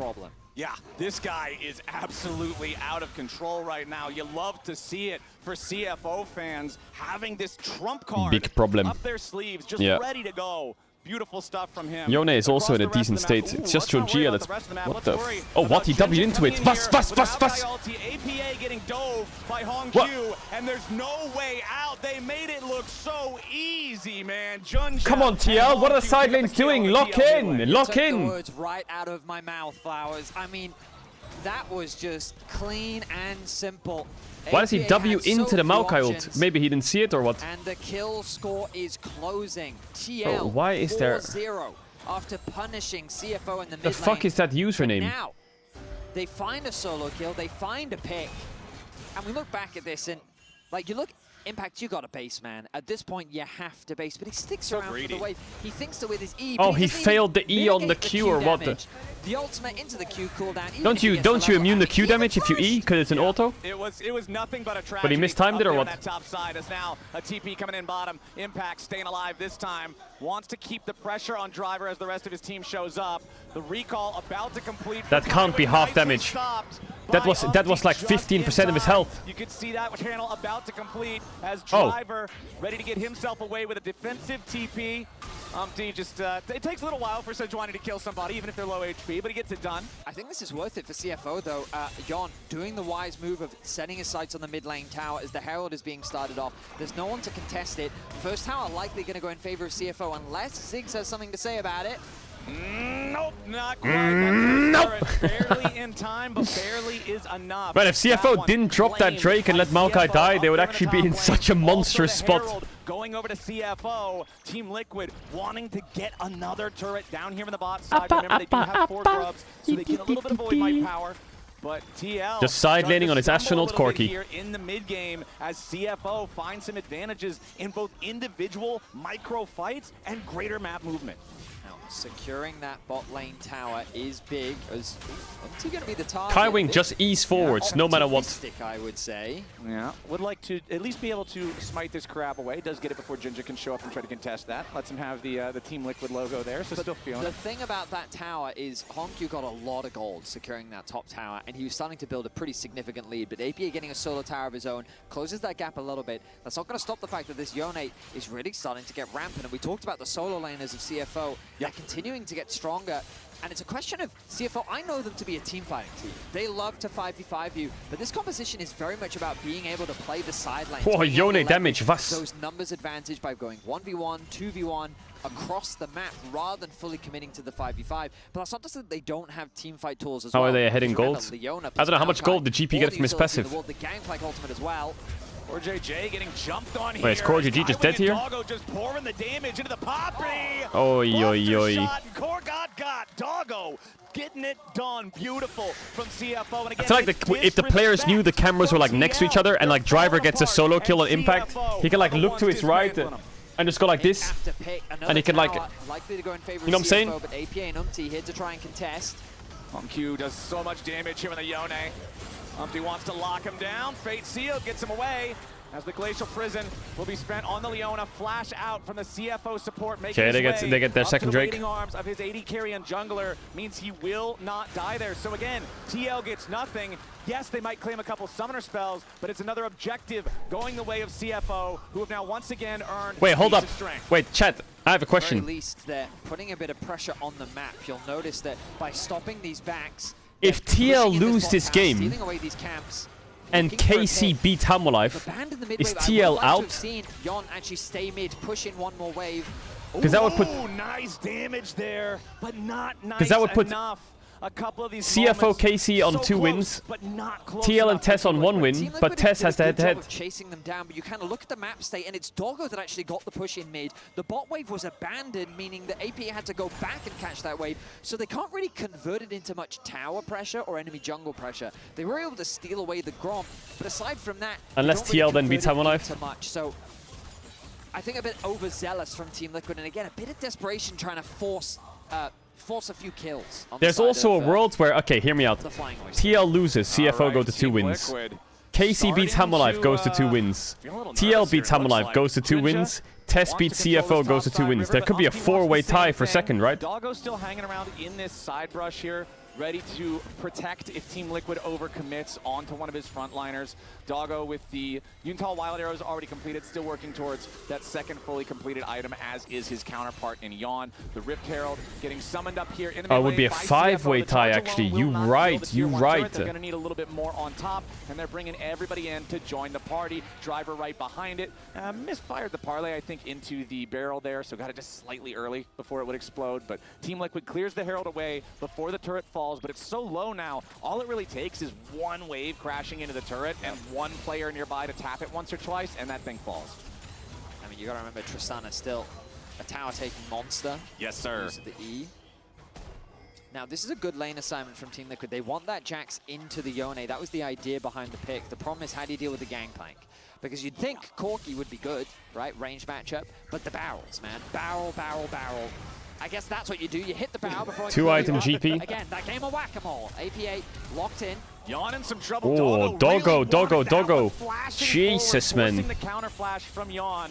Yon still losing about 3/4 HP on that Mega Inferno Bomb. Connects, but only on the outer rim to Doggo and Kaiwing. APA using his teleport to make his way to the that is really deep by Core, but it's going to work. Huge play by Core. Monstrous. GP ults the wave though. Ignite. Team Liquid And he gets the cannon. And he gets bot tier 1. Oh, it is GP is annoying. Down in the bottom lane, APA had to teleport away to make the play. That means nobody's defending against Driver, and he just keeps the money. Oh, this GP is annoying. Look at GP's experience bar as well. Committed the TP to that play because Are you serious? Impact's 13.5. He's 14.5 on GP. JJ saw an angle and he's able to force it. Ultimately, just a good punish on the flashless Doggo as they set their sights on the AD carry of CFO. APA gets knocked away initially. CoreJJ nice play by CoreJJ. But that two-man ulti comes through. The Sad that Yappa didn't get the kill. He has to commit his flash. But the problem is the Gangplank ultimate comes through, stopping them from utilizing a wave to put pressure on the tower. And as you highlighted, Driver securing the bot tower himself. So in terms of the gold, CFO still find themselves with a 1K gold lead. CFO still down in kills, has not mattered. Even when they were at 0 kills, they were so close in gold. And the Gangplank building up so much just through the parlay, the masterful side lane usage with the Yone and the GP, really feeling good for this squad so far. The thing about the gold is it's a little deceptive. We need to look at the items because you'll notice that the mid laners pretty much matched in terms of itemization, so that's not a big deal. 80 carries, Yon actually has a bit of an advantage. As Umti sets his sights on the Kaiwing, not going to convert into much. The real problem is the Gangplank. He is like a full item over Impact, and that could very well be the difference maker as we get closer and closer to that crucial fight. Okay, Yone got top wave. We do have a crucial fight coming up here soon with another Drake, 55 seconds away. We'll see if we can get a big battle out of that one. Team Liquid might just opt to let it go if they're not feeling confident about their strength. But again, I kind of want to go back to what you were talking about earlier. Although CFO might be known as a team fighting team, this composition, especially with the way that HongQ and Driver's leads have played out, would love to play 1-3-1. Can Team Liquid force them to show up for an objective? Can Team Liquid hard force like that and make CFO play into something that they don't want to play? I mean, the thing is, it's an interesting dynamic because I think that TL have much stronger pokes simply due to the fact that they have the Ziggs and the Corki, but the barrels can be such a difference maker in these fights. And with the Maokai setup that you have, the ability of CFO to force these fights is very potent, especially with the Leona follow-up as well. So I'm curious as to how they both approach the objective. Right now they've kind of set their sights on the Artican. Okay. You also have Impact completing that second item now with the Sundered Sky. Teleport available on him and Driver both if a big fight breaks out here in the top side. Nice try, but they just used 2 ults. That was the Glacial Prison spent. That was the Mega Inferno Bomb spent. And that was just Tristana's W spent to get away from it. Very mobile champion, unfortunately. Not enough. Does AP Jax do better into GP or not? HongQ now needs to try to get away. APA, Core, and Opti coming in to try to stop him. I think bro is cooked here, isn't he? Kills the Corki. None of the other two can kill him instead. A lot of CC done to oh wait, he's actually gonna live. Wait, they just lost the game, TL. Oh, the puppy ult kind of saved them a bit. Doggo. CoreJJ's dead as well. Impact. Oh, we ain't cooking shit here, Impact, are we? Oh, hell no. Wait, hold up. Hold up. Now what, Eddie? Now what? Now what? You flamed the shit out of us. Now what? You're 2 out as well, idiot. It's an ace for CFO as they come out convincingly ahead in the fight. What was supposed to be a pick to HongQ ends in devastation for Team Liquid. The confidence on this I wrote colon bracket to Dom, smiley face. Try and run, but to turn and fight against the impending Team Liquid squad was the difference maker in this play. Keep your eyes on HongQ. I thought he was going to try and use his Q and ult to go south to get away, but no, he goes in. EU and NA are worse than SEA! Onto APA. He gets so low, the shield bow keeping him alive long enough to allow for Junja to come in, get that kill onto APA, and while he does fall, the arrival of Driver and Doggo swing the fight in their favor. Really nicely done from the 17-year-old mid laner of CFO, recognizing there's 3 guys but 1 threat, turning it back onto APA, putting the fear in Team Liquid despite their massive man advantage. And honestly, CFO now have a really seriously powerful lead. Not just the gold, but you think of all the flower petals that they got from the Ruinous Otacon, all of the extra stats they got from that. Last team fight damage dealt to champions. A Gangplank ulti raining down on top of everybody for a little while. That's going to do that for you. Here we go with a Maokai ulti flying out. Finds a root into Umpty and Core. Not a whole lot more than that. Nice deny on the barrel there from Umpty. Jumps back in, wants to go after Driver. Oh, good flash. Honq tanks it. Wait, hold up, TL, hold up. Wait. Driver has no oranges. Honq tries to escape. No! Get gunned down. And now, can they turn anything else around? No! Impact's next to die. And Core tackles it on top of Junja. Now he's got to be careful about his own health bar as Umpty charges forward. But where's the backup? Doggo fires back. APA's got a ton of health. But where's the rest of the backup for him? Oh yeah, BD up. Coming out from Honq and Kaiwing, and they're going to take out Doggo's ready to grab more. He takes down. Oh, he's going big! He's going big! There he is! Doggo! Massive play! Get the drink! They are so much better! As he makes the outplay a reality. Team Liquid Get such fucked. a promising start to the fight. They wanted to He's got that dog in him. into a massive comeback, but it ends up falling disastrous once more. CFO hold their ground. Now what? It starts with a bit Now of an what? overstep from Driver. He uses the oranges very early. A big ulti from Junja comes through, but there's not really a conversion into a big team fight. The frontliner is the one tanking up all the damage. They punish Driver, force the oranges out from him here, force the flash away. Good damage onto Honq, forces him out, and now CFO is split. CFO. La la la la la la la la la la. What a beautiful day! What a beautiful day! Brought so low, just from the GP ultimate, gave that opportunity from the stun from Kaiwing into the follow-up from Honq, and then Doggo goes beast mode. Doggo, just the way he's got the buster shot at the very end, so there's no way for Umpty to have enough damage. 7-2 now on the Tryst. Honestly, just an incredibly impressive performance from CFO ever since the midpoint of this game. The last 15 minutes or so have been all CFO all the time. You're hate watching? Liquid, Yeah, of course I'm hate watching.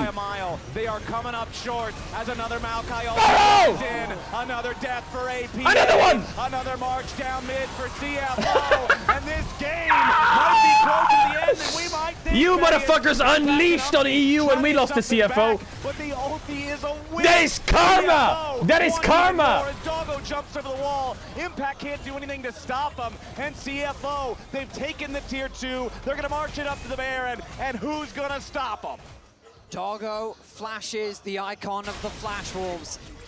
The iconic team from the LMS. I mean, this is the new breed from APAC. The young, promising mid laner. The veterans of Junja, Doggo. Where's the image? I need the image. This roster coming together and just defying expectations. Yes, they fell short to Hanwha Life yesterday, but they are on the precipice of a huge victory today. APA gets forced back, but look at this Gangplank ultimate. Oh my goodness. How did Casey lose to this? Hey!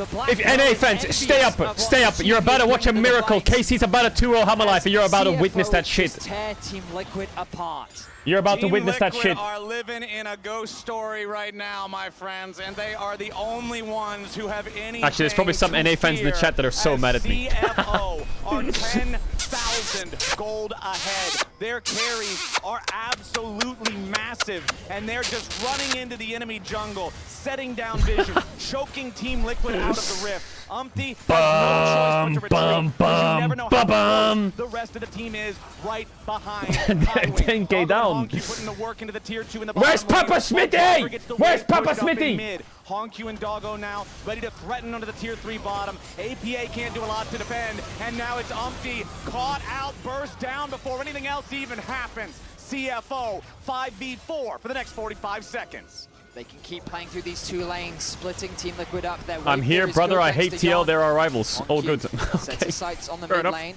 Just going to be clearing out some vision, but this bot lane tower is sure to fall, and it will. The inhibitor soon to follow.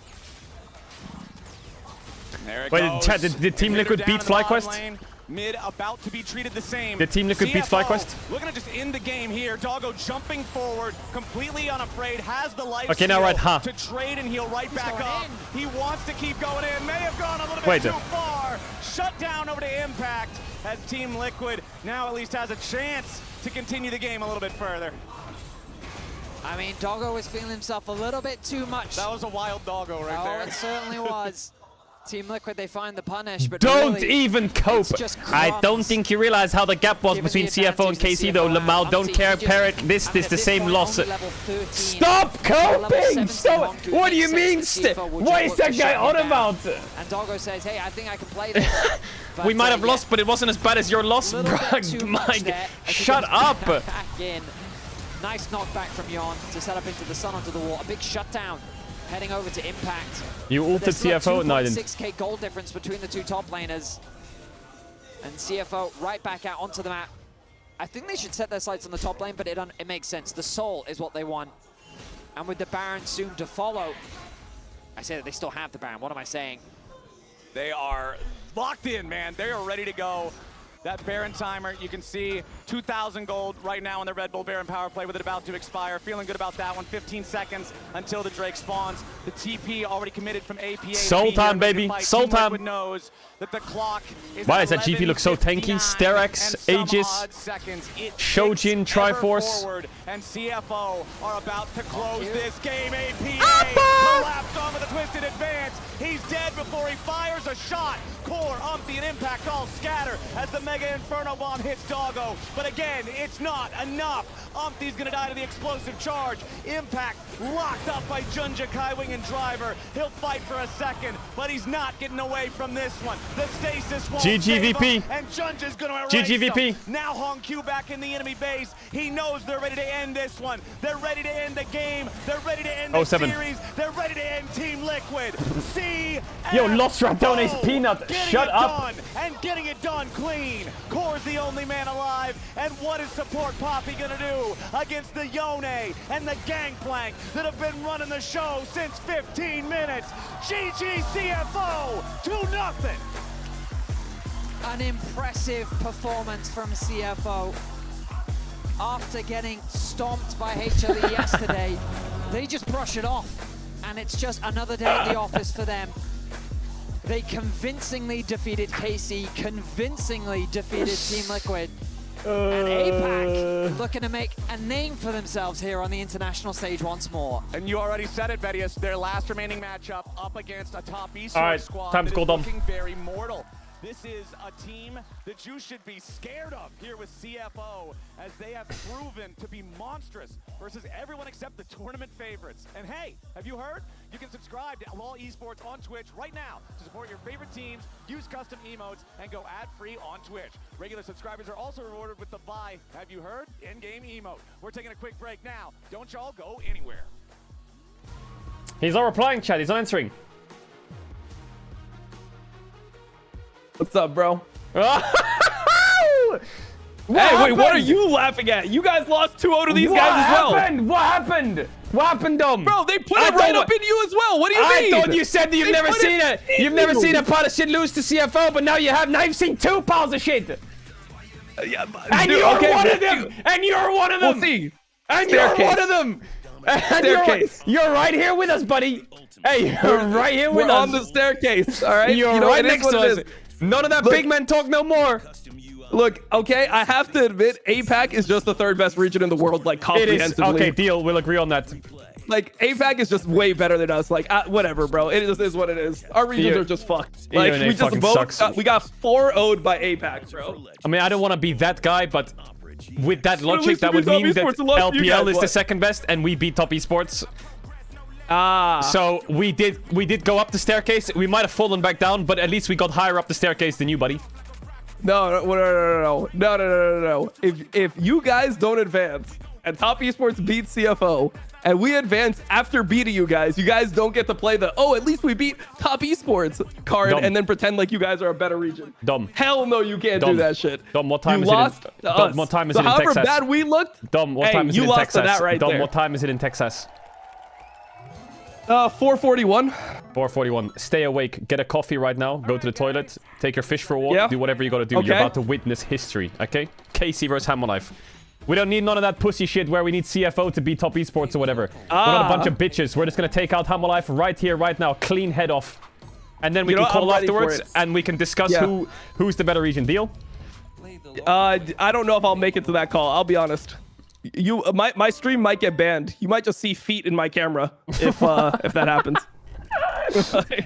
I'm looking forward to the clips then, because it's gonna happen. Jeez, okay, you want me see you dead? after. Nice, cool. I'll see you after. All right. Wait, hold up. What kind of feet are we talking? Wait, he's left. What the fuck? Wait, I thought he was just saying that he was gonna. Wait, I thought he was gonna retire from League and do like only feet or some shit. What does he mean to have feet in his cam? Huh?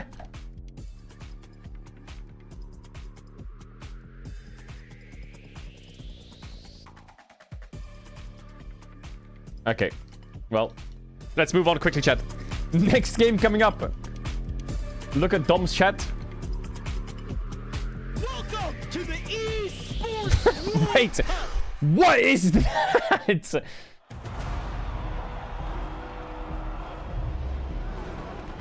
What? What is that?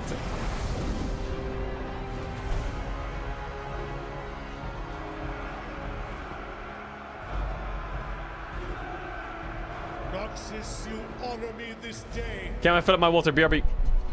But we are not here for celebration. Not for spectacle or sport. No. We stand over this blood-soaked sand because it is our legacy. It reminds us of the taste of triumph. The roar of defiance. The strain of sacrifice. The story of our people from the beginning. And the only truth that matters when you face your reckoning.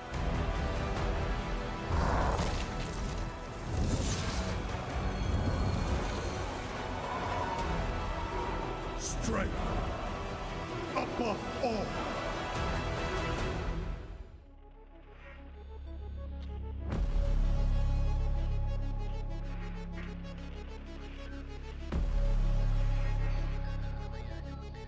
Hey.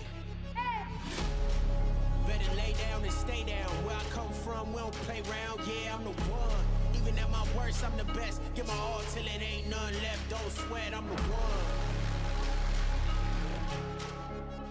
Yeah, I'm the one. Won't stop till I'm done. Yeah, I'm the one. This a game you don't wanna play. Take chances, make it happen. Took all of my L's like practice. Bounce back to the top like magic. All you need is hard work plus passion. Everything I wanted, I imagined. Sky was the limit till we blew right past it. The only goal is trying to go faster. We can't go backwards. So if you upset, just say that. Record it for yourself for the playback. I use success as my payback, so take that. We don't fabricate cause it's fake, we just stay facts. Believe me when I say this. We up next to be the greatest. It ain't organic if you fake it till you make it. Knew this day would come, I could taste it. I was not born to be basic, was born to bleed greatness. Better lay down and stay down. Where I come from, we don't play round. Yeah, I'm the one. Even at my worst, I'm the best. Give my all till it ain't none left. Don't sweat, I'm the one. Yeah, I'm the one. Won't stop till I'm done. Yeah, I'm the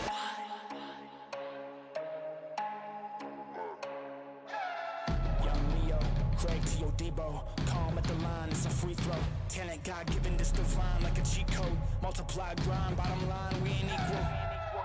Better go to the tape and then check the tactics. I've been on the mic, what they been laying on the mattress. Whole army out on the march and we bring Chat. madness. Someone tell the analysts to add up all the factors. Before this game starts, chat, before this game starts, I just wanted to say and take a second to give a massive shout out to Displayed. Displayed's been sponsoring the stream for like 2.5 years now or some shit. So massive shout out to Displayed.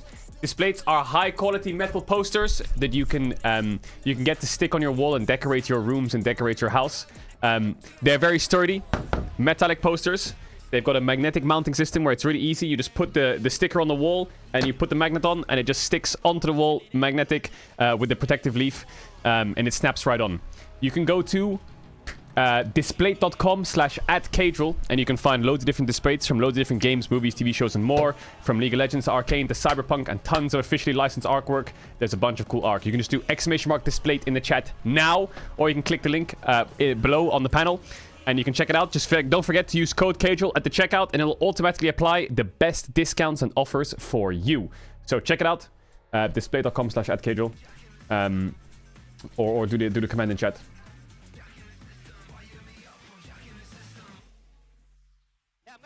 Big kiss. Look at Casey's tweet. What did they tweet?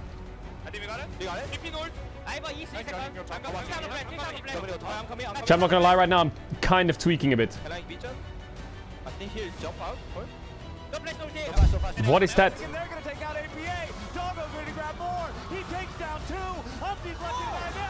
Doggo just destroyed him! CFO are so much better! Doggo just destroyed them. Let's look at what KC is doing before they play against Humble Life.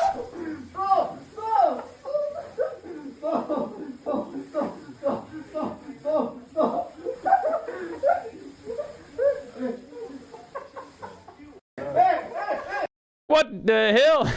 For TL, right? Like Hey, so many I mean, it near-kills, so worked many in the chases TES that ended up series. Empty-handed, and it felt like, for me, my biggest takeaway for TL is why'd you put Yun on now another champion, his first time playing it in Tier 1, the Ziggs, instead of putting him on an 80 carry where he could pop off and carry like he did leading up until today. Yeah, maybe like an 80 carry who scales well, has a lot of range, has resets, you know, maybe like a Tristana that we saw from Doggo. Pathetic, disgusting, embarrassing. Stayed up till 5 AM for that. Doggo was He surfing was on sad. Tristana in our HyperX Reflex replay. If you for some reason missed it, we can watch it one more time.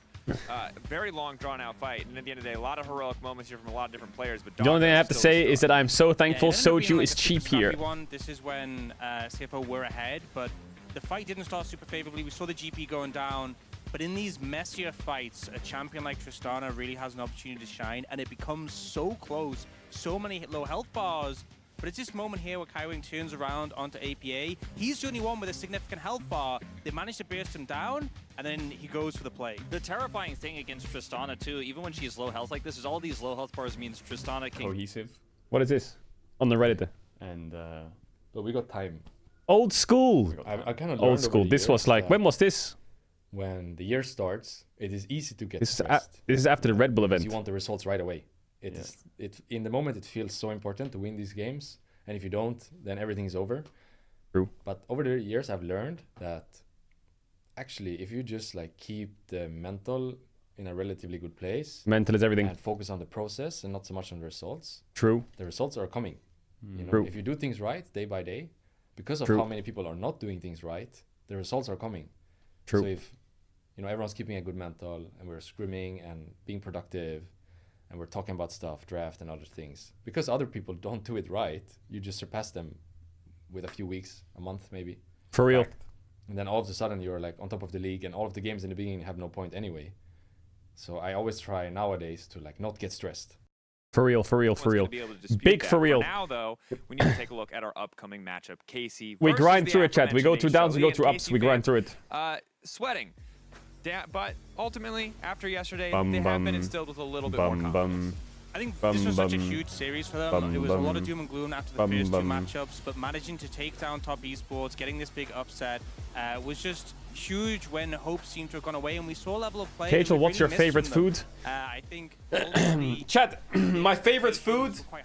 Okay, I'll give you my two favorite things. Okay, my favorite ingredient. My favorite ingredient is mushrooms but they've shown that they came here and chili oil. to play a game I like love they those have two done things. regionally. Bro, if there's mushrooms in it, or I can put chili oil on it, oh my god, good. I feel like this is the first game that we saw from Good as fuck. all tournament long where they actually had a great My favorite meal masterclass performance across is This looked a lot more cohesive. I don't know what changed, but perhaps finally got adjusted to the jet lag. Finally, we're starting to actually get the practice that they needed to what's get my back into favorite shape. meal? It looked like a completely different I don't know. Definitely did. I think one matchup excuse me. Just lost English there for a second. So downloading the patch. Okay, one matchup I'm especially excited Wait, there's for. a meal that I really Kana like. What the versus fuck was its Zeus. name? Obviously, Wait. I have a ton of history, What? but I think across even the losses, even those tough first 2 days, Kana really was that rock for this team. Now going up against...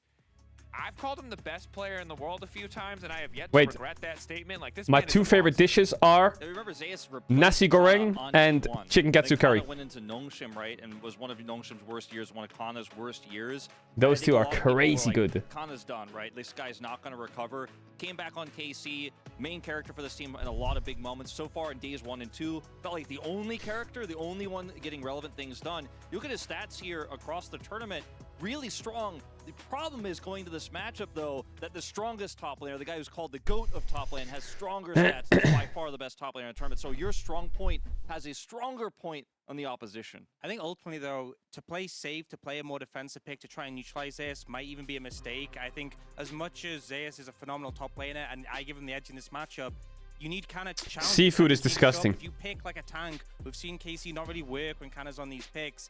Yes, it's a long shot, but you know, in a matchup like this, I think if you play defensive, you're just going to lose. Apart from prawns. Challenge him. Apart from prawns. Pressure there. Zeus has been known to sometimes be disrespectful of the enemy jungler. We had a dream last night about a fish, I think. Now that I think about it. Take over the game. It was one gigantic highlight reel through all of that series yesterday. I mean, even when it was the Rumble, a more standard matchup, and then I think I had a dream last night about fishes, chat. Terrifying, but I think for KC fans, they're pretty excited, especially about jungle. You brought up Yike earlier, and we took a look at the stats, and I think that they tell a pretty clear story. Draft further for Humble Life. What we might need As long as Humble Life's comp doesn't look like this, Yeah, I mean, the big thing for me was when he was then I think we're fine. where he had to kind of be The other comp that Humble Life will fist us on. He had to be the one who's carrying and actually really making the big plays. He struggled, but when he was Any champ here insert. Can put a zero, can put anything. So, if I'm playing versus Humble Life, I am taking away Rumble and Jace 1000%. And for me, unless they have an answer. Like blue side, if... Wait, who won the coin flip? Playing like what we saw from you in the LEC. Chat, who's got side selection? From you. And he basically didn't have an answer. He's like, look, we're not playing as well as we know we can. And to have him have that bounce back, come on the desk with you guys as well, and to clearly be jazzed up and ready for a really... Well, it's not a coin flip, I think. It's like you get given side selection in 2 games. Such a confidence boost as well against a jungler like Kanavi, who's such a veteran, established jungler, to have a performance like that. Going up against Peanut, similar in terms of his reputation, but Peanut, you know, throughout his career, especially like more recently in the LCK, he still had those moments, those games where he's kind of been out of form, he can be challenged. So I think Yike, if he's playing at his best and Peanut has a bit of a poor performance, we could see KC have the advantage in that matchup. But I need you guys to level with me.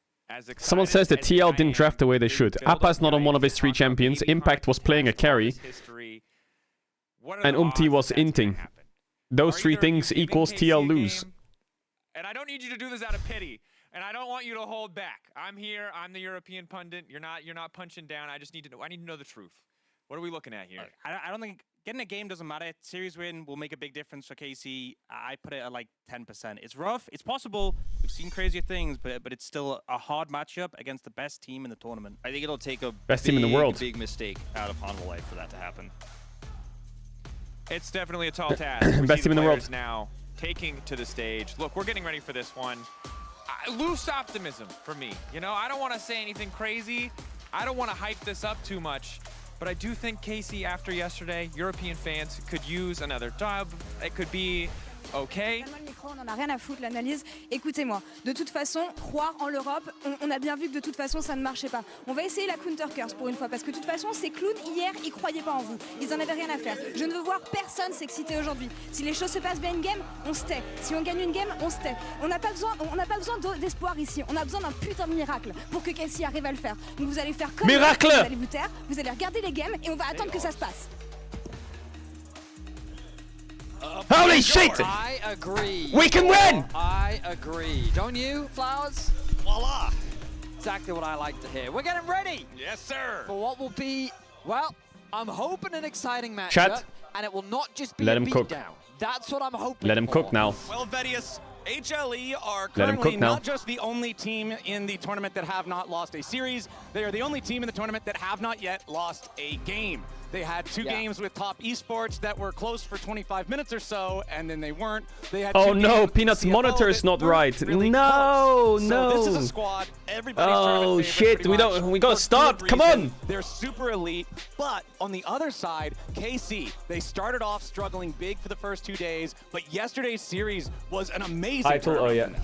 I know that for a lot of the KC players, I mean in particular Vladdy and Kalist, this is a massive opportunity for them because all they wanted as players was the opportunity to go up against the very best, and they're going up against former world champions. And like, not just one, not just two, right? Like, it's a lot. This roster is just absolutely stacked. So I know that these players, regardless of the result, are just they're Talk to me, Casey. Talk to me. Eager and they're Match ready found. to show what they can do against the very best. We're in draft. And what's great about these players is that under pressure, We're on like blue that, side. Are we on blue you side? see No, them we're not on perform blue the side, are best we? because Please tell me Casey's on blue side. Are they on blue side? They're not on blue side. Are they on blue side, chat? Who's on blue side? Right, well, here's a little hope. Here's a little hopium for you, all right? It might be a little bit of a big huff. Yeah. But KC's losses were against Liquid and CFO. Who's on blue which side? were lower power ranked teams. Right. Their win Casey's is on blue against side? the number 2 power ranked Perfect. team, Now they Top can ban. Esports. Now they can ban the So, Jaces and the Rumbles and continue shit with if they need this to. conversion principle, they just might have enough gas in And the Vise or the Yones and shit. take out All right, talk to me. number 1 Nidalee slot. ban, Now, it's Yone still a ban, long shot, Kalista don't get me ban. wrong. HLE are monsters, but we're getting in to champion slot Rumble power Jace are round open. You right have to ban now one of them. to see how it goes. You can't Jace is trade. gonna You start off cannot with trade Van Rumble Vliet, Jace. that's It's just Nidalee. completely Now, lost. I am a certified card-carrying member of the Nidalee Haters Club. I do not like this champion. Jace ban. He is one of the few Now, if they players ban who Rumble, actually changed my we mind take on that. Maokai, I right? understand this ban. Or Varus. Jason Yone, solo lanes being targeted here by But if they KC. don't Meanwhile, ban on the other Rumble side, and we take Skarner Rumble, they and will get Kalista, Maokai this Varus. feels like just standard power picks Is it a being big banned for problem? HLE. Yeah, I mean, still respect though, because there's a world where Viper could say, I'll play my Ashe into your Kalista, but they're sitting there respecting Kalista and his potential on the champion. So instead they will look to remove that. A lot potentially still open. Talia, we know, has risen in priority a lot so far at this tournament. Take Rumble, Sia was take gonna be Rumble, another take one, and they're Rumble, gonna look take to ban Rumble. that one Just take instead. it. Maokai, Sejuani Take the Rumble. hasn't shown to be a first pick, even though I know they would be good picks for Yike. Instead, They, the Rumble I feel like a Humble Life gonna headshot make a here. lot of sense. Yeah, They have different headshots. One Humble Life headshot is Varus Maokai. This is going to be a really Another fun Humble Life matchup. headshot is a Vi draft. Zayas is personally But my I think they will do favorite Varus top laner to Maokai. watch in the world. I think that this guy has had such incredibly high highs. Like, just, he's insane to see. And I really want to see him just like throw down the gauntlet against this Rumble and be ready to scrap with it. HLE though, first and foremost, they're going to pick up the Varus. You know, we might have had Ooh, they the Kalista take ban the away from Vi. Varus, another one of those power picks. Vi They deny locked it. into Peanut. Now, But the Yike's Vi hasn't been that good, so I'm not too upset about that. Criticize Vi as a champion. Jace is out and Yone is out. The only way you can pull the Rumble draft off on 2-3 here is if you do play like... He tends to make it look good you could play... it's not good.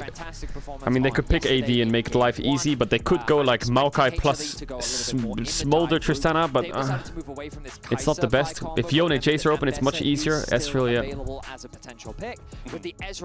They could play Ambessa on 3 actually, Humble Life. Yeah, the Ezreal picked up. I always like to see this against Vi because Vi's whole thing, point and click, take out a carry. Ezreal's ability to arcane shift backwards and instead just drag her into the rest of his team. Yeah, I don't think they're going to play any dive with Rumble. They're just going to take the OP champ.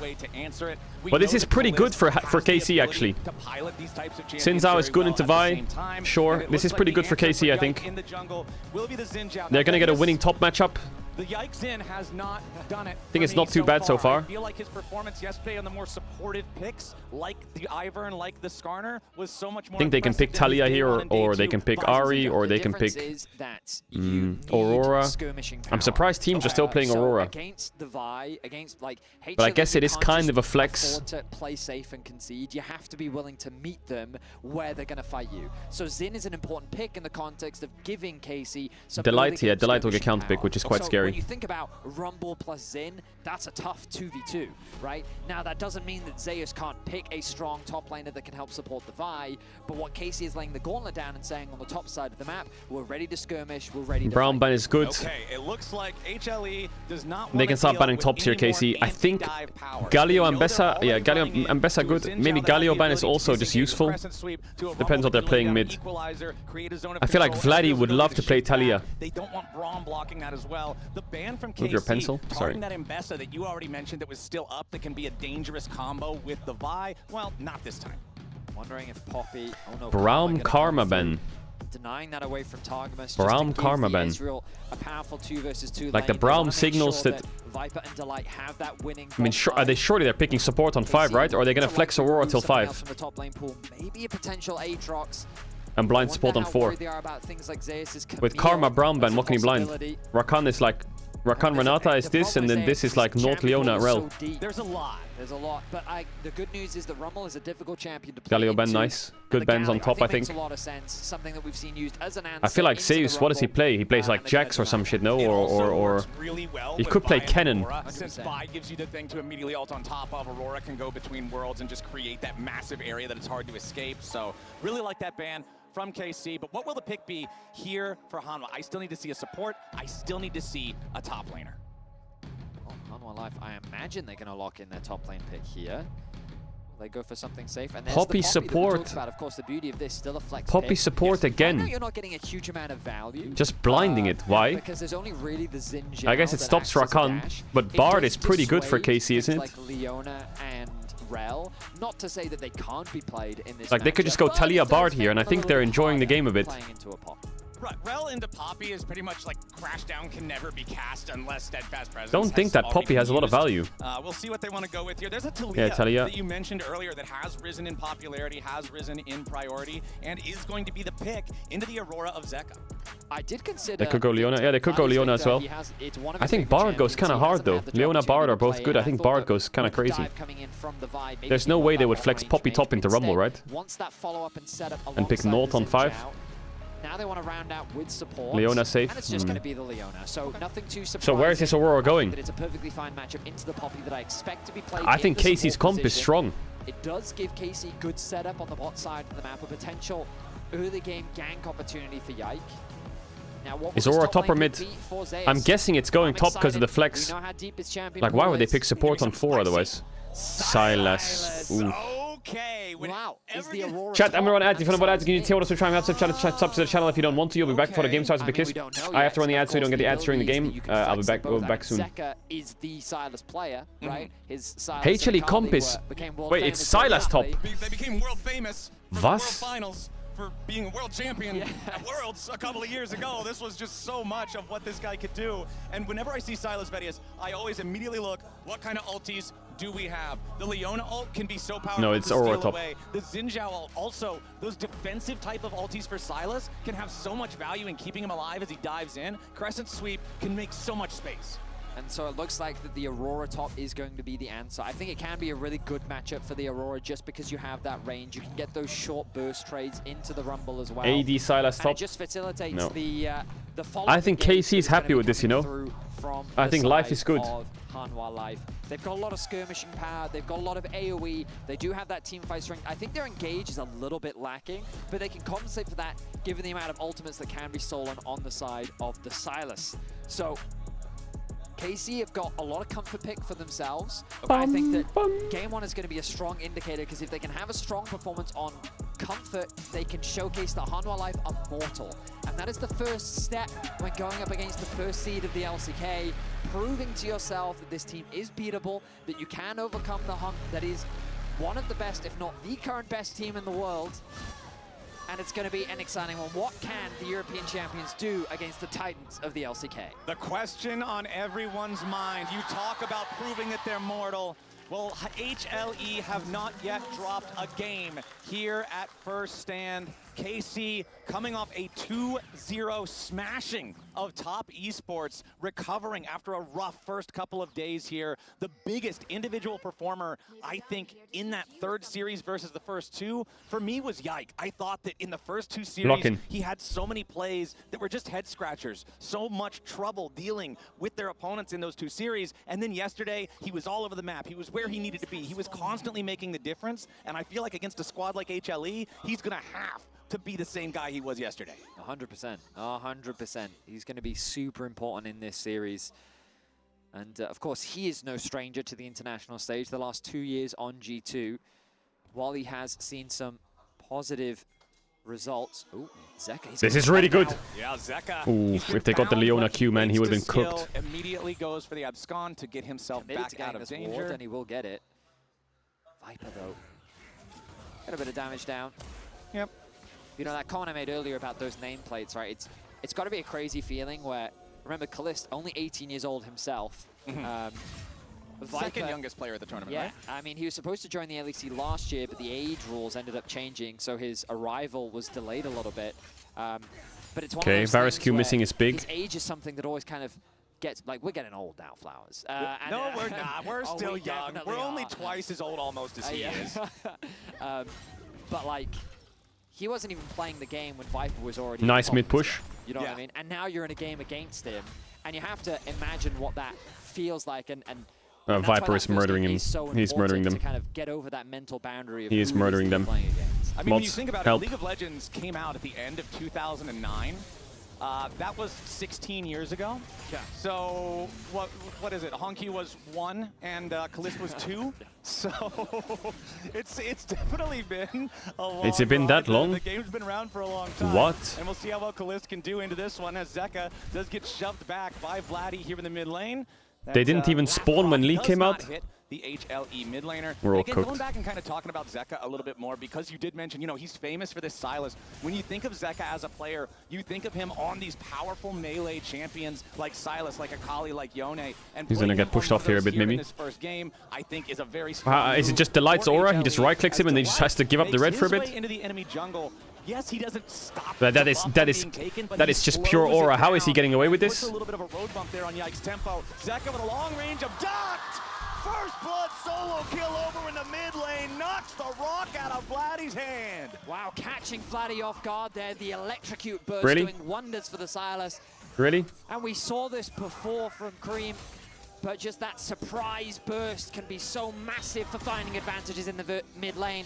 Chat, if Team Liquid beat CFO, would they have locked playoffs? Off to the races already for HLE. We were praising the Sylas. It might have seemed like we were really going in on how great it is, but there's That's the crazy. immediate payoff for Zeka in the mid lane. Going to be enjoying that one. Goes back, makes the purchase, gets the extra starter item plus the boots. He's got refillable. Feeling really Well, good. Zeka Sylas got first blood somehow into Talia. Can we get a replay of that? Mods? This wave as well, just utilizing what you were talking about with those powerful trading patterns. But here's another look. Max range E. The level 4 was really Bro, crucial. what is this That level Sylas damage? difference, along with the electrocute proc, What the fuck? giving Zeka the opportunity to find that solo kill. Really nice punish from him. And Vladdy, well, he wanted the experience, and now he's getting a taster. I swear, this is the second time I've seen Sylas just one-shot someone level 4. Champ, man, Vladdy's going to have to make sure that this does not bleed over into something more dangerous. As we take a look back down into the bottom lane, Delight back in position now after having roamed to slow down Yike like we were talking about earlier. The 2v2, not going to go any further, but both supports willing to trade some of that health bar, get nice and scrappy, kind of just test the waters, see what their opponents are feeling here. Poppy, once you commit to the play, it's very hard for you to disengage. We'll give Kalist a little bit more rain back over the matchup, but right now that's really the only bright spark when you look across the map. Of course, Zeka getting that solo kill, giving him an early gold lead. Peanut has just been power farming through the jungle. He does have that slight advantage due to the delays. Bot looks like it's going pretty well, but also at getting the least. double scuttle crab on the minimap, Top looks getting like a that pretty solo tough kill, along matchup. with the early prowess that he had on the bot side of the map, Zeus allowed just him showing to that he can secure counter both Rumble river and he can crabs, counter Jace, giving him and that he slight can play them gold both edge and win the on game the as top well. side Like, of it's that crazy, no? Leveraging the strength and the range that the Aurora does have to bully out Kana and gain a small lead for himself as well. I feel like Delight is the jungler's dream for support. You get to have both crabs just because Poppy decided to roam into the enemy jungle, slow down that red buff take. Feels really good for Peanut in that type of situation. As Zeka just says, all right, thank you very much. Orbital laser now locked in with the stolen. Nice damage, Leona nice damage. ulti. Vladdy Nice shoves damage, him nice back a damage, little nice bit here. damage. Peanut is gonna clear Nice, out- nice, nice! Zeka's in danger. Huge by Targamas! Huge by The Targamas! confidence there from Targamas. Even though the ultimate gets stolen away, he just fully commits to the play. And it seemed like Yike wasn't that interested in following. He thought that it would just be a bit of chip damage, but it ended up turning into something much more. And Vladdy, crucially, gets a kill back for himself. Nicely done from KC. Now they're going to try to transition this into a follow-up grub take. Yike with the smite, ready for the first one, secures at least that, and now starts to We can back give away two, we as can give Delight two. is nearby. Viper We is can also give two. rotated up. Peanut with the smite to secure the first grub for They're his losing side. bot waves. And it looks like Yike is saying, all right, we're not going to fight for this anymore. Backs away from that. Kana and Zeka will pass one another like ships in the night down here towards that bottom side river as the Oh yeah, Void Targamas. grub is stolen away. Kalista's managed to grab it, and now KC's Oh yeah, Kana! Oh yeah, Kana! But it's not going to matter. Kana's in hot pursuit. Viper gets knocked the wrong Go and get the way, drill! But he's still living. No flash And Vi KC either. get a second kill.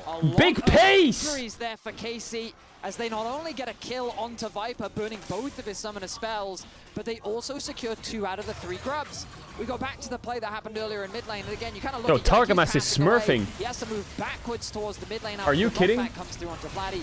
Peanut knows that he can't really contribute much in this play, but after Zeka flashes, Targamas with the quick follow-up. I imagine we're immediately going to jump into the next replay. Khalid stole the grub, Khalid did he? able to steal away that grub. Wait, Viper gets that's stood away from they the rest got of the 2 team. grubs. They got a Kana kill. gets the- I don't think They got no Vladdy flash from really Vi. needed to flash here, but he really wanted to make sure he got that kill. Kana is the one that picks it up as they secure 2 grubs and force Peanut out. And again, coming into a matchup like this, confidence is key. Yes, sir. And it looks to me like KC is playing with nothing but confidence. Viper maybe playing with a little too much confidence there. It was a really just uncareful path Targa. through the mid lane that got him caught. Now, as the chains of corruption from Viper set it up for the slam into the wall from Delight. One more shot. It's okay, from it's Viper okay, gets it done it's with a okay. rain of arrows. HLE No tie flash, it no up, flash 2 poppy, and no 2. virus. Nice punish there. All from good, all good. Anwar. As Targamas, they knew that he had no flash available. Vladdy, we need to stabilize a bit now, yeah? Got solo killed, but lane looks good now. Lock in. Jungle support that could turn that fight in their favor. Zeka was even roaming in the bot side river as a potential collapse as well. And this is the scary thing about Hanwha Life. They're not going to rest on their laurels. Okay, fine. They ended up dropping a few kills. They lose a grub. Doesn't really matter. The state of the game is still a very even one. Laurels. And they're going to be looking for opportunities wherever they can. Right now, the Dragon is the focus. Ping has just come down from Hanwha Life to indicate that this is an objective to be considerate of. Zeus getting good pressure on the top side of the map. Zeka's flash still on cooldown for the time being.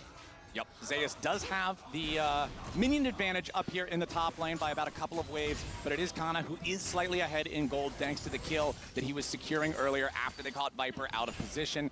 HLE still just happy to sit underneath the turret here. They'll catch this wave. Kalista will try to get whatever poke he can, but it does give opportunity for Targamas now to walk a little bit into the enemy jungle, see if there's anything going on here. There still is nothing else on the map besides that Drake to try to contest right now. 90 seconds until the second set of grubs. Get an early Drake, So go if on, we do go it. that entirety of time without anybody really making a play for the Drake, we might just end up on another handshake objective split.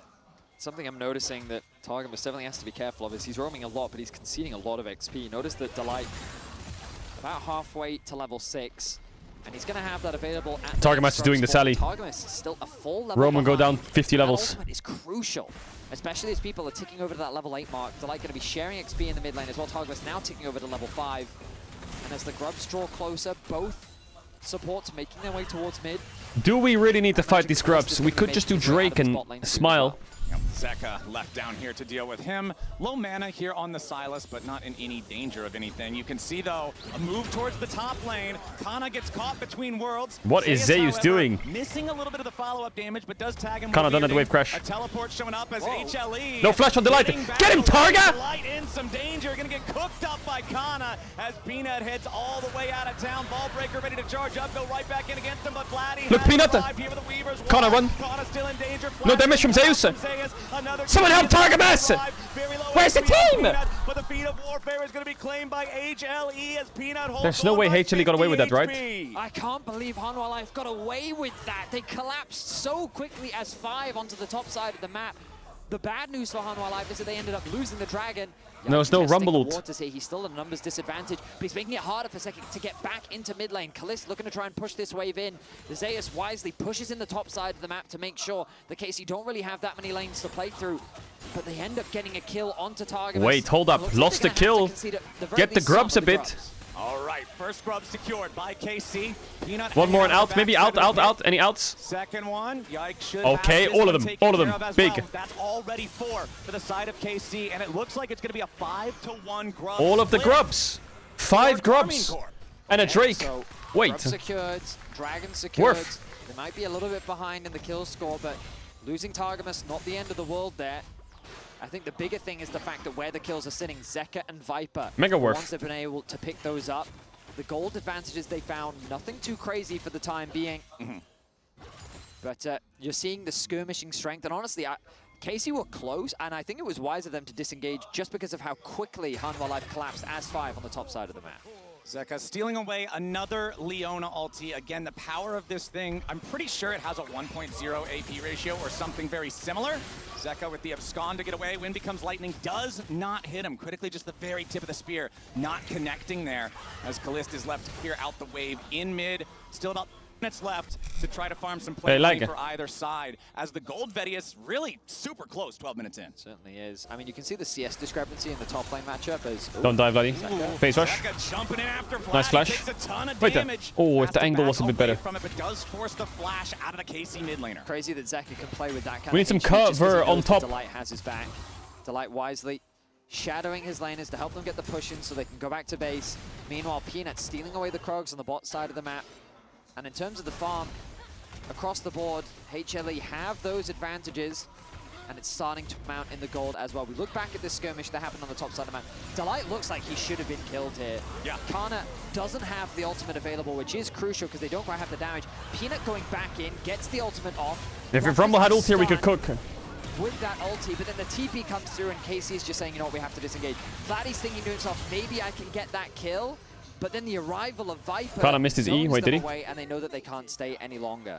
I didn't see it. The list spamming a couple of animations there as Yike finds Delight in his jungle. Can we cook this fraud? Can just really walk it off, though. The steadfast presence gives him a ton of speed. Nobody else from KC is around to try to collapse. Delight just being a nuisance constantly in enemy territory, laying down vision, just getting as much information as possible for HLE as Viper steps up. One arrow is all he needs. Okay, Kalist, I see you. Doesn't want anything more. Delight and Peanut both hanging around in the tri-brush here as Yike wanted to check and see. Immediately Oh my god, it's not fair.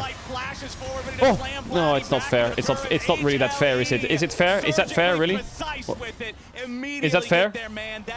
Is that fair? No, it's not.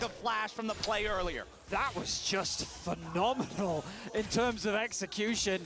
The way that the Poppy uses the ultimate to knock Yike away, immediately combos that into the stun underneath the tower. They then commit into the kill, and before Peanut can get CC'd underneath the tower, he uses his ultimate to get out. Like, that was crazy. That was, let's watch it again. Again, like, the Poppy ult comes through, immediately flash, stun, commit underneath the tower, the chain CC, Vladdy can't move. That is actually mental that they got that. Under the tower. He was 2 stacks away from getting his Seraphs. That was crazy clean in terms of execution. And just like that, Hanwha Life extend the gold lead to 1.5k. You know, Vedius, I think the #1 team from the #1 region in the world might be pretty good. Quite good. At League of Legends. One could ascertain, yes. These guys This Poppy is just hovering on both side lanes, threatening to dive everyone. HLE, there's your MasterCard lane economy snapshot. They are ahead in 4 out of 5 roles. The only role that does not have a gold advantage right now is Zeus up there in the top lane. Has built up a 3.5 wave advantage for himself in terms Hide of on farm, bush, but again, classic. It's that kill for Kana that keeps him slightly ahead. Delight's been having so much impact in this game. Might not be super obvious, but just the way he's shadowing his lanes, the vision investment to constantly keep track of where Yike is on the map, allowing HLE to have numbers advantage in a lot of these plays.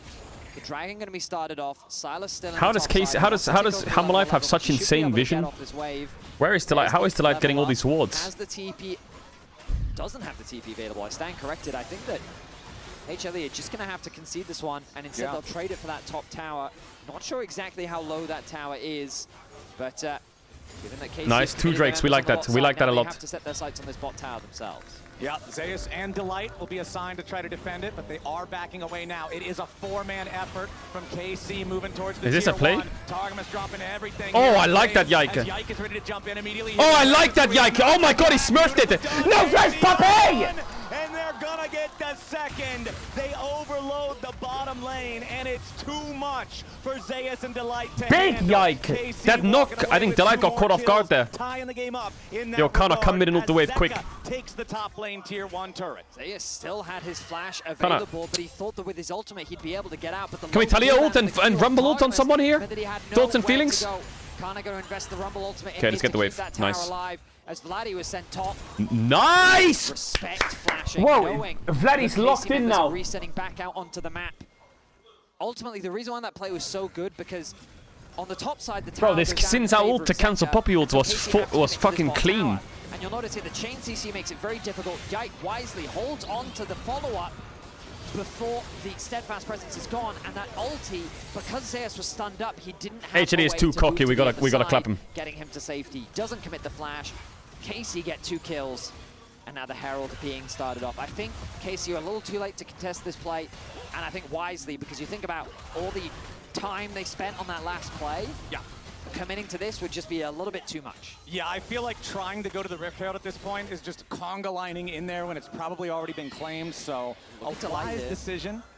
But now Delight finds Yike in the enemy jungle, but Yike is far enough away that he shouldn't be in any serious danger here. Herald claimed. We'll see where HLE wants to spend that as Kalista. Ooh, nice moves from Viper there, sidestepping away from the Mystic shot. Bro, it's AD egos. Kalista, all right, you win that one. Just a quick trade of skill shots between the two. Where is the next play to make Vedius for KC? Since, honestly, coming into this series, you know that HLE are the big tournament favorites, but KC's been doing a good job so far keeping this game close. Well, the outer towers become the easy objective to look at. So for Hanwha Life, Can't ego Viper? No, Viper is fucking crazy. You'll notice Delight immediately transitioning his vision towards the bot side of the map. First, those initial wards used as entry to some of the bot side jungle entrances to kind of test the waters, gauge what he can, but then what they'll do is they'll use the pressure that they have in mid, translate that pressure into the bot side jungle, and set their sights on this tower. And ideally, what KC would want to be doing is cross-mapping on the top side. The problem is, Hanwha Life have done such a good job of making Vladdy uncomfortable on the top side. Notice he's very afraid to approach that wave. He doesn't have really the support of his team, who's trying to contrast on the bot side of the map, but it becomes these outer towers that these teams kind of set their sights on, and if they can't secure it, then a Herald in the mid lane will do a nice, easy job. Yeah, this mid lane Don't look at mid. Chat, shut up. Charge should be enough to just guarantee the death here. It's all blue, blue, blue. Back. Shelly goes forward, turret goes down. They won't get anything else from that, but they don't need it. The tier 1 out of the mid lane should open up the map even more for an HLE team that has already been doing a lot of invading of the enemy jungle. But notice how efficient HLE is on the map. They immediately send Zeus top, push out that top wave. He can now start to rotate down while maintaining some vision control on the top side river. Now, remember what I said, they get that mid prio and they use it to move into the bot side jungle. And this is why Delight was so crucial. He used those wards on the previous base to kind of get access into the entrance. Then KC used their resources to clear, but he's now already replenished. So he now comes back in and he can start to get that deeper vision and set their sights on the bot lane tower. Of course, camps need to be cleared, so Peanut gonna concede that pressure for now, but this back and forth is gonna keep going. And the problem is that KC isn't really putting pressure anywhere else on the map, so HLE is just gaining a lot of control over the map, especially with the dragon spawning in about a minute's time. The 1 minute on Dragon Drake. in a little over a minute. Otacon is going to rear his ugly head here in a little over 30 seconds. Looks like we'll get a topside Otacon this time around with only 8 kills in the game. I'm going to assume it will be Voracious Otacon, especially since, you know, we've seen a lot more Ruinous recently, though. Loads more. But I still think with just 8 kills, it'll probably be Well, the thing is, it scales a lot more with damage done. Oh, yeah, that's true. That's Just fight the Drake and win. Kills aren't necessarily the biggest factor. The thing I want to draw attention to is very close to that Mana Mune for Kalista, which is a huge item spike. The 2 items for Zeka is also massive. He is just dominating in the side lane right now, and he is very difficult for KC to deal with. Like, look at the minimap. Notice how confidently he's just pushing. Also, I think that's a Ruinous Otacon once again. Okay. Based on the minimap icon at the very All least. that matters is just Drake, that's it. He's a little more orange in the tint. Right, yeah, it's like he's more angry. So, okay, Ruinous Otacon could be the play then.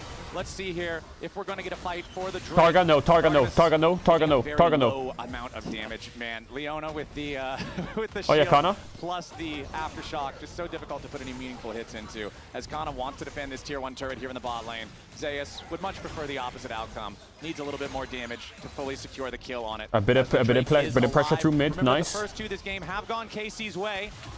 Nice, Kallis, hit that guy. Here in the mid lane, the tier 1 turret Guys, for HLE please will kill not Silas. fall If Silas yet, dies, the as game it is looks so like won. everybody is coming to town. Yike, yike, yike, yike, yike, yike, yike, It'll be so yike. if KC gets it, and That's not their dragon, that's your dragon, right? That's your dragon, right? Wants to stop it. Zeka wants to go over the wall. Nope, that's definitely not your dragon. The dragon's down to 1300, but it ain't dead yet. Secured by Peanut, and Targamas is down. HLE, they get the objective +1. I mean, I feel like Delight just has an aimbot on Yike right now, because every time Yike Yike wants to get involved. Delight just says, nope, you're out. Nice ulti onto Yike to prevent him from even getting close to the steal. Peanut. Testing the waters there. Ooh, the waters are filled with sharks, my friend, and the sharks have KC Peanut, logos keep on doing their that. fins. He does Heal. not want anything else to do with that one. Immediately has to flash back away to avoid the seismic shove. Zeka will be left down in the bottom lane to keep that push going, as Viper returns to mid to continue to keep the waves from taking the tier 1 turret of HLE. Now some more trouble for KC as Yike once again, you said it, Bedius, Delight has a bead drawn on this guy, and there's the kill going over to Zeus as Kana keeps retreating. Zeus tags him with a weirding. Targamas can't get in there with a Zenith Blade, and HLE pick up another kill. They get the first kill on Yike this game, and with the enemy jungler down, You wanna play it? You wanna play Otacon it? is the target for the first seed from Korea. No. You can see how such a small mistake can be colossal in the face of Hanwha Life. They collapse so quickly as 5 on the top Wait, side they're playing of the it. map. KC are going to struggle to answer this as Zeka acts as gatekeeper. Yeah, Zeka not afraid to jump Gatekeeper. in, immediately force Kana away. Zeka They're gonna get the knows that he plants. has the stolen Crescent Guard as well, makes it so easy get to mid tier 1. engage in what looks like a 1v1. Then even if it's not a fair fight, boom, press R, Xin Zhao ulti, disengage. It's Otacon We can't even get mid tier 1, can we? for Can the we? side of HLE. And now the landscape of the game is very different because that level advantage that Hanwha Life have built thanks to that Otacon is massive. You look across the board and it's just a full level in favor of HLE across the boards. It's just You look Drake. back at Poppy this on fight, Drakes the is idea so is that busted. Targamas and Yike go in together, How broken is but Poppy? Delight, I mean, he just knocks out the jungler and then it's not a fight anymore. It's a nice rumble. Like the Poppy value this game is not that high, but the Poppy value this game is mega high. He won the top lane, he won the Drake fight. Clearing out vision. Yike, a poor place to back. Kalista Oh, Kalist not where he wants to be either, and again another kill over to Zeus. The weirding It's just caught, blasts him, lost. and that's an Aurora that's now 2 fully completed items on him. Where's as the well. team fight at? HLE continuing to snowball the tempo that they've earned for themselves in this game. 3,000 gold lead. Peanut in the enemy jungle, stealing away the red buff. Delight again, securing more and more and more vision. Zeka with a stolen Leona ulti. He's got Viper and Delight both nearby, but the wave is about to fall. And meanwhile, Peanut and Zeus can easily put some pressure onto the tier 2 in mid. They back away as the Weaver's Wall is committed by Vladdy to guarantee they don't lose any more just yet. The map movements are Check just the so gold lead. smooth, Nah, it's like too hard watching to see the it on this minimap overlay. with this I team. can't look Like, top left. There's just very few wasted It's not that in my movements. face, so I can't see it. They assign their lanes correctly. They utilize the pressure that they have. And again, look at the minimap here. All 5 members setting their sights on mid lane. They collapse onto Kalist. He has nowhere to go because Delight is covering his flank. It's just, he has no options. He thinks that he's safe, and in Europe, Why is that a you don't get shutdown? punished for a play like that. Why That is that a means they shutdown? were Not in Europe right We now, my definitely friend. are not. I feel like this game, if you're someone who wants to be a better support player, if you want to learn like what this role is supposed to do besides sit in bushes and place wards, this is your masterclass game to watch. yeah. Like, Delight has just done everything right this game. I mean, he did it throughout pretty much the entire start of the year. Delight hasn't really had a bad game this year. He's just been so consistent, and he's maintained that performance here at the first stand tournament. And now, while it seems that Hanwha Life have taken their foot off the gas pedal, they're sending their sights on the Baron. Ooh, there. And again, It's not over until the space, they make it hard for KC to get the vision Baron that they're falls. looking for. Game is still winnable. KC do push them back a little bit. It's not that bad of it. It's not that bad of it. It's pretty bad. It's not that. Okay, it's pretty bad, but meanwhile on the side lanes, Hanwha Life keeping you never that know. pressure up as Zeus is pushing in that bot lane.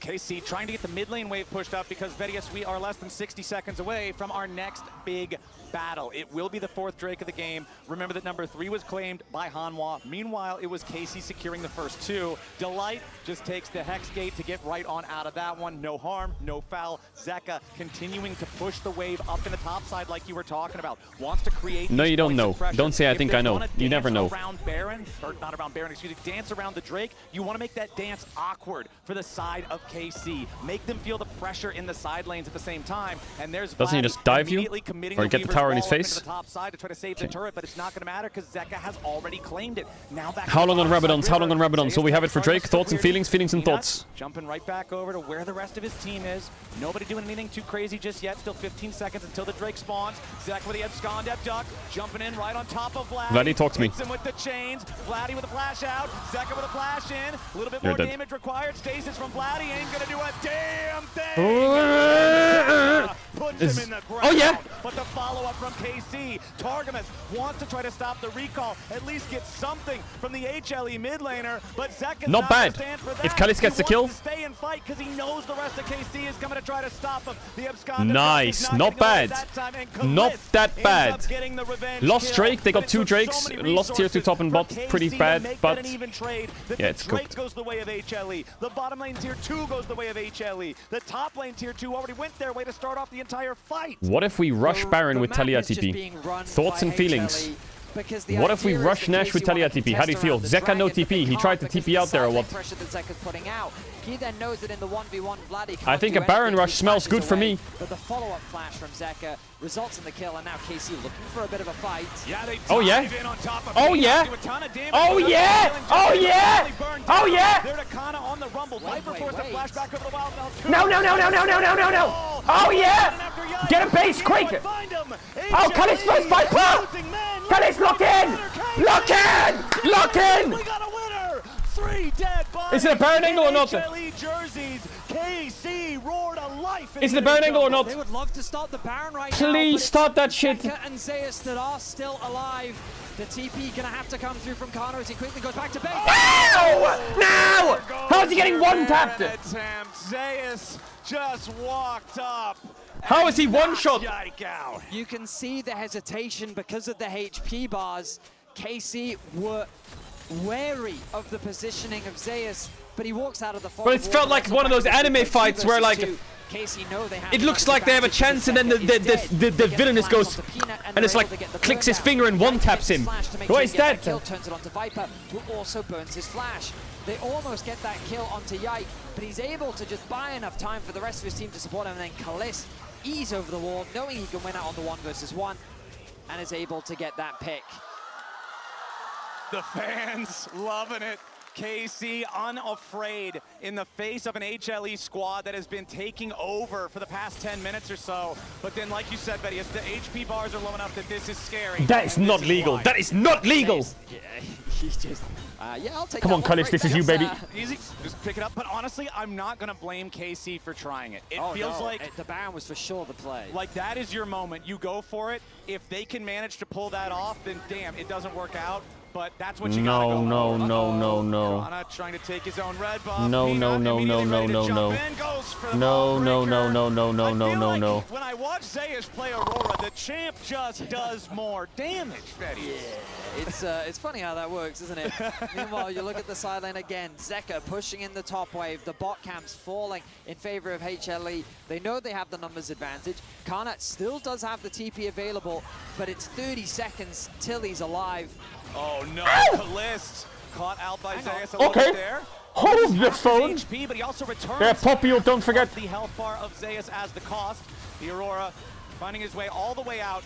Yike, Targamas, and Vladdy. KC stepping up. They don't allow their opponents to take this for free. Delight misses the ulti. That could be huge. Zeus jumps in. Yike here from the front line. Low health bars on HLE. Into the back line goes Zeka. He wants to kill it. Now, Kalista. And he finally got the shutdown. The Ezreal's dead. Leona joins them. HLE got 2, and they aren't done yet. Peanut continuing the chase after Yike. Sinjel does not have a lot of defensive mechanisms to get away from this one. Peanut with the smite to slow him down. And this kill is going to be desynced critically from the rest. Zeka stealing Kana's ultimate jump. Kana, big! Big! Kana Relax, everyone hold. Hold. Manages to outplay. KC still crumble in the fight, and Zeka is such a problem. Can they do Nash? They have Vi. They have Varus. It's something that KC cannot deal with. Just keep your eyes on Zeka in this play. So initially, Yike sidesteps the ultimate from Delight. Delight's falling short. Zeus does commit the ultimate. Zeka just Talia ults in the backline and 1v2s them? 2 versus 1. What? He forces Kalista out, gets the kill onto him. Vladdy gets chunked by Viper. And in this numbers discrepancy, HLE easily convert the fight in their favor. And Zeka, you can tell he's ready to really test his limits here. Oh, he is. Low health, no mana, jumps in. Rolled. And nearly gets the kill. But Kana's got That's the what that damage is. to guarantee that he comes out on top in that 1-for-1, or in that 1v1, excuse me. That is the only kill that KC end up getting in the fight. So honestly, really needed to mitigate that from being an otherwise massive disaster. total damage on the left side of the screen. You can see it's the 80 carries at the very tip top. As Zeka going into the TP, but now an engage. Zeus could be in some danger here, but Oh my God. Immediately just ducking away from it. As now Targamas will take some return pain. Viper and Peanut both stepping up. Zeka ready to join them. KC grouping up to make their exit so nobody gets caught. That bot wave is a bit awkward for KC. They have TP available on Vladdy. He needs to go and answer that quickly. Anwar Life know they have that pressure, so they can get control over the mid wave. They're even going to secure the Dragon while they're at it. This won't be Soul, as both teams are 2-2 apiece. Targamas has already lost half his... Oh, and the stolen Leona ulti to stun him back up. Now Kalist has to flash over the wall to try to stay safe as Zeus is zoning everybody away yet again. KC, health bars rocked, backing away. That was a 4-man play from HLE because Peanut was taking the Dragon like you were saying the entire time. That is now sole point for HLE. I mean, look at the farm on Peanut, by the way. He is super efficient, and he has been non-stop stealing camps away. Why does enemy jungle have 300 CS? Level 17, Zeka. Zeka in some trouble. This could be big. He is level 17. He steals his in. Can I kill him? Make the fight more manageable. Gives him enough effective HP to survive. Now Zeus is getting really cocky. Okay. Immediately kills Kalist. Right back on top of the other side for kill number 2. Peanut's keeping everybody else locked down. And KC scatter. There is no way to stop the HLE war machine now. They pick up the kills on the 80 carry and jungler both. And Baron is next on the menu. It's crazy how quickly HLE collapsed. Are these solo lanes from Hammer Life fair? Time a member of Like, their what team is this? in danger. They're either getting something else on the What map, is this? or they are there to support them. 5-man unit, keeping their mid laner alive, will win the fight, will win the Baron, and they're looking to win game 1. Every couple years you get the rookie and shy. Look at the positioning of them. They're sitting in mid lane, but he steals away the ultimate from Yike. He uses it to buy a lot of time. The TP comes through from Zeus. He then initiates the fight. Meanwhile, Delight and Viper arrive. They're there Twistist on one side, while Peanut alone keeps 2 members isolated. Viper's ultimate is dodged away from Vladdy, but at this point, the damage is already done. 2 members fall, Targamas flashes away, and the Baron is locked in. Man, this is what I was talking about back in my fucking chair! Draft the Silas, you love to see a defensive option on enemy ultimates. And yes, Alistar is the S++ tier 1, but the Xin Zhao ulti right there critically making the difference for Zeka, surviving long enough for the rest of the team to show up Inta, and reinforce Inta. them. As Zeus and Peanut, Delight 2, all in the enemy red side jungle now. Viper left to push up the bot lane wave, mid lane wave being addressed by the Silas. It's, I mean, I was going to say the good news for KC is that the game had become very scrappy. There's good but news. now that they have the Baron, it feels like it's a matter of time. Viper has so much poke available. And Zeus, oh, good ulti. Yeah, finds Yike. They chunk him out by half. Also, Yike with the Edge of Night makes it so hard. Viper with the Edge of Night, so hard to engage on this guy. I mean, Kalist does do a lot of damage, but I feel like that Viper just does more. Yeah, it's pretty tough, man. It is an 8,000 gold lead now for HLE. Zeus goes between worlds. Vlad, he's going to get caught. Weirding isn't enough to kill him. He's forced to go gold, and Peanut ready to jump back in with a ball breaker. Missed times it, but it don't matter. Zeus unstoppable as HLE take the first inhibitor in the bottom lane. Now they'll put their attention in mid, looking for the second. Another Chains of Corruption flies out, does not connect. KC scrambling to defend 4 versus 5. Vladdy's still dead for another 40 seconds. KC making their entry, trying to stop this, trying to hold HLE off. Peanut's burning low, but NT, I would say NT. It's a pretty NT. Kalist need more firepower. Yike buying a little bit of time here in the front line as Delight jumps in Kalist. and trades his life for Yike. Vladdy's still got 20 seconds left before he respawns, and Zeus grabs a double kill. Kalist NT. That's the closest game Hammer Life's played so far this tournament. Hey, that's a good sign. That's a good sign. We go game 2. Lock in. We go game 2. Rumble's out. Silas is out. Go game 2. It's their dominance. An impressive display from the first playable. seed of LCK. HLE remain undefeated. Good draft from game, KC, I think. Anywhere. We still got plenty more to play. We'll be right back after this. We're good.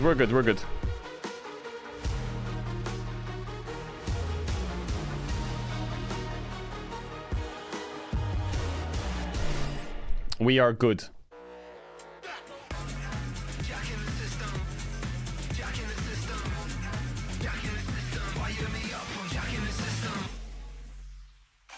Yeah, we are good. I said we. Dominate the Rift with Opera GX, the ultimate hub for all things LoL esports. Get a browser built for League fans. We're good. With Yeah, a custom UI, exclusive themes, and seamless LoL esports tournament integration.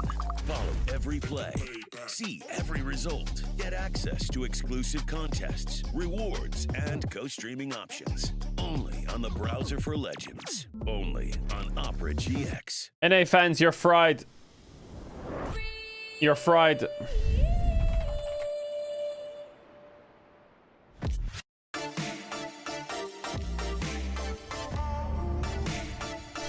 Chat BRB, 1 sec.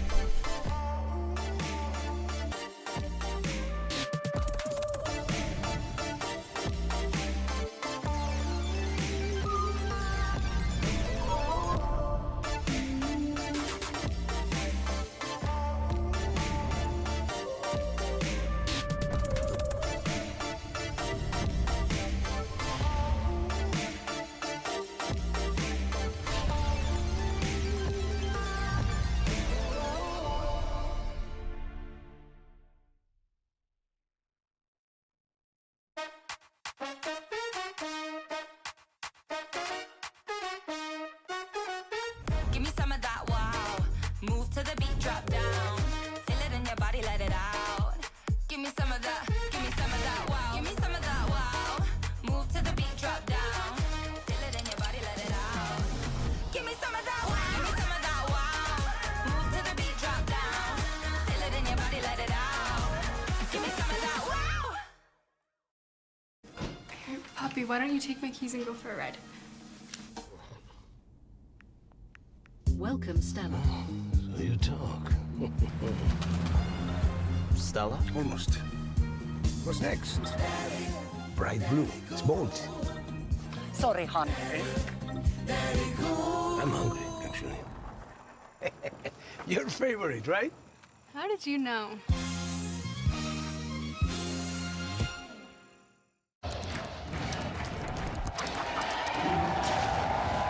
Red Bull gives you wings.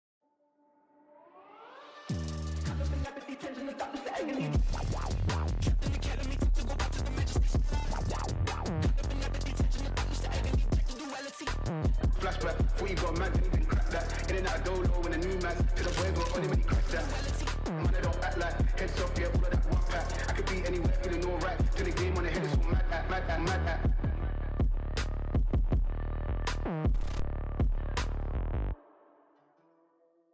They don't wanna see you win. Don't play pretend. Don't you play pretend now. You don't wanna see me win. You don't wanna see me win. Boy, don't play pretend. Don't you play pretend out here, nigga. They don't wanna see me win. You don't wanna see me win, right? Boy, don't play pretend. Don't you play pretend out here.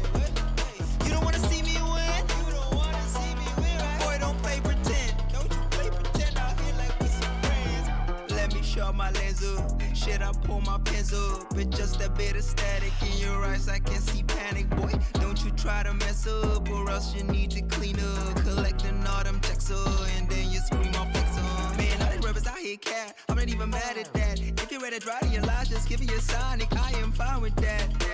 I guess that's just the difference. It's your girl, I put some kisses. Had her all up in my mentions and her feelings. Plus she's Spanish. From this pressure, I make diamonds. That's why my pen is so polished. I was done with being modest, cause my bro was suicidal. Had my life all up in shambles. That's the cost of being an artist. But I do it all again if I'm being completely honest. What is life? Am I even real? Am I in a simulation? Tell me, how can I tell? Tracks on the shelf, broke the damn shelf. Why my nigga out here losing weight like Adele? He was in his bag, but it wasn't himself. So when I let him down, he probably needed help. He was walking around these streets with some damage. I think we all walk around with some baggage. They don't wanna see you win. They don't wanna see you win. Don't play pretend. Don't you play pretend, dog. You don't wanna see me win. You don't wanna see me win. Boy, don't play pretend. Don't you play pretend, dog. They don't wanna see me win. They don't wanna see you. Boy, don't play pretend. Don't you play pretend, dog. You don't wanna see me win. Don't you wanna see me win. Boy, don't play pretend. Don't you play pretend, dog. Yeah. No power from against me, boy, shall ever prosper. Winning with the team and then go order lobster. That's all we know, round table like a mobster. Put the vacant line and we ain't like instruction. All we wanna see is W's, no new friends, no none of you. All you real comical, we gon' see who stands when the summers do. Play pretend, see chronicles, y'all mostly loud like carnivals. Ooh, I know your type, really should've been, you know, on sight. For the glory, I press no brakes, you know I fight. Got that chip on my shoulder, right? I remember well when they all declined. Tripping like a and they all but I kept it rolling like I'm Dolomite. Even through it all, you know I rise like the chosen one, you know, like Christ. They don't wanna see you win. They don't wanna see you win. Don't play pretend. Don't you play pretend. You don't wanna see me win. You don't wanna see me win. Boy, don't play pretend. Don't you play pretend. They don't wanna see you win. They don't wanna see you. Boy, don't play pretend. TL press conference.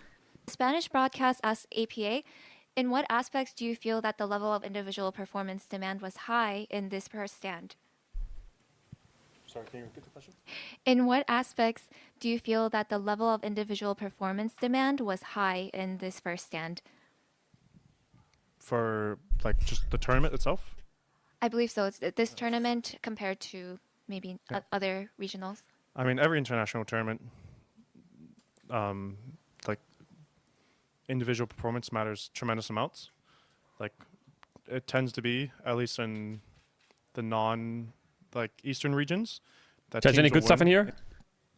Can, flex the jigs for the better matchups. Still got 20 seconds left before he respawns, and Zayas grabs a double kill. Calypso falls, and that'll do it. HLE take game one. Chad, what are you writing? Welcome back to First Stand 2025, where HLE lead KC 1-0. A bit of a weird game overall, I think it's safe to say, gentlemen. While the end result was kind of as expected, it was a bit messy there in the early game. But one thing I will say that I love that is consistent for this HLE lineup is I think when they know they're better, they start to goof around. And Zeka's like the poster boy for goofing around. Yeah, they're definitely a vibes team. We kind of saw that a lot yesterday, having a good time. This was what happens if TL and Tess and KC are tied? Then Tess is out, Zeka I think. On Silas. No. Just kind of goes hard. Yeah, I mean, I'm it's not one of sure his best actually. Picks, right? I think a lot of people thought maybe you'd be seeing the Silas top when the draft came through, but the casters were able to identify right away as well. Zeka Wait, Silas TL is out. Oh, TL is out because TL went 0-2 versus Tess. KC went 2-0 versus the thingy, and KC went 2-1. So KC have one extra win percentage. To take down. He's such a big threat to the So TL is out. That we saw from KC as well, and he had some less savory moments as well in this game, case in point.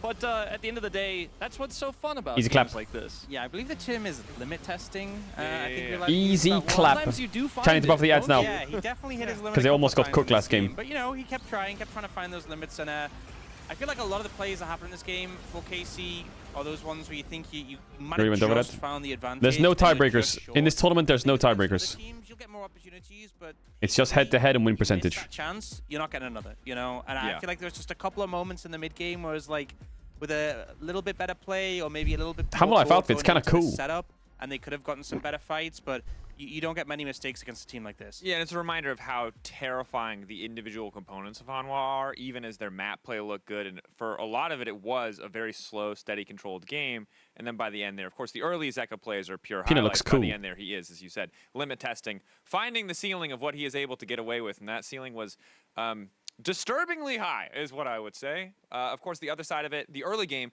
You do realize if Tess beats CFO, it's over? But it was in this yeah, tomorrow, play if KC loses this, tomorrow their fate is decided. Every second counts, and thanks to the reliable Cisco network, Peanut was able to survive when a lot of players might not have been able to. Some support from the team as well. I mean, this looks like a bit of an overextension here for Hanwha Life. The APAC region just owns EU and NA. It's just a fact. So tanky, and Peanut decides, okay, I'm going to turn this play around. The Weaver's Wall comes over, but they have teleport here as well. And in moments like this, for KC, if you're able to convert this into a successful play, you feel fantastic, but you have to consider that teleport. You have to miss game one, what happens? Nothing. So easily Nothing there, happens. How tanky Delight is in these moments. What's a competitive game, actually? Things we were talking about just a moment ago, Ox. You win this play, you take a lead, you feel fantastic. You fail it, though, and then you fall so far behind against a super snowbally comp like what Hanwha Life are running. You lose control of the map, and it felt like the game, it didn't necessarily end there. It wasn't just like the doorstop on the game, but it certainly felt like from that moment on, there was never a moment where KC could get back any semblance of control over the map. It felt really clutch as well. Peanut ulted as the seismic shove came in, so you didn't get knocked through like a ton of rocks is there. Just clutch things like that. Like that'll be it. That'll be like the little difference between you taking down Peanut and maybe having some more momentum in the fight, and you unfortunately signing your death warrant. Yeah, and it is really difficult, right? Because you're trying to find this perfect draft that can capitalize on all the things that can maybe limit some of these individual players. And we mentioned Peanut as a guy who, hey, look, could be a weakness. And we saw one or two maybe more awkward early plays. But despite that, the team came back swinging. And it just didn't feel like there was any avenue of attack for KC. We're minutes away from the draft now. KC, I assume, will choose blue side again, but we'll find out shortly. What is the actual adjustment here? Because it's really hard to know which player do you actually want to limit in draft, who should you be prioing, but what are your personal takes? I mean, when I looked at the draft... They got a lot of value from the Silas on 5, but I think they got a lot of value because he was winning his lane. The Ezreal picked by KC into the Varus. They ended up kind of having 3 losing lanes. You don't necessarily lose the Talia lane into Silas, but it can be quite challenging, and especially against a player like Zeka, you're going to have a lot of problems if CFO wins more, we're chilling. To put Kana on the Rumble. It was something that, you know, you were alluding to, Ox, before, like, fight fire with fire, be bold with this matchup, but then they were able to swap the Aurora top side there and get that advantage. And KC have given up a ton of these early games based on lane assignments alone, so I want to see drafting winning lanes. I said it in a previous series. I know it's a very basic thing to say, but I think they didn't give themselves very many outs in this game 1. Yeah, I think that's the problem is when... I pray the gods, Vladdy, I support KC. Because you can secure counter pick, but as you said, 3 winning lanes is what does KC have left? If you're picking like the Ezreal into I mean, the they could try and take Yone first pick, but on one of his best picks, and then they'll play Smolder probably. You end up in a scenario where it's just too much to go up against. So I think you have to secure at least 1, ideally 2 lanes where you feel comfortable in the matchups, where you have that advantage. Because if you're losing out in that terms of losing out in the early pressure, it's going to make the game so hard no matter what you do. Yeah, and I'm curious to see how much comfort will kind of play into this. I think Vladdy normally very comfortable in the Talia. Did, of course, that first solo kill for Zeka kind of set the tone for the rest of the game. While he did still have good moments, right? This is a champion that where you fall behind, you really feel it. See here if comfort is the priority as we get into picks and bans. We will be covering this from the space, from the analyst desk. Keeping an eye on what will come through. The graphic we showed earlier today still ringing true in my head. Xin, once again, not working out too well for Yike. I think less of an egregious performance this time around, but still maybe a return to those more utility, more supportive, or tank-style junglers could be a boon for KC if HLE set them up to pick it. I think especially if you have a pick, you know, we've seen things like the Sejuani or the Maokai that has really easy gank setup. If you put Kana on a carry and you look really to target top lane, like even, you know, a pick like a Rumble really benefits from. All right, Nidalee banned. So I think Zeus is a play we've seen historically maybe be somewhat disrespectful towards ganks, especially considering HLE later in this tournament. I felt like sometimes they are disrespectful of their opponents. Sure. I think the bans that we had last game were perfect. You have the 2 best Yone players in Korea on HLE. You have arguably the best Jace player. You know, even though Kana has found a ton of success with Jace, you don't necessarily want to first pick it here as KC. And then the Nidalee ban has always been a great choice against Peanut. He takes over games. His early pathing, his early farming is incredible. He's been inconsistent at Jace ban is good. This is not one of those eras, right? For I think they might look for Yone, you know. Nidalee. I think the Yone ban doesn't need to change here necessarily. I think what does need to change is where the priority is going to go. I'd love to see some flexibility here from KC with their first pick. I mean, I doubt they'll ban Smolder, but they could if they want to make it so the Yone is like an obvious first pick. I think they're asking themselves. I mean, Zyra was super high priority for ban. Sejuani, interestingly, is going to be the ban here. Now, Zyra is through for Peanut if he wants it. Zyra is not something that I would expect KC to play, nor I think that people would want to see HLE play as much, but it is one of these pre-tournament expected power picks that we just really have not seen Maokai's yet. Open with Sejuani ban as well. Oh, it's a Maokai first pick. So they read it really well. It's a Maokai first pick. Been left open. Maokai, Azir, Zyra. What's the first pick? Because you're going to lose. You could just first pick Azir and trade. You can't really play Azir, Zyra, though. They could do Azir, give them Maokai and play Ivern. I think the best or the strongest. They could do Zyra and find Corki on 2-3. TL that he played, it was on the Azir. But they will get Azir Maokai. Yeah, Azir. This is something that you I think they'll give Maokai. I don't think Hamalife. Hamalife take Maokai here or give them Azir Maokai. What counter picks does he have up his sleeve? Because he does love to play a Kali into Azir. I don't think he'll show it this early in the draft. It's one of Zeka's most iconic picks. Zeka's definitely got picks into Azir. He's fine. The Silas, which obviously is fearless. They could match Min and take Cassante and then drop jungle till 3. That would be good.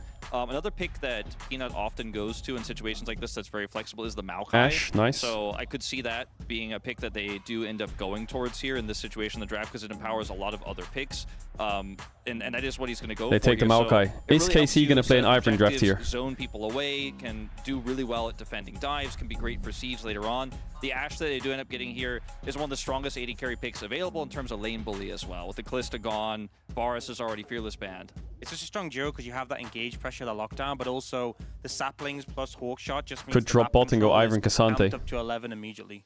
It does make it so much more difficult for KC, right? We saw a lot of situations where they were able to find these creative picks. Quite but when good, your I think, enemy's for able to get KC so perfect far. info, it can shut a lot down. But there's the Ivern we mentioned earlier. The Sejuani already banned. The Skarner already banned. This is that pick that Yike did use to great success against TES yesterday. Can be a little bit vulnerable, though, in these situations against the sheer amount of I think CC Humble Life that like their Maokai solo and lane Ashe flexes. They might go Ambessa on 3. Okay, Ambessa for which has KC. so much value. Like, That opens up Camille for Zeus, which is a bit dangerous, I think. Can build Mikhails himself as well. They have like Akali, Camille, or 2 tons of champs, which I think could team, and then, cook once again, I'm KC really a glad bit. they're going with a carry for Kana. The one thing with Ambessa, though, is into range top laners can struggle a bit, and I have no doubt Zeus will look to put the pressure on. Okay, it's going to be Corki to come through. Corki for Zeka, that's pretty good. I would be happy if I was KC. I would cover this Ambessa blind though. Azir quite well early. Pairs decently well with the Maokai as well. Could set up his rockets. What can he play into Ambessa? Damage pretty successfully. He can play Aatrox, he can play Camille, he can play Or Gnar. HLE to set up this 2-item spike for the Corki where the mid game is going to be quite strong. And the Ivern is also going to feel pretty squishy. HLE could target bot if they want, but and the Corki is running around the map going over I feel like walls and supports chasing are it down. really needed for KC here. They need to find a good support champ. Brown Ban is good. Securing an 80 carry of their own, is they're not worried about Kalist's pool being pinched anymore, which is something that I'm concerned about. So far, HLE are more worried about the support. I think with Brown Ban, they can. Yes, Camille Ban is good. They can find Nautilus on 4-5 with KC. But this Ambessa for They can find Rel banding away the Camille already, and gets one more Alistar, I ban, guess. Maybe set up this topside blind pick for a bit more success.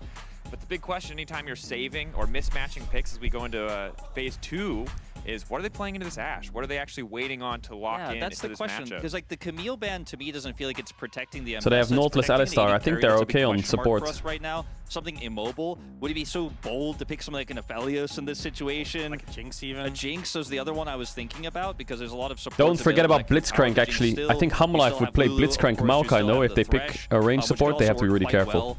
With the Ivern as well as the Azir. Seraphine ban, though. I wonder what they are cooking here. Yeah, I guess, I mean, Seraphine would work well with like the Ashe and the Maokai, like you understand the theory, but I think based on the bans, like the Braum ban, like Seraphine would be very comfortable into I guess maybe the ult being blocked, maybe that's why they thought they want to take away, but I think Delight would probably just go towards something like the Alistar. I think is such a good pick for him and it's just kind of a staple, so they'd probably take that and give, I mean, they could also just leave it to later and get pick Zeus' pick now. Yeah, we'll see what he wants to play here into the Ambessa. Cassante, Gnar, you know, yeah, he had Gnar, he had Camille, he had Aatrox. Aatrox. Gnar is one that Zeus is obviously known for.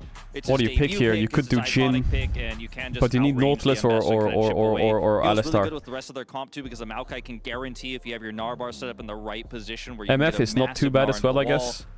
and win a team fight just outright through that. They have so much CC, so much Kai'Sa would be damage as well. tricky. It's kind of a pseudo triple 80 carry composition here. Senna that Yasuo is would be relatively illness. tanky as well. When it comes to later team fights, the Ambessa isn't going to last long, and it's Yeah. Jhin ultimately that they've decided on here. I guess just trying to match utility with utility, call back to earlier iterations. I think Naut might be a little better than Alistar, but both are good. The amount of CC is almost overwhelming on the side of HLE, and while you do have an Ivern, you have an Azir ult, Jhin gives you a little bit more of that utility, but it feels like we're still waiting for something a bit more reliable to come through in the support department to round this composition out, or see if they want to do something a little bit different, just try a range support pick, fight a bit more bot lane. It's actually, in the end, just taking the It's quite hard to go Blitzcrank now. I think they will just have to Makes a lot play of sense, pairs well with the Ivern. Nautilus, I guess, I'm nervous for about Delight. it, though, because Delight Unless is he's Delight. cooking Delight something. Alistar hits a little different than any other Alistar in the world, and this is a champion with a notoriously bad Could go early Rakan. laning phase. I think it's a good denial. I don't know if it's the best, though. I think ultimately you're into the Maokai, so and the Ashe you can block that CC. Could go and Bard, I ult off guess. yourself. But,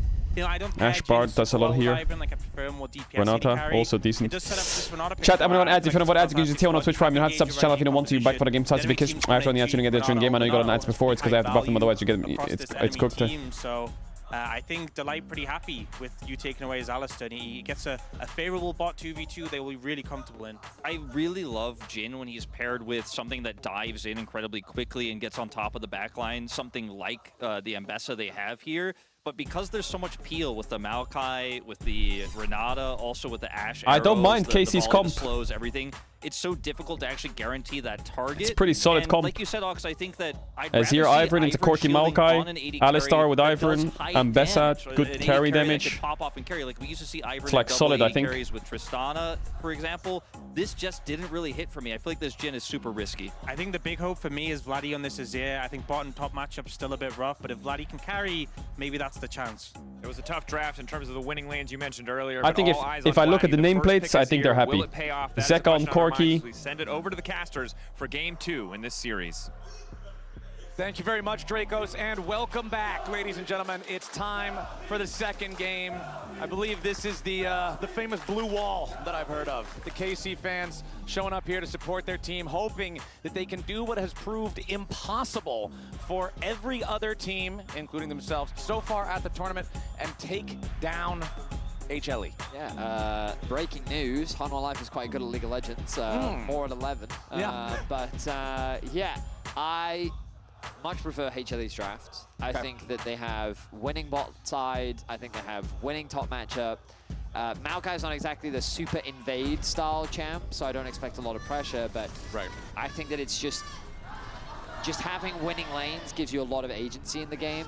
And in terms of how they actually play fights, Lock in, I don't KC. really know if Alice is going to be enough of an engage. So I'm worried for KC. I think this is going to be a hard game to play. Lock in. But you know what? What's up? I love being proven wrong. Am I crazy? I feel like KC's chilling. Well, one thing that I think is always fun to take a look at, and you and I were looking at this right before the game started, is checking out numbers for a champ that gets played a lot. And we were talking about Peanuts Maokai. Yeah. Now, globally, like for all time, his lifetime win rate on the champion is just under 85%. Yeah, 54 games all time. Yeah, just under 85% win rate. That's crazy.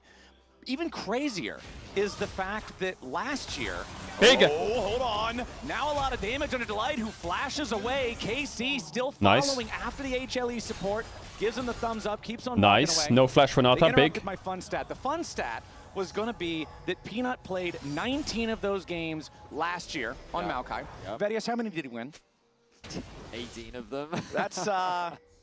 That's like 90. I think that the site said 94.7% Something like that, yeah. win rate. So he's pretty good at Maokai. Yeah. Peanuts pretty I mean, maybe he isn't ferocious good. here. You don't even have to infer that he's good at Maokai. He just wins a lot on Maokai.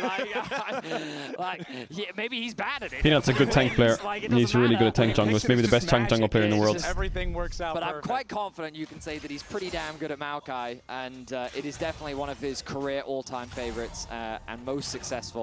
Now, in this bot lane matchup, Jhin might be a champion that can trade well against many champions in the laning phase. Alistar, however, is not.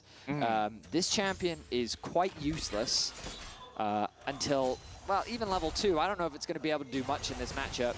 And It's a horror in bot. You're already seeing the consequences. This is a game, for the record, that Casey would have traditionally loved to lane swap in, but that's gone now. I feel like any time Alistar is picked, it's yeah, they would love to lane swap right now.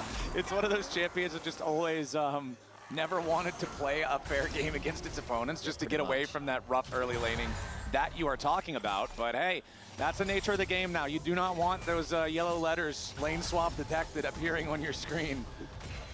HLE with control over the bot lane, like we're talking about. They've got control over the top lane. Those side lane matchups both being favorable just makes things, it puts a lot of pressure on Yike. Again, I think that his performance yesterday was by far his best performance so far in the tournament. Playing the Skarner, playing the Ivern, and we'll see if he can Ivern get full clear, involved and really 258, put the pressure Riot. on early with this champ.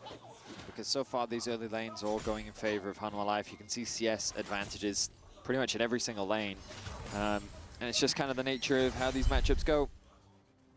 We already talked a little bit about the scaling. I would argue that neither side has a great engage. Maokai can control a lot of space, but really you don't necessarily need engage when you've got so much poke and range at your disposal. Targamas getting chunked very low. Yike looking for a bit of an opportunity, but it's not really going to convert into much as Hanwha Life's bottom lane. They have level 3 and Peanuts in the area. Yeah, Peanut. Both trees showing up down here into the bottom lane.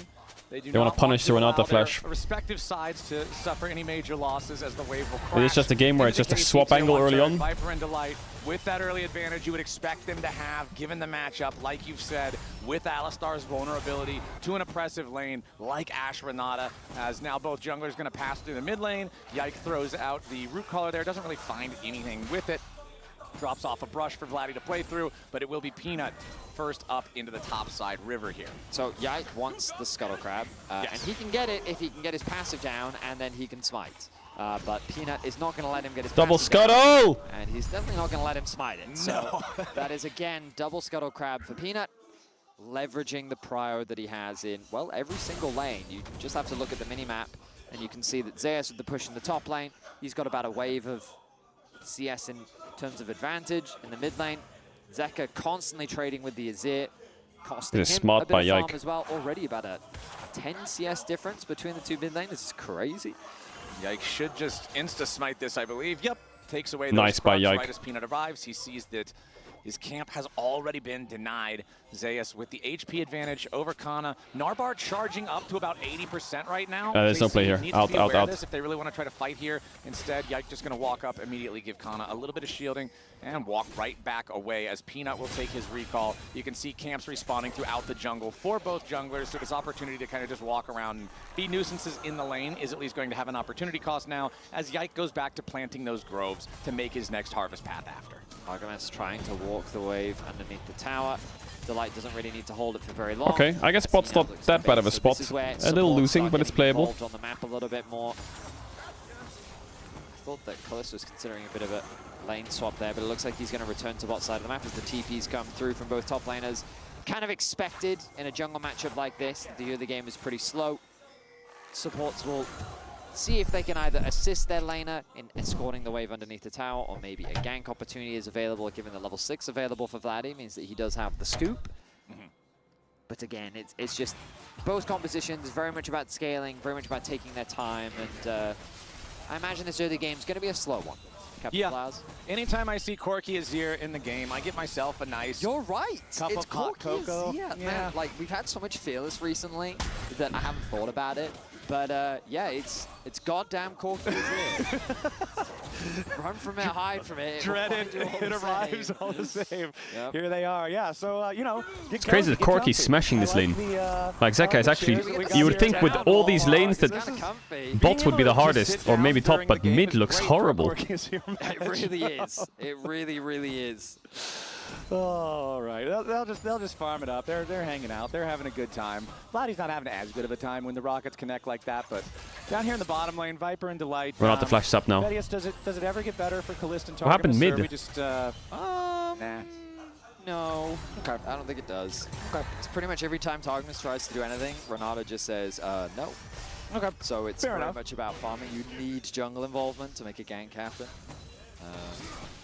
Yeah, so it's just kind of, how's the flight over? Do you have a nice one? It was pretty long. I did manage to, my new strategy with long international flights is I stay up as long as humanly, I just physically exhaust myself. That makes sense. And then I can fall asleep. But He's right dead. now, a lot of damage onto Targamas here, who's still only level Oh 1. my god, Viper just completely smoked his ass. What the fuck? He flashed forwards over it. So Alistar can't do shit. This matchup wasn't gonna get any Oh my god, easier, and Viper it's cooked. just styles on Targamas, flashing over the headbutt pulverize and securing first blood. That's gonna be a dragon as well. HLE already have a 1.2k gold lead, have secured every early game objective, and It's are just cooked. running the rift right now. Man, oh man, this Viper Delight duo down here in bottom lane is absolutely frightening. They go in, they force the fight before I guess the Targamas game's just lost in lane has the phase. opportunity to do Mid anything is with smashing, an bot ulti or is something. smashing. He's still just barely level 5. Now Targamas here in mid wants to set up. Zeka in some danger now, gets swept to the side by Vladdy. Zeka flashing away. Daisy, from get the him, root Daisy! caller. Needs to survive the additional pressure from Yike, but Daisy is fast with the Trigger Seed shield. The slow into the knockup is there. Zeka's gonna get Big caught. kill. And KC Mid is on even that. again, 0 At gold. least KC are able to get on the board. Nice angle from Targamas to set up for the play. The Yike assist means that they're able to get a crucial kill onto Vladdy to get him into a comfortable position so that he can potentially be the carry. Yike looking to steal away a bunch of camps. He's not getting this red. Now, Yike does not have Maybe he his should have smite just yet, maybe he so should have cannot smoted the red. immediately harvest this grove. Smite will be up very shortly. Maybe he will get the red if he just chills Wants around. to stick around long enough Get to him, secure the red Daisy. buff as Delight fights Daisy. Oh, he has smite up again. Alright, Yike Big. gets away. Red buff secured. Honestly, really nice sequence there from KC. It was. Ultimately, alleviating some of that pressure was much needed. Getting Vladdy into the game, closing some of that Okay, CS playable, gap. playable. Looks like he's gonna Like go mid for is the in a good matches state to now. start. Top is not that bad of a state. It's just bot is. Peanut though. Ooh, look at this is a race right now. What about the blast to get cone? to the red buff. Okay, Peanut. Gotta be careful. The light right behind him. There is level 6 on the Renata. Only level 5 on Targamas. Not really super Nah, close give. either. Yike making his way over. Peanut Give, with all the good. smite. Secures the buff. Now the Oh blast no, going over the Alistar. wall again. The arrow onto the Alistar, and there's no ulti to try to save him. A defensive headbutt to try to escape. It's okay. But it's not going to happen, and Peanut Maokai gets gets the this kill. one. Just the level advantage that Hanwha Life have mean that Targamas is going to lose his life once more. He had the flash available, but he couldn't react in time. Enemy to the team has Ash Zeus arrow. on Gnar. Big problem. And all of a sudden, Hanwha Life gain a commanding lead with the gold advantage once more. Zeka ready to try to trade with Vladdy a little bit here, but does have to be respectful of that Azir, like you were talking about. Him getting the kill, very important earlier, gets him kind of off to the races here. Lethal because tempo, KC cooking. is going to need Yes, TP though. something to play around. HLE, you can see the 2 kills already down there in the bottom lane. I guess the second one did technically go to Peanut. And up in the top side, when the camera panned up there briefly, Zeus was taken over, but here's how KC got on the board. So Zeka, he thinks that he's pathing towards his jungler, but Targamas had snuck his way in. You can actually, during that play, see the ping on the control ward as well. So Zeka, thinking he was safe, doesn't realize the vision got denied, and he ends up getting collapsed on. But Hanwha Life are swift to respond. Okay, I mean, Targamas should have just flashed. Maybe he assessed that he wasn't going to be able to flash over that wall, and so he decided even if he did flash, he wasn't going to be able to live. One grub has now been secured. Yep. I think it's going to be difficult for KC to stop them getting 6. Why was that Renata Q so long? Grub number 2, there we go. But Daisy is ready to approach. Looks like HLE is going to decide 5 is fine. Nope, never mind. Peanut wants to jump back in and try to fight for it, but Yike lands the smite. So at least one grub Level denied down. there by KC. Level down, Cat Despair. HLE continuing to command pretty much HLE is just murdering everything them. in the early game. 11.5 minutes on the clock. They're up 2,000 gold. This top lane matchup has been going about as you would expect for Kana. Zeus running the show up here in that 1v1. I mean, domestically, Ambessa was a powerhouse. She did receive a bit of a nerf, but I would say really hasn't been as present in this tournament. But I mean, we know that KC didn't have a huge amount of a time to adapt to the patch, considering the LEC finals was 1 week prior to the first stand tournament. And this was something domestically Kana was very confident in. And in the team fights is where you'll see a lot of its strength. I imagine in the mini-Gnar form, there are ways in which Kana can actually find good trades. But that's assuming Zeus lets him have that. As you can see, he's not always going to get those nice trades. And this is like the best these trades are going to feel for the Ambessa, because this is where Kana has the fully completed item with Eclipse, and Zeus still has parts of a Trinity Force. Once Zeus gets the fully completed item as well, all of a sudden this becomes so much scarier than it already is, and you can see Zeus just landing all of the He's just the slowly boulders winning in and walls isolation. there. Makes it That's so a rat. tough to deal with. Meanwhile, on the rest of the map, second dragon spawning in 10 seconds. Kana going to go back to base, has the TP available. Zeus with a nice interrupt to delay his arrival. The Trinity Force, I imagine, has to be... It must be close. Kalist, nice sidestep there on that arrow. Viper wanted to go fishing with it, see if they could maybe pick the KC-80. I'm surprised Kalist is only down like 5-6 CS Dragon for free, but after what's been Look at going the on. positioning here, Flowers. You'll notice that in the mid lane, Hanwha Life have the push again. This is going to force Kalist to go the long way around to catch that wave. And now numbers advantage in favor of HLE. Yike stepping back away from it. The brushes still placed down in the river. Daisy summoned up. HLE Still with control over the objective. Curtain call. Oh yeah, opens back shot up. Jin. There's no arrow to try to stop it. Redemption comes down. Peanut backing away from that one. Dragon's gonna get very low to smite range here very quickly. Peanut Oh needs my a little god, bit more 1 HP, damage, really? And the Drake goes the way of HLE. Oh yeah! Oh yeah! Massive double knockup. First kill goes the way of KC, and HLE has to disengage. Viper is looking to run away, but the root caller Knock, knock, knock, knock, knock, knock! does not want to go any closer. Solo bolo for Targa. Targamas about to drop low. Maybe might just die. A little bit more damage will get it done, and it's a 1-for-1 here with the supports. Viper Kalist still flash. running. Kalist with the flash in. Boom! Viper shut down. Boom! 4 kills for Kalist! 4 kills for Kalist! 4 kills for Kalist! Huge triple kill for Kalist. Are you kidding? Means that that's a one-team fight for KC. They finally get Let footing in this game, him and while they cook. do lose the Dragon to a very close smite fight, getting all of those killed is a massive momentum shift. You'll see how The close slow it is. fight I is think good. the smite Zeka came down zoned. early from Yike. It's 1 HP this Drake, I thought. Comes through thanks to Kalist's ulti. Means that the Dragon gets very low. Zeka can't really approach. Ow! You can see the smite came down early from Yike. Nice It's double then knock. picked up, but then a nice play from And then Valley. Kalist's positioning is Zeka just tries to delicious. arrive, but he can't really do much this early in the game.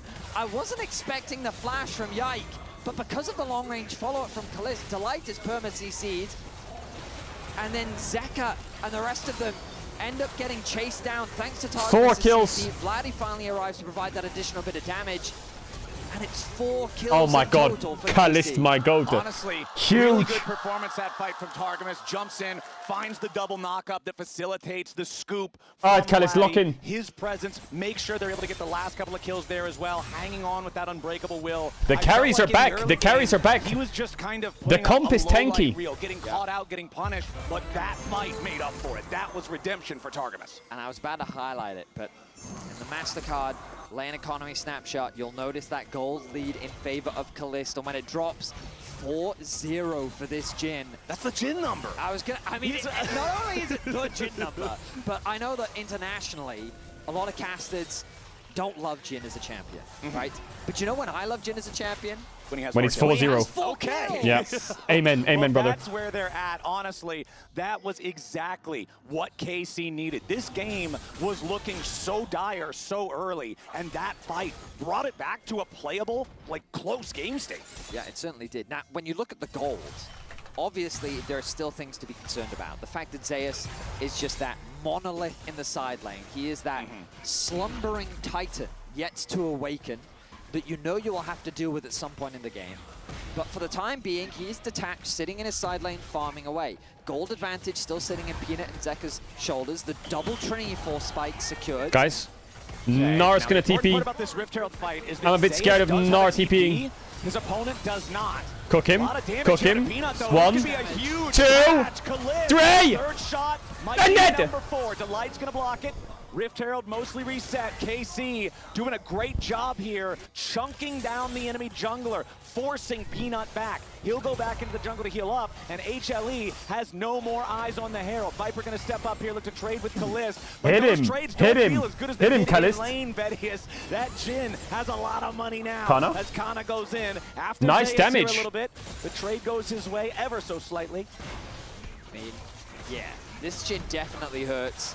And the range from KC is proving to be very difficult for Peanut to handle. Yeah. Even if the Maokai ultimate comes through, they have easy Get it and follow-up out. thanks Get to it the and Jin. out. Targamas acting as that front line, looking to connect the stun. Yeah, Delight and Viper moving forward. Viper going in. Oh no, after Kalist is dead. more damage to kill the Jin, and he takes him Vas, out. Now vas, Targamas vas, is gonna vas, be your vas, next vas, target vas. as Yike is about to die What are we again, back doing? At the same time, KC, It's okay, just get out. They wanted a fight around this Herald, and HLE We need to was happy protect to Kalist. oblige. 3-0. Just like that, HLE quell any semblance of doubt that you might have in them. Viper steps forward with nothing but confidence, as with no flash on Kalist, no barrier to mitigate the damage. Now 2 towers die as Viper well. just runs And now the him game swung down. completely. Mid is gone, top is gone. 3K is the gold advantage now for Hanwha Life as they reclaim control over game 2. KC, they might have got the Eye of the Herald, but what did they have to lose for it? 2 turrets, 3 lives. It's so much. Let's take another look at how it happened. And even with the level advantage, Viper just steps knows with past the attack other speed star. that he gets from the support of Delight means he can just run him down. He makes it look so easy. Targamas very little that he can do to support. Has the ultimate available, but he still gets defeated. And on the top side of the map, the arrival of Zeka splitting apart Vladdy and Yike means that they're able to get the kill onto the jungler of KC. Meanwhile, back in live, while we were watching the replay, Viper had found his arrows into Targamas yet again, forcing the defensive flash out of the Alistar. We talked Come about on, man, how we need more than a KC dent. drafted this pick A couple despite the dents, fact but that it we need results in more than a losing couple lane dents. because they need him for engage. Forcing the defensive flash on that Alistar makes any following team fight so much more difficult. It makes it so much harder to find that angle that you need, and it means that HLE are going to take Drake number 3 uncontested. They have 3 Drakes. They have 3 been Drakes. carrying their way through these dragons, and they have such a healthy gold lead right now. The second item spike going to come through from Zeka very soon. And, I mean, the goal differences across the board are just getting scarier and scarier. Yeah. Unreal Life set their sights on the last Adder tower that needs to be knocked down. Whoa. Kana wanted to get away, but Peanut doing a good job stopping the TP. Takes Close. a ton of damage in the process, but not enough to bring it We have down. Herald. Walks Thoughts? over, pops We already the used it passive mid, right? heal on the Krugs. Vladdy and Targamas. We gotta in the dive that guy. meantime, gonna put some pressure on the other side of the map. Zeka wants to defend. The cannon minion doing a good job tanking up the turret.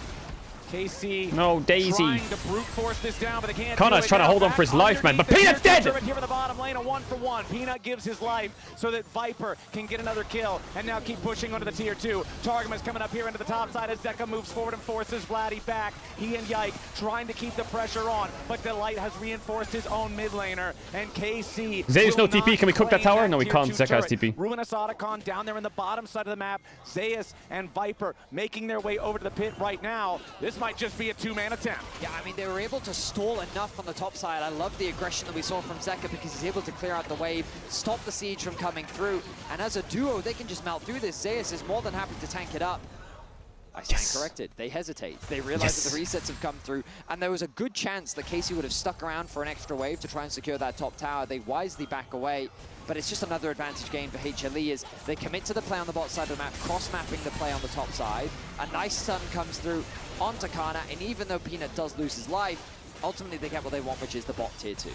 Bot tier 2 results in, again, this gold lead staying at about 3,000 for the side of HLE. 7-6 in terms of kills, and now it looks like KC are the ones who want control over the Otacon pit. Zeus not around here. Hold up. Targamas jumping in. Hold up. Immediately That's followed. one. Delight is already down. That's one. Just Before don't go he too can do crazy. Don't go anything too at all, crazy. KC Look, the are going Corky. in. The Maokai ult for the escape route for the rest of HLE. You have redemption? KC Can we with a play this? killer instinct. Jump in there and make it happen. Now they're going Group up after in the redemption. Otacon itself, but Zeus has arrived to the fight, and the Gnar bars charged. KC still trying to commit to the objective. The Scuttle Crab's taking the damage a little bit, but now KC. No! Yes! Zeus into the No! Yes! No! Just hit the first kill into Targamas.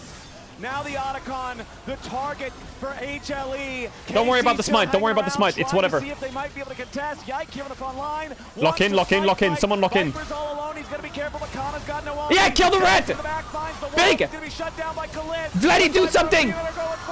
Do the shuffle thing! Ow! There's No! no hope for KC and HLE. Bury him in the bot lane. The Otacon is such a dangerous place to fight, but Viper and Zeka make it look so safe. Their positioning is fantastic. They're able to sidestep everything, and KC being attacked on all sides flounder and are not able to come out on top. Wow. We tried, we failed. Big win there for HLE after it looked But like KC there's one more fight might left have cooking in found the a pot. perfect engage. The Drake Hit fight. Delight here at the very start. Yeah, the problem is they invest a lot of resources into shutting down Delight, which they The Drake need fight is still cooking. to be able to get onto this double 80 carry composition. Viper's able to dish out a lot of damage similar to Zeka, and they get the ulti out from Targamas. So while he gets chipped down, he loses his life at the very start of the fight. The Mega Gnar comes through, and then KC kind of gets shepherded by Peanut on one side and Viper on the other. It gets scary how low this Otacon gets. I thought KC were going to try and commit to finish it, but they were cautious of Zeus. They lock him down, they try to get that pick, but then then just look at Viper, completely uncontested. Artican is doing more damage to him than anyone else. Vladdy goes in too late to make the play happen. Corky's OP. And this double AD carry comp is just monstrous when they have the front line to play around. Peanut! Scary, scary stuff. You can just tell the moment where Viper Still playable, this game, playable. No more threat on him. It's just all gas, no IE on Ashe. Breaks. No sums on Ashe. Play it. Play it. 1 and 5. 2 items fully completed. It's not cope, it is playable still. Here very soon. 4,500 gold lead for HLE. And Vedius, the Drake control that they've had this entire game is This chat doesn't believe me, but this game's playable. 20 seconds until what will be Ocean Soul. How is he level 9? HLE spawns. I mean, look at the top lane. HLE doing exactly what they did in the previous game, playing the entire map. They have a strong side lane threat. Watch out for the arrow. Viper. He's sniffing. Setting up for an Ashe arrow, perhaps. Not going to come through. But that Soul... Oh, there it is. Oh, nice shot there from Viper. Are we alive? On Vladdy. Follow up with a Maokai. No Maokai ult, no Ashe ult. Okay. Kalist. Both carries from KC far enough away that HLE can't follow up for any sort of a kill threat on them. But now KC again having to regroup. They do not want to allow this Ocean Soul to go to HLE. They don't want to allow that permanent regeneration, which will just create a nigh unplayable game state around any we sort can't of play neutral it. We're cooked. Run. But here comes Zayas. There's Guys, no it's Narvar, cooked. It's though. cooked. Keep Guys, that it's in cooked. mind. This is huge for It's these team cooked, fights. guys. Zayas jumps in. He's just going to be tiny. HLE going after the Drake. It is secured by Viper on the Ow! Yike having to run away, but hey, Viper's dead! Viper's dead! Zayas is dead too! No! Zayas is already dead now too. Nice Q! Peanut, no flash! Get him! Yeah, this chat is so dumb! This chat's saying it's over! Hold up! The way of the Korean team, but it looks like Have to go Baron. Kill the lightning, go Nash. Go Nash now! Another triple kill. It doesn't matter about the soul. It doesn't matter. Get Nash now. Are marching towards a Baron that's 5 seconds away. Has to get Baron. And it's really playable. Teamfight win for KC. Vladdy sets It's so up playable. the perfect ultimate to allow for Kalist to clean up the This fight. Baron might take like 2 business days, but as long as it dies, it's fine. Of this young AD carry, as the Baron is going to be Actually, they have Ambessa, so it's quite quick. Zeka taking the opportunity to get whatever he can in the guys? meantime. The tier 3 turret in the bottom lane is his target, but KC securing this Baron. Yes, they lost the Ocean Soul, but they are going to get something massive in trade. Again, this is KC finding a moment where everything seems to be we got it! marching away Nice! from them to rein the game back in. Yo, Vladdy and still clutched have that. some bit of a chance. Vladdy went crazy in that fight. He shuffled Ashe into Jhin 4th shot. Delight flashes in with a crazy ultimate, but then Vladdy Targamas smurfed it too. alongside Targamas. Monstrous fight by Vladdy and Targa and Kalist. But crucially getting Viper Peanut right flash. at the start of the fight as Peanut fails to flash over the wall, means that KC can easily pick apart Hanwha Life. A massive team fight win to potentially swing momentum in the favor of KC. That's 2 Ocean Soul is playable. team fight comebacks. If it was for Hex Tech, KC in it's this probably game, lost. And both of them have been the Targamas and Vladdy machine. Both of these guys working together to find multi-man engages. Think about the to Baron. throw Think about their how we're using enemies it. Not just up into the air, but right back down into their Do we own want to graves. fight? It's been huge. It's been what's keeping They're TPing KC behind on in this Corky. game. Oh yeah, Now, oh a yeah, lot of cook him! damage onto Delight. The curtain call Yo, help Vladdy open. now. KC Anyone? trying Zonias? to Yep, get Zonias, themselves away, Zonias, but now Zonias. the potential punish. Good Right back Zonias. onto Vladdy. He's in some Kill danger. Zeus, quick! Pours out and Vladdy's first to die. Zeka goes on a killing spree. Why are they even fighting in mid? Ambessa's top! Or not. HLE, hold the line. I know the expression has been used a lot throughout the history of esports, but man, if you give HLE a finger, they rip the whole damn arm off. A single misstep from Vladdy in the mid lane, immediately all of the wind is taken out of the sails. It's Hanwha Life on the push. Kalist has to be so careful here. No! No, bang! Bang! Bang! To punish Viper and Zeka. They thought they had the angle there to Come on, kill the Kalist. KC80 Come on, carry, Kalist. but Kana ready, jumping into the wall with the public execution, secures the kill on Viper. He can't kill Kalist in time to get any sort of a bailout. Nicely done. Man, that was very close. We look back at this mid lane play. Vladdy Look at and Ambessa, Kalist look at get that Ambessa. root down onto the support. They think that they can chunk him out. The Ashe arrow comes through, but this crucial root from Peanut, the ultimate doesn't stop Peanut from actually getting close. The ulti from Delight as well is massive, and then the arrival of Zeka into the mid lane to create the numbers advantage. I mean, Targamas is just there trying to keep his mid laner alive. Viper though sees the angle, he gets the slow, but the Nice from bait. Kana, he did not Viper expect. also Flashes flashed in again. thinking he can No get flash on Ashe. The resurrection. from Delight, but it's not quite enough damage. And now KC, I mean, what even is the state of the game right now, Flowers? Elder Dragon in 2 minutes time with the Baron. KC are continuing the siege.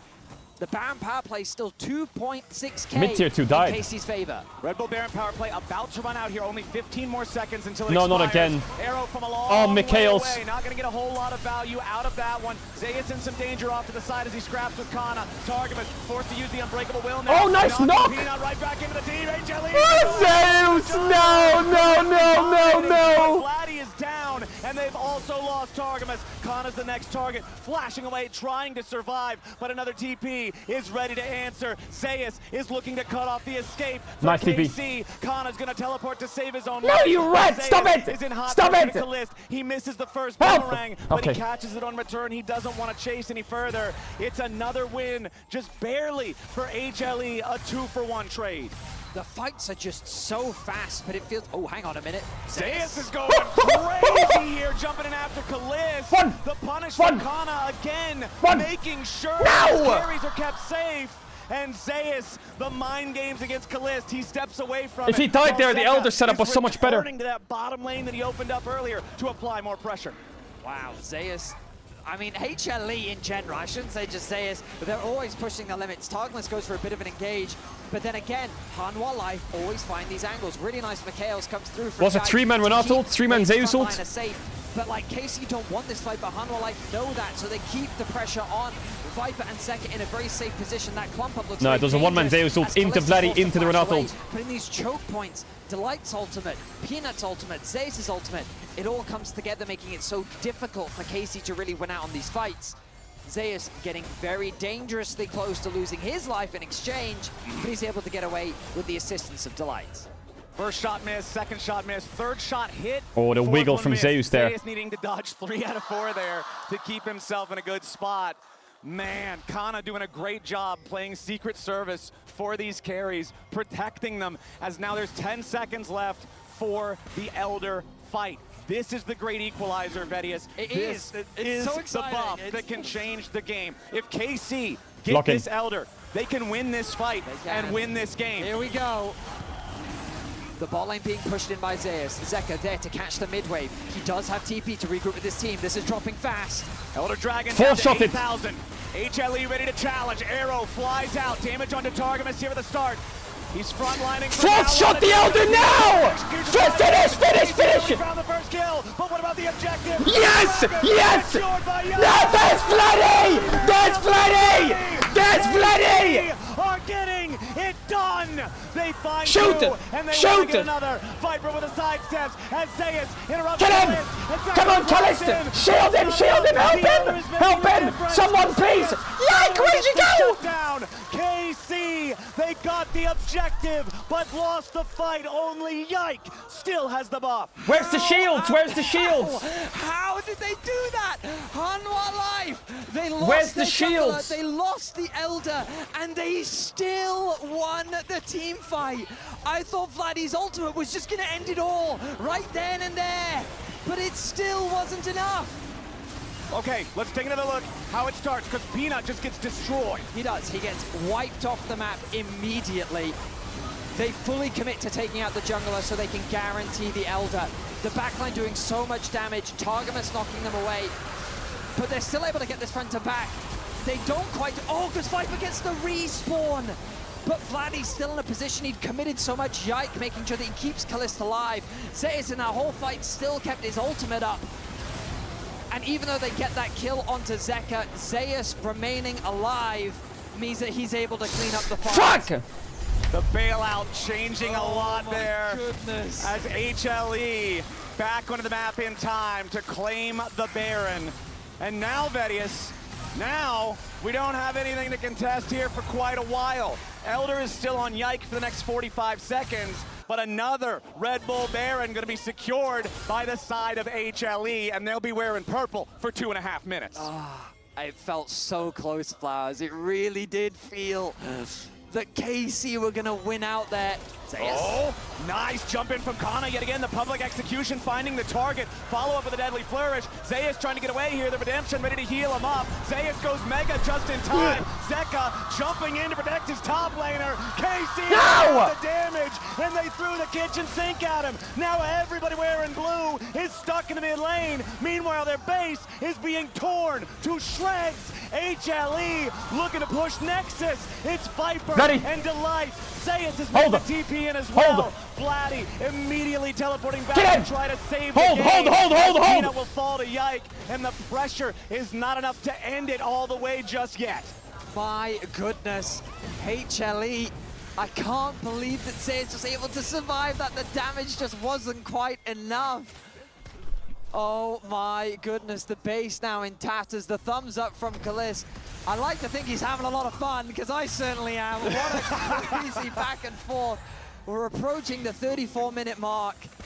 Baron, the Red Bull Baron. Kalis surely has a 6th item soon, right? 2.4k in their favor. We look back at this play in mid, you have to imagine this the fucking Gnar had flashed the whole time. Can you believe it? Redemption gonna come through as well. And it just wasn't quite enough damage. Of course, the Randuin's really helping with that extra armor.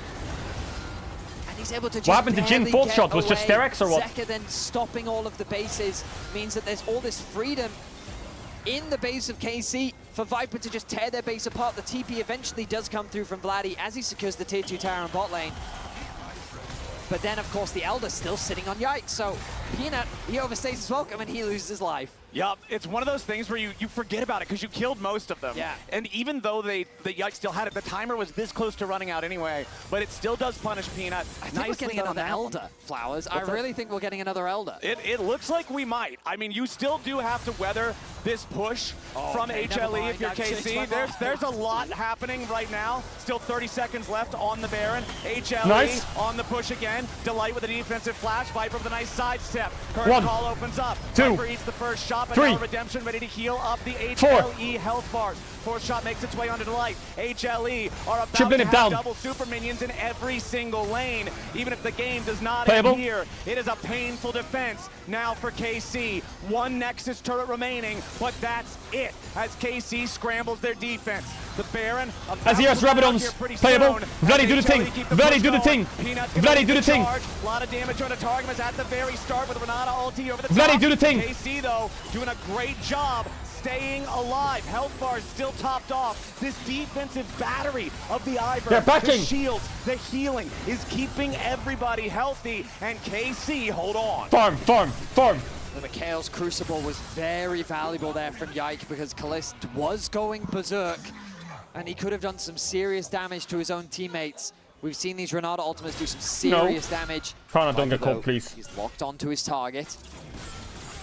Kana.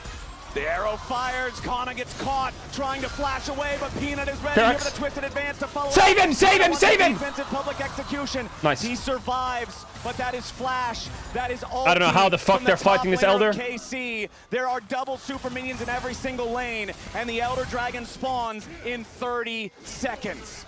KC haven't given up just yet, but their base is in tatters, and Hanwha Life refuse to give them a moment's breathing room. The waves continue to siege. The double supers are relentless. The thumbs up from Kalist, trying to keep the mood positive. As Viper look at the rat in top lane. a wall that KC have to break through. Targamas with a very early unbreakable will. He goes Viper's caught! Viper's caught! Get him! From HLE. Yes! Hold! Don't get cocky. Defend top quicker. Darkest hour, KC continue to hold their The Nexus, defend that shit. Base, it's just too broken. They need the inhibitor turrets to respawn. I mean, they still have one, of course. The second on its way soon. But the fact that Zeus can just constantly be this point of pressure is a terrifying thing for them to deal with. The inhibitor cooldowns, you can see them at the top left of your screen. 45 seconds. We just need a bit of time. Away on this top one. KC, I don't know if they can start this. There is a TP available for Zeus. KC are saying, all right, we're going for it. They're going to begin the Elder. Vladdy come on, Vladdy, win that! And Kana both with a TP available. Vladdy, a lot of damage. No Sterex. Just finish it. Just finish it. Peanut, trying to make the fight just finish it. Uses the ulti there for Just finish it! Fourth shot smite now! Will earn themselves They have Elder! an Elder Drake! They have Elder! Let him cook! Retreat down the bottom side should be caught. I don't see any way Right. for Renata to get away Kill. from this. Targamas is first to the scene, and with Kalist nearby, We're it's scaling, another we're pop, scaling. pop. Watch him drop Kalist. 14-2. Now with The levels don't matter no more. Way harder for Hanwha Life to actually siege onto the base. Of course, the Baron spawn. Nexus towers are back up. Is going to be a point of concern, but Targamas, Viper has flash. my man, finds the angle onto Viper. Commits the ultimate so Viper! early. Viper Viper! even had the flash, but he wasn't able to react to that. And taking out a crucial carry was enough to secure the Elder. Inhibs are respawning. Inhibs are respawning. Pace is coming back. We need Baron now. Need Baron now. KC looking to bring us to game 3, Flowers. They've been able to escape the base for now. Vladdy, The go bot. Baron You have TP. is alive, Hey! And KC have set their sights on it. KC, Oh my god, they're there are too many Vladdy. Vladdy, you need to hold the line. Base regenerating like you're talking about. One inhibitor already back. I think they'll get Baron in time. Maybe. He has no flash, that Maokai. He can't get in the pit. Just finish. So there's no opportunity for HLE to come in and contest, but Peanut's ready to go. Arrow flies in. Baron. Now and hold Elder that at the fucking same time base. For KC, they'll have the Elder for the next minute and 15. They'll have the Baron to endure the rest of the pressure here from the super minions. You can see about 1 minute left for the middle and bottom lanes. If nothing else, this is going to give KC They need the some push. opportunity to return the game to a state. But this where rat they is can going to step push and outside run their here and base. start fucking And inhibs. Vegas, this is the furthest we have seen any team push HLE so far at first stand. It's crazy. KC, the glow up is huge. Of course, they still have a long way to go to end this game, but how long have they got left on the Elder? What do we do about that rat in Hard for me top? to gauge right now. Oh no, they've got top right. 35 seconds left. Kalist. Okay. Nothing hits him. Keep your eyes on Kalist, keep your eyes on Kana. The public executions have hit the target so many times this game. Elder's up for 30 seconds. Critically, What if we just send it? What if we just send it? What if we just send They it? want to use the Elder and try to find something crazy right now. Daisy underneath the What if we turret. just send it? Mega Nar's out. She's going to go ahead and die immediately. KC still on their push. Baron Enchanted minions. Nice handshake there on the Vladdy, but he jumps back away.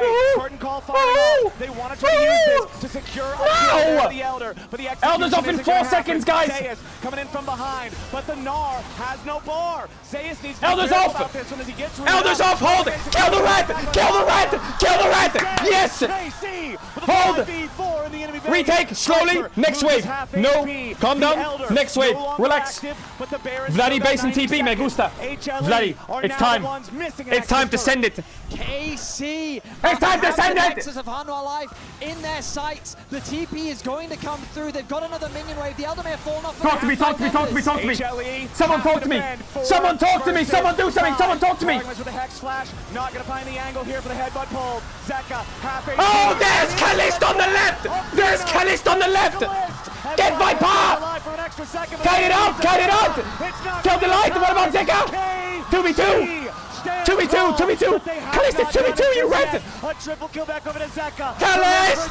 Kalist. Bang. That's Kalist ended. 17-2. 17-2. 17-2.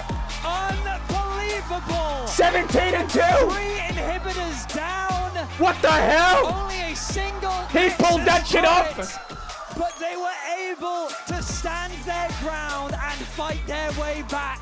KC is not dead yet. The best game at first stand so far. No contest. Are you kidding? Stuck inside their base so many times. KC. Where's NA now? Where's NA now? Oh, that was. Where's awesome. NA now? That was such Huh? a great game. Where you at? KC did a phenomenal You're job. fucking pissed. All That's right, where you're at. That's it from us for now. We'll be back for the third game. Desk, take it away. What can I say? The pace is back, baby. The pace is so back. Great game. EU's going into game 3. I mean, did some pretty crazy. And NA's on the great phone to the game, travel but, agents. like, that was the weirdest, wildest, most fun game Big. I have seen in a very long time. Best game of the tournament. 100%. 100%. I mean, so many things went right and so many things went wrong throughout that game. There was such back and forth. And for a team, if you think about the performance of KC in their first 2 series, night and day. The only team to have taken a game from HLE so far. It took everything. My but tweet they won't managed to get it post. and keep their Mods. hopes alive. It's one of those games too where it gets out of the hands game and becomes a brain game, right? Where all your inhibitors are down, right? You've got minion waves stacking into your base. You have to defend. I'm banned on Twitter. Calculate decisions on when you're moving to Baron. Are you going to try to fight for Elder? Are you going to look for that pick? Who defends when Elder is up? They made all those decisions quickly enough. There was some hesitation, and I think there were certainly some nerves from Kalist throughout this game. But they made the decisions quickly enough when they needed to, especially the base defense, where you see Vladdy pushing Zeus back. They're able to get over to the Elder, take that one down, turn that into a Baron, and then slow push it. Could they have cleaned up maybe a little bit of that final push? Yes, but doesn't matter, because ultimately they're the first team to beat Hanwha in this tournament. They've taken the first game off our Korean representative. And what's so exciting about it is there's so many young players on this roster. And you could feel, I could almost, like, my hands were shaking like Kalist's hands were shaking, with some of those Jhin ults. And NA could never. They stuck it through. They were able to do it because we were worried they weren't going to actually stick the landing. I mean, I feel like one of the tensest moments was when they got the first Elder and it didn't pan out. But there were some good moments throughout the game. Obviously, it went for the long haul. But I think we saw Kalist on this Jhin. This is a pick that can be quite feast or famine, Often it can feel really NA would never. Behind. But some of these skirmishes, he was able to have that big impact, get a decent amount of gold under his belt, and the damage was there throughout the game. And again, Yike on these utility picks, coming in clutch to stop a lot of that early damage in these fights from coming through. The range well used here. I mean, you said it yourself, right? There's so many fights that felt like one kill difference could have ended the game for Hanwha so much sooner. KC did, I think, just barely manage to hold on for the vast majority of this game. The Ocean Soul acquired so early by Hanwha, and it was multiple back-to-back Elders. How many Barons did we even have in this game? It was literally everything you have, tooth and nail, drag yourself across the finish line kind of game. Even though they lost that first he said, I'll call you after the series. I said, you fucking rat. Maybe a stronger soul, they could have ended up losing. There were so many factors in this game. And as well, when you go in a long game like this that's so back and forth against a team like HLE, they've played 4 best-of-5s in their playoffs run that went to 5 games. They are the team that we always label as being very clutch. And KC outclutched them in this game. Yeah, and what's crazy to me about this, just in general, when you think about the narrative of KC throughout the tournament, they dropped their first, series, right? They dropped the second, and everyone's like, "Oh, this team is done." Everyone's already like doing the memes, early Uber, etc. And then they beat Top Esports. Now the first team to take a game off HLE. It's not a game 5 we can win. G2 versus BLG aware. Okay. HLE. And they could solidify themselves We're today not done from yet. Going from considered the weakest team in this tournament to maybe some people will say they're the strongest if they can win that third game. And I love not what done you're yet. saying, but I think the most crushing Holy thing 60k damage from Kalist. And I'm hoping Bro, this is Kalist what the went players are thinking, ballistic is that knowing game. Are that you kidding? If you had just won one of those first 2 series against teams that people would compare as weaker than TES, at least. Kalist went ballistic. Weaker than HLE. You wouldn't be in this situation where one game isn't enough. Because if they were going to best-of-5s, they got one game off this team, even if they lost, we would be singing, dancing, cheering, running around in circles like, yes, this is everything. But the pressure is on. They have to win another game against HLE. That one took every ounce of energy I have watching it, so I don't even know what they have left. What do you do if you're KC to make sure you can secure that game 3 to actually find that win and bring yourself further in the tournament? I feel like it's a tale we've seen so many times before when Worlds had group stages and we had the Western week 1, AD week 2, carries. and a team would really underperform. Hell bring it yeah. back week 2, but it wasn't quite enough. I think at this point you can't think about that, right? You've beaten this team. You beat Top Esports. The players were talking about it in the comments before the game as well. Like, think of the players you've matched up against. Vladdy has managed to beat on stage and in scrims. You've taken a game of HLE, right? That's what a lot of teams aren't able to do. You just have to do it one more time, and you'll be making it through to those best-of-5s. I think confidence is key. I think Ox and I, we weren't thrilled with the draft from KC. We actually thought it was a really weak draft. They still won, right? They played confidently enough in those key moments. I think draft was really good. After winning this one, it also just lanes are hard. Confidence in comms. I saw after one of the post games. I don't know who said it, but saying like, "Look, we beat Top Esports. It means more to them to lose. Like they're more nervous than us. Now you win this upset game. If you can ride that confidence, maybe you'll make those plays faster. Maybe you won't make those mistakes we saw in game 1, and maybe that'll be enough." Confidence. Is comfort still on the table? I feel like after we see the Ivern... I despise Europe with everything in me. I want them to fail in everything forever. But hot damn if they didn't absolutely smurf the last 10 minutes of that game. And domestically, I wouldn't have had that question for KC, to be honest. But what we've seen is a stark contrast in terms of the picks that look really good. Things like Vladdy on the Azir. Now the Jhin that's come out from Kalist, Yike on this utility. And the things that look really bad... pretty much everything else. So I'm wondering what's next to come in draft. If you're KC, is it Actual still rat. realistic that you can secure the winning lanes you mentioned earlier and comfortable picks for Yike? What do you prioritize other than just confidence? Is it put Yike? Is he number one? Is it just about Kalist? What's the angle? Securing a good matchup for Vladdy seems really important. You know, it was very uncharacteristic how game one went down against Zeka, and Zeka is a player who will like be ruthless if he senses weakness. But the Azir made a big difference. That's not off the cards, but ensuring he has a favorable matchup is really big. And then we've seen time and time again, Yike on these utility picks as a facilitator. It's worked so well, so I'd say lock down a pick for him that can work in that way. For me, your red side, because Hanwha picked blue side. Counter picks for solo laners. Hanwha Try to picked get that blue. favorable matchup in the mid lane. Maybe Kana actually gets the strong matchup, and for once in this series, they'll have those winning lanes we've been begging for. I think that Kalist has shown it doesn't matter what that bottom lane. It's matchup already is gonna locked be, their he's bans, gonna I think. pop off when it comes to Red those side big bans are important team locked. fights. So getting your solo laners into a good position from minute one is probably the most ideal thing. And love to see smiles on the faces of KC as they review. I'm assuming they're reviewing the game. I actually can't see the screen, so I'm not sure what they're reviewing. We're moments away from going to break before we go to game 3, but I have a feeling, gentlemen, as happy as they look, as smiley as they look in those instances, this is a wake-up call for Hanwha, and they're going to be a lot scarier coming into the next game. Still, I think the favorites of the tournament. And are you willing to give KC the hope? Are you willing to believe in them? Or is this still just going to be Hanwha crushing All it I'm going out? to say is we have this massive win streak from Zeka in game 5. They call him the game 5 devil, right? Yeah. This is game 3. You know, it's not game 5, so bank on that. I think one of the other things to consider is some of those picks like the Jace.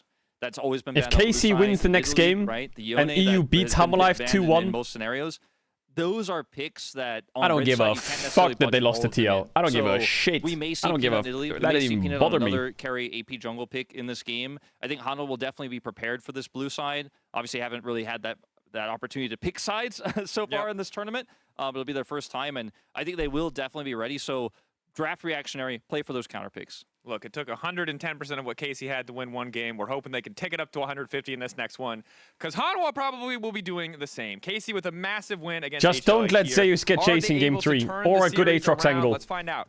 Don't let him get a good Gwen angle either. And make sure that he doesn't get something like a Kennen angle. Also, might have to be careful of Camille. And his Jack's blind is quite scary.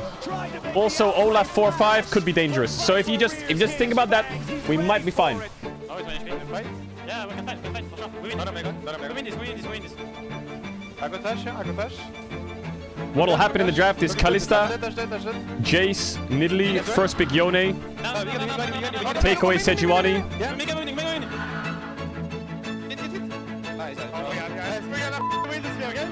Oh my god! Holy How cool was it that it came down to a 2v2? That was fucking crazy, no? Shall I go toilet, then lock in?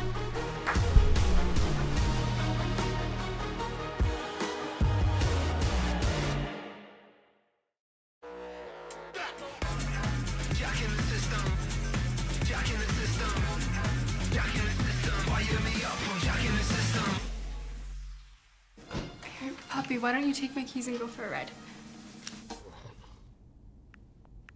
Welcome, Stella. So you talk.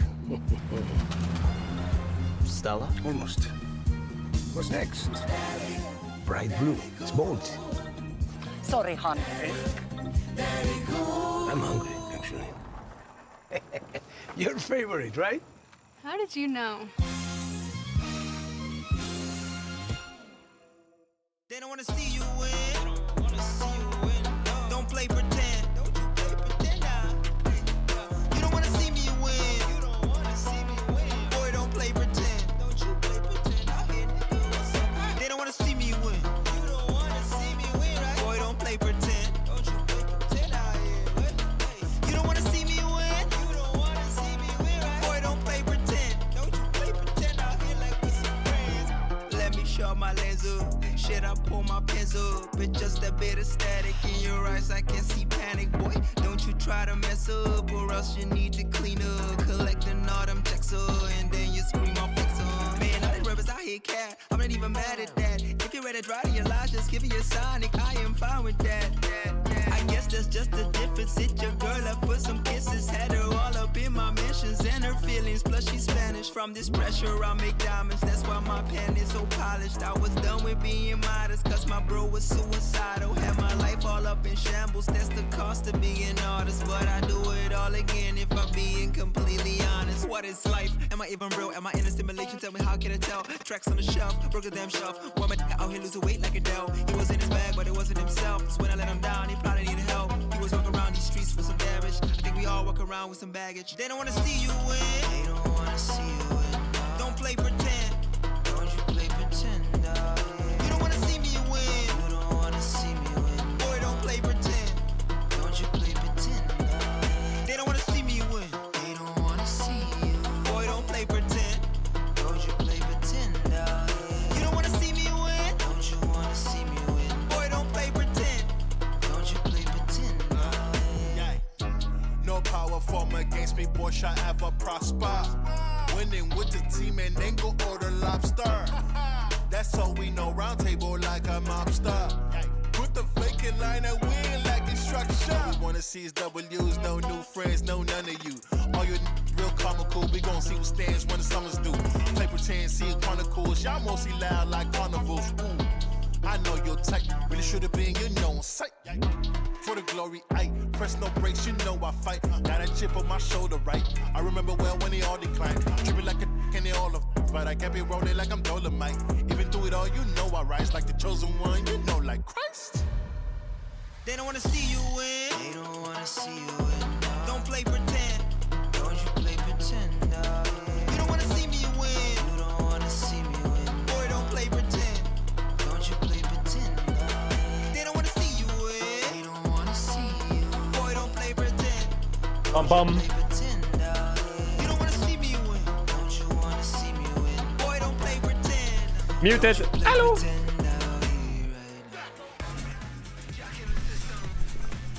KSI song? What do you mean KSI song? New donkey video, big. You posted twice on Ladies Twitter, and did I? gentlemen, welcome back to First Stand. We are already into Caedrel draft here for our third and final Why game is my Twitter so between bugged? KC and HLE. I told you I got Don't banned on my worry, phone. That wasn't an audio blip. You heard me right. It is game 3. KC just shocked everyone, taking a game off the as so far undefeated tournament favorites, Vedius, and doing it in a way that showed their Ooh, we're in draft. tenacity, Where's their my pen? resilience, and their skill as a Niddly team. ban, okay. They were down so far, they turtled up, they defended, and they found some amazing opportunities to come Yone back and ban. win the game. Now they're going to have to do it on the right Was? side. HLE choosing to What be is it, back Jace or into the Kalista? priority pick, taking away the Victor from Vladdy. The Zyra also I don't gonna know be if I would want to removed give them from the board. Kalista, but They will Renata leave is Yone out. Rightfully going to be taken away from Peanut and Zeka. But Ash is also out, Kalista and so is Varus. Up. An important pick. Because with the AD carry pool shrinking, I feel like KC can't afford to give that over, but Skarner also going to be open here in game 3. Skarner ban. What the analyst desk was saying at the top of the day. I feel like they gotta ban Kalista. Oh, they're gonna play Draven into it. Exactly. You might be right. Viper's Kalista? Okay, all right. You might be right. They would get Draven Sedge. The Skarner is going to be considered higher priority, at least by HLE, as we still wait for our last ban of the first half. But what happens if they just first pick Jace? They should ban Jace, no? I feel like Jace ban would be better, no? Because then you can at least match Kalista into Draven into Kalista. I imagine KC's going to go for an early rel. But I guess this does mean that KC does get Kalista. The first pick on the But they're gonna have to play like Kalista North or some shit. First half ban from KC both times. I wonder if so far. Viper would take the back step and just play something like Ziggs, you know? But this time around, it's time for some Zeus Jace. I don't remember what skins they chose, but I want to say that Yeah, they should definitely take Kalista Sejuani right now. If they want to play Kalista. I wonder if they're going to play like Sion or Malphite into... Okay, nice. I will blindly trust as fact. Do not do that. You could say anything and I would believe it. Kana's going to cook him on Jace, bro. His Jace is just not fair, though. Going to be locked in on the side of KC. Okay. Are they going to go for the early route like I predicted? The Braum ban suggests that to me. Because, like, Targamas... Oh my god, he just picked Jace Slam. Picked Draven Slam. So, I mean, He just blinded Draven on 1-2. He's fucking ill. Now the Braum ban makes sense, right? Jesus Christ, he's just slammed the fucking Draven. What do you think, Viper? Domestically, he and Hans Sama would often trade the pick. So to pick it here with confidence, I like it. But again, it leaves the Rel open. And with the Braum ban, I'm surprised that they didn't put a higher priority on it. Rel? Alistair is gone, Leona is gone. Yeah, they got So I'm Nautilus, they're curious as to fine. what their But I guess the matchup, I don't know what the Maybe matchup's they like. thought of a range support, I wonder if they're gonna play something like Nico or some Seraphine, shit. But I don't know how much of a good matchup that is necessarily into the Rel. Well, let's see what HLE want to go for here. I would expect some kind of an AD carry since that pool is already so pinched, like you're talking about. Get Viper on something. What are you picking? Kaisa? Kaisa into Draven? I would have preferred, like, I don't know if MF's good or something, or Ziggs, but I feel like Kaisa gets blasted, doesn't it? Bot lane 2 versus 2 with this setup. Ooh, imagine he slammed the Janna here. Wouldn't it just be completely stomp fest through bot? Or like a Nami? There's an opportunity. Maybe they want to grab something like an early Camille. Sejuani Camille could be really strong on the top side of the map. But maybe they're hesitant to lock it in early. Choices. Sion into Jace. I like it. I like it. I actually like it. Okay, now if you have jungle ban options, which I guess you can target, what are your best jungle bans? Just gonna say, okay, fine. Inta. We're gonna go down and see At a certain point, I think it definitely swings in the Sion's favor. Yeah. Obviously the Jace is a flex, right? So you could try and snipe mids, but I think sniping AP junglers is better. Nidalee's down. What AP junglers are there? And it's just, he's gonna have like Brand, Lilia, worth of health. It doesn't matter that he might be behind Karthus. because he's making it Yeah, up Lilia with good the ban. sulfur and his bonus. So that'll be kind of Actually, cool. Zyra Lilia would be... Oh my god, Zyra's up. Maybe it's a Zyra ban next. And man, between Sion and Can ban Zyra next here. And then they can just ban melee supports. What's melee supports are left? Nautilus and Galio. Maybe good bans? Nautilus, Galio ban? You are 100% correct. Oh, Zyra is banned, you're right. My bad, I read someone in chat said Zyra. Yeah. Nautilus, nice. It's going to be the target as the Lilia is taken away. Diana, maybe? I don't know if Galio's worth the ban. What else are they Diana. thinking? Yeah, honestly, when we get this deep in the pool, my predictions get a lot weaker. You know, maybe... Oh, they banned Gwen. I was thinking Zac. I feel like Peanut plays Zac, doesn't he? He's like a sneaky Zac player. They're worried about the flexibility of the Jace. Perhaps. I think that's not a bad adaptation. Pyke also. Pyke ban, yeah. Pyke's probably a way better ban, actually. Hey, if they're willing to slam Draven, they're probably willing to slam Pyke next to it. All right. What are you thinking, Targa? Talk to me. That as unorthodox as it may be. I like the Nautilus ban a lot from HLE. I think Zac into Draven. Obviously, the E can cancel and Sejuani can Q can cancel, but it's a tank jungle, right? And it's AP. Gragas might be something they play in jungle as well. The question is, what is it? Is it something like the Seraphine? Smiles confident on the face of Targa. There's not many engaged supports left. It's either range support, smash lane, or it's engaged support. What's it gonna be? Rakan. Okay, Solid champ. than I was expecting. Solid champ. When I think of bot lane powerhouses, Draven Rakan is not exactly what springs to mind. But Draven as Now, a champion gives you a lot of agency. are in we bot lane scared 2 versus 2. You can afford to pick a slightly weaker support. Of Zeka? More so for the team. It's just great follow-up. Just It blinding allows Akali. you Easy pick potential when paired up alongside the Sejuani and the Sion. I guess Orianna is like the best mage that's open right now. So let's see what else we get out of HLE here. I still need to see a jungler. Okay, we're Wukong. gonna get the Wukong here. They must be playing like Orianna or some shit then, right? Vlad blind? It's double flex, actually. Oh, it's a double flex. That is annoying. Now, I'm assuming this Vladimir is going to top lane. It's a double flex. As an answer into Technically the Sion, top, you get so much but if free Zeka can scale play against it, the I Vladimir guess into what the is your tank safest because option? it's very I think there's difficult two for picks Sion here. to There's punish you. Ryze, there's Orianna. I feel like these two picks are solid. His Sion mid, and we're about to get something Into Vladimir. Cassio also is kind of good. Ryze, yeah, I like it. I think Ryze, Cassio, Ori, they're kind of work. I don't think they play like Syndra too much.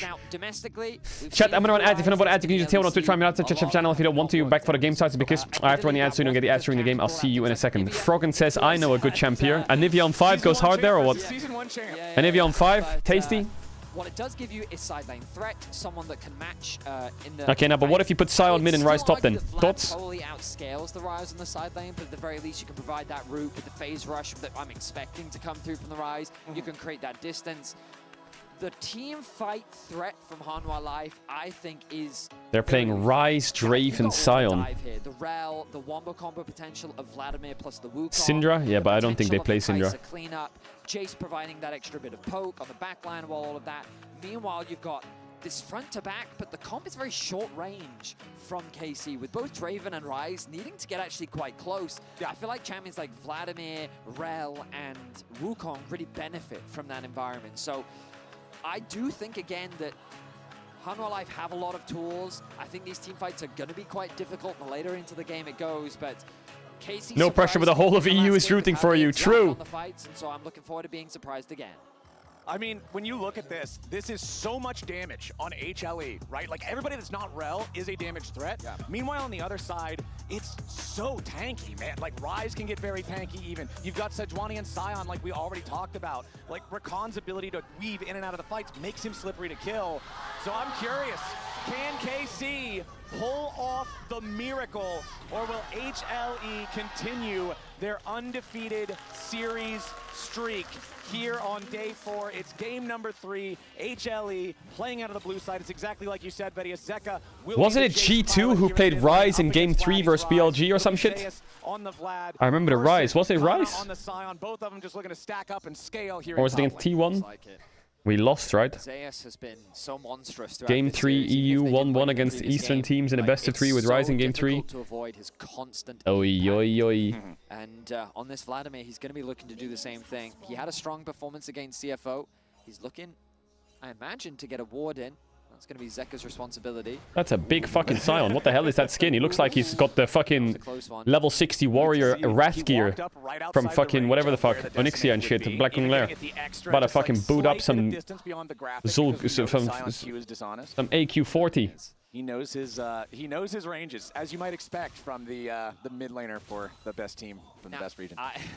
I will say that in the finals of the LEC, Casey said we don't want Kana on tanks. We want him on carries. And so for them to Sion has go comment, back yeah, it's to good. this approach of full-on front to back, on the one hand, it's a little bit concerning. But on the other, I feel like that what they've recognized is that trying to... Wow, bottom lane, 2v2 immediate. Guys, we gotta smash them in this 2v2, right? Wait, you're fucking... Oh, thought he was fucking dead. Jesus, KC. Okay. You get the cleanse out from Kalist, but getting the flash and the ignite out from Delight and getting a really good spot. Keep your eyes on the junglers right now, because I wouldn't be surprised to see either of them make a beeline towards the bot lane. Delight gonna look to get the quick remount. Is this... I don't think Delight is low enough to threaten a dive. He has that shield. Yep, just hex Good flash sustain, good down sustain. there, trying to get a little bit of extra EXP. Couple more minions Look ought at to do it. Sejuani right now. Look at Yike. Doesn't hit the minion, hits He's the making a fucking beeline Kai'Sa. towards the bot lane. Get him, Kalista. And they know exactly where the Wukong is as well. Yike might step up, try to Ooh, challenge. cheeky, Joe. No, cheeky, instead he's gonna look cheeky, good, 'cause cheeky. Vlad's down to 100 HP. Cheeky, cheeky. Gonna have to try No, to get we away missed from it. This one turns back towards Vladdy, knocks Yike away. Zeka Yes! needs a little Yes! more damage, Big but kill! It's not gonna happen. It's Big first blood fucking to kill. KC. Push out now. Need to push out this wave, but great pathing from Yike. I thought that his sights were set on the bot lane, but instead he finds an opportunity in mid, alleviating some of the pressure.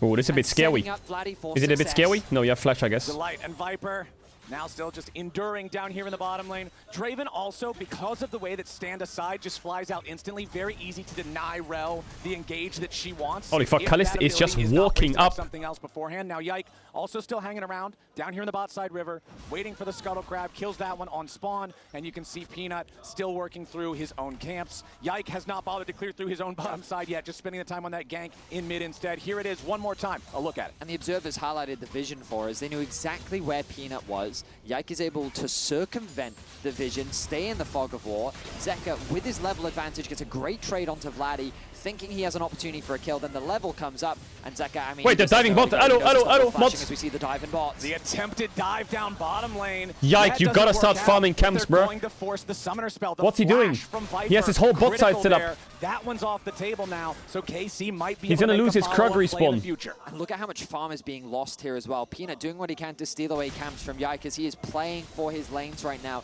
This may come back to bite him later. Remember, the entire He did win bot lane, I side suppose. is still up for Yike. He hasn't actually cleared them yet. And he's not going to realize this as Peanut is taking away the camps, and there's nothing that Yike can really do about it. Can you get the small ones? I mean, he'll walk up, he'll see that Wukong is getting most of them, and then easy for Peanut to just jump back over the wall there with the clone. Kalista Oh, yeah. Targamas They're ready to scrap again with the HLE. What is that movement? Mods? Away from that one. Crash down Hello? from Delight on Kalist. As Targamas continues taking shots there from Is Viper. Vanguard HLE working or not? Doing a good job getting away. Did they from update the it and it's engage bugged? there. Viper, if he would have got caught out by that grand entrance, could have been in some serious danger. Those deep wards are so important as well as Delight remounts. Oh, Targamas What is that? That's too deep. That's too deep. Delight stunning up Kalist. Wants to keep What are we him doing? away. What are we doing? What are we doing? HLE comes Guys. out on top. Oh, what are they doing? Well, they're trolling back, maybe. Delight wants more, but Come on, Yike get the cash, get the is first cash, to get the join cash in. fight. Yike, He give it to wants see Draven. if he can get this potential kill into Viper. Flash Okay, in, we'll take that. and Yike gets it done. You're Now good? Peanut Why were we shows still up. He chasing, wants bro? to kill off the What the enemy hell are we tower, but it's doing? not gonna happen. Guys! The extra kill onto Delight, and now Peanut looks for more. He uses Nice. the W forward, but it's flash for flash. It's Kalist. Kalist is calm and collected, bro. He's calm and collected. Forcing right now. That play from Targamas, it was just too disconnected as Yike was way too far away from the rest of his team. We even saw Vladdy roaming Kalist down will make to try magic, and don't help worry. with the Oh my play. god, Viper is But outie. He's going to lose a wave in mid. He is going to catch this farm in the bot side. He is But again, running look top. at the minimap. Yike says that he's on his way bot. Targamas They needs to make this chill. play Chill, committal wait for to Viper, Sejuani. but it's way too deep. The Whoa, Ignite we're comes fucking in back up. there. They have the level advantage as well. He's only level 3. Delight ends up picking up the kill, which is kind of the good news on the side of KC, but Kalist is so low. Yike is able to get this kill. Delight plays this super I think if he well clicks again. back, he's Delight fine. now brings him underneath the tower. Why is he keeps clicking him forwards? CC'd Trying to here, kill allowing Rel? for Peanut to pick that one up. And then good awareness from Kalist. No allows him damage. to flash away from Peanut, who is hungry for a kill. No damage. I love the fan cam. She's just saying like, no, get out of the turret, get out of the turret. But Draven's on a big spike, Too no? good, man. KC 2-2 with HLE, 6.5 minutes into the game, going after the first Drake now for themselves. Remember that in the previous game, it was HLE getting all the neutral objectives early on. This time around, same story isn't getting told, as now Zeus and Rise Vladdy matching will be Rise matching facing Vlad off is in good. the bot lane matchup. We like that. Vladdy likes this matchup a lot more. Vladimir definitely cannot fight you as much as the Jace can. The cross map is going to come through as Anwar Life secure themselves the first 3 grubs. I think it would be a little too dangerous to contest this given the push happening on the top side of the map. But hey, Kalist does have Prio in the mid lane as well. If they could maybe steal 1, it would be worth it, but... Well, actually, Stealing they 1 have would be enough yummy, time here. but you are level 5 on Spot up Sedge. by Targamas. Okay, they're going to say, you know what, we're Let's happy farm with up a the bit, dragon. Yike. Let's That's farm up a all bit. Let's good. calm down. Yeah. Let's chill out. Let's farm up a bit. Maybe try to throw a cheeky projectile over the wall, but they don't even have one that has enough range. Gleaming Quill is pretty short. Viper not getting all the way out of the Decimate, kind of knowing the ranges on that one to be able to tag him even if you don't get the knock-up. Delight ready to rejoin his 80 carry up here. Nice use of the Shattering Strike. Crashes right back down on top of him. Quick and easy trade for the HLE duo. As now the ulti attempt from Guys. Kana finds a whole lot of nothing. Nice footwork there Sejuani from is still level HLE 5. to avoid the engage attempt Can we just from catch KC. midwaves They were and chill? sending a lot of bodies up here for that. They certainly were. Viper being level 6, definitely a scary situation. No one is Can we just sitting in catch mid waves lane, and chill? though, Thoughts? Targamas could be your target. They want to see if Ooh. Kalist would step up close enough for Peanut to use the Nimbus strike into the Cyclone to throw him up into the air, put the pressure on the flashless Draven. But Kalist staying far back enough that he does not put himself in that He's gonna danger. lose his red. Zeka wants a couple of auto attacks here on the turret. Just the 1 plus the Void Grub damage should be enough to get that second plate. And Yike is still hanging around top lane, spending all the time for his lanes like you were Viper's talking about brain earlier, cells, man. wanting Someone- to facilitate fuck's sakes. success for Kalist, who remember last game against multiple world champions, against all odds, against 3 dead inhibitors, ended up with what, almost 20 kills to win the game? The only problem for KC is I think they're getting a little too hyphy around how many plays they can actually make in the other game, because Peanut, his pathing and what he's doing is still very smart. He just stole away the red buff because Vladdy's getting pretty strong, but this Vladimir is also just chilling. Meanwhile, Zeka's And getting we a don't lot like of that. farm isolated in the mid lane. Uh-oh, uh-oh, And now I think they've caught out Kalist completely we're isolated. cooked. There's nowhere for him to go. There it is, Peanut and Delight working together, plenty of damage, and Viper will show up to claim the feat of warfare, claim the kill, and critically, that's a kill on Kalist before he ever got any cash-ins. So he loses so many of the stacks with no payoff. And this is the thing, so much time was invested covering for Kalist on the top side of the map that they knew that Yike had nowhere to go. You had to clear on the bot side, which means that they can say with confidence that it's going to be a 2 versus 3 on the top side, and he can afford to overstay because all of his camps are still up. Look at the minimap.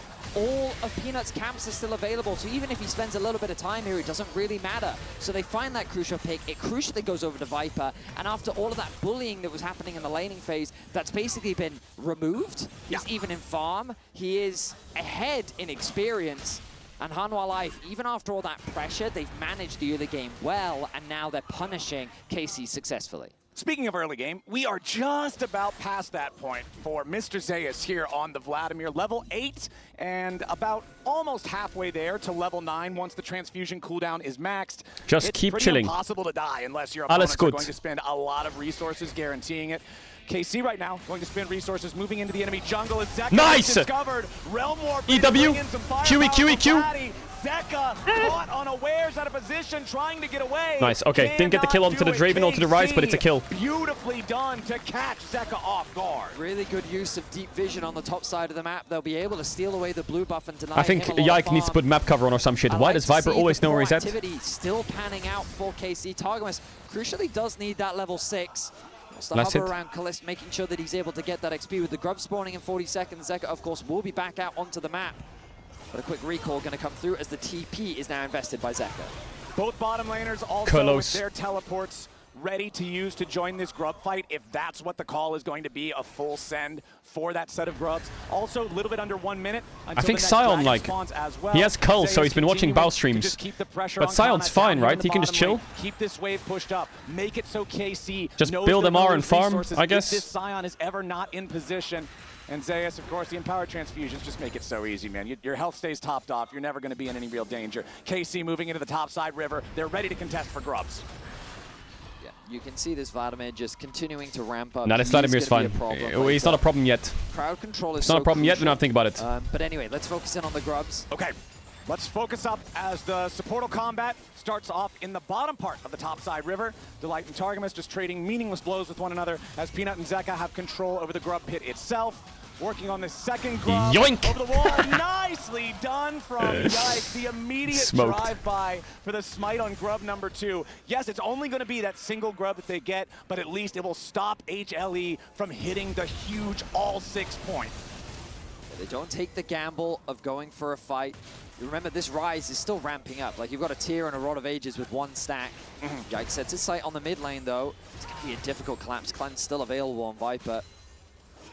You know, it's interesting, Betty, because the gold lead is so small, it might as well 2 Drakes would be massive. But I feel like it actually does favor KC because Kana, now go more proxy. than the gold lead for HLE is all on Delight. And support gold really usually doesn't mean that much, as KC is going to start up the Dragon for themselves in this bottom side. Zeka putting a ton of damage. You know, I don't mind the Jace lane, getting gold. I don't care, actually. Not enough to fully kill the thing before Vladdy arrives back. Yeah, I think the Vlad getting these towers would be more annoying.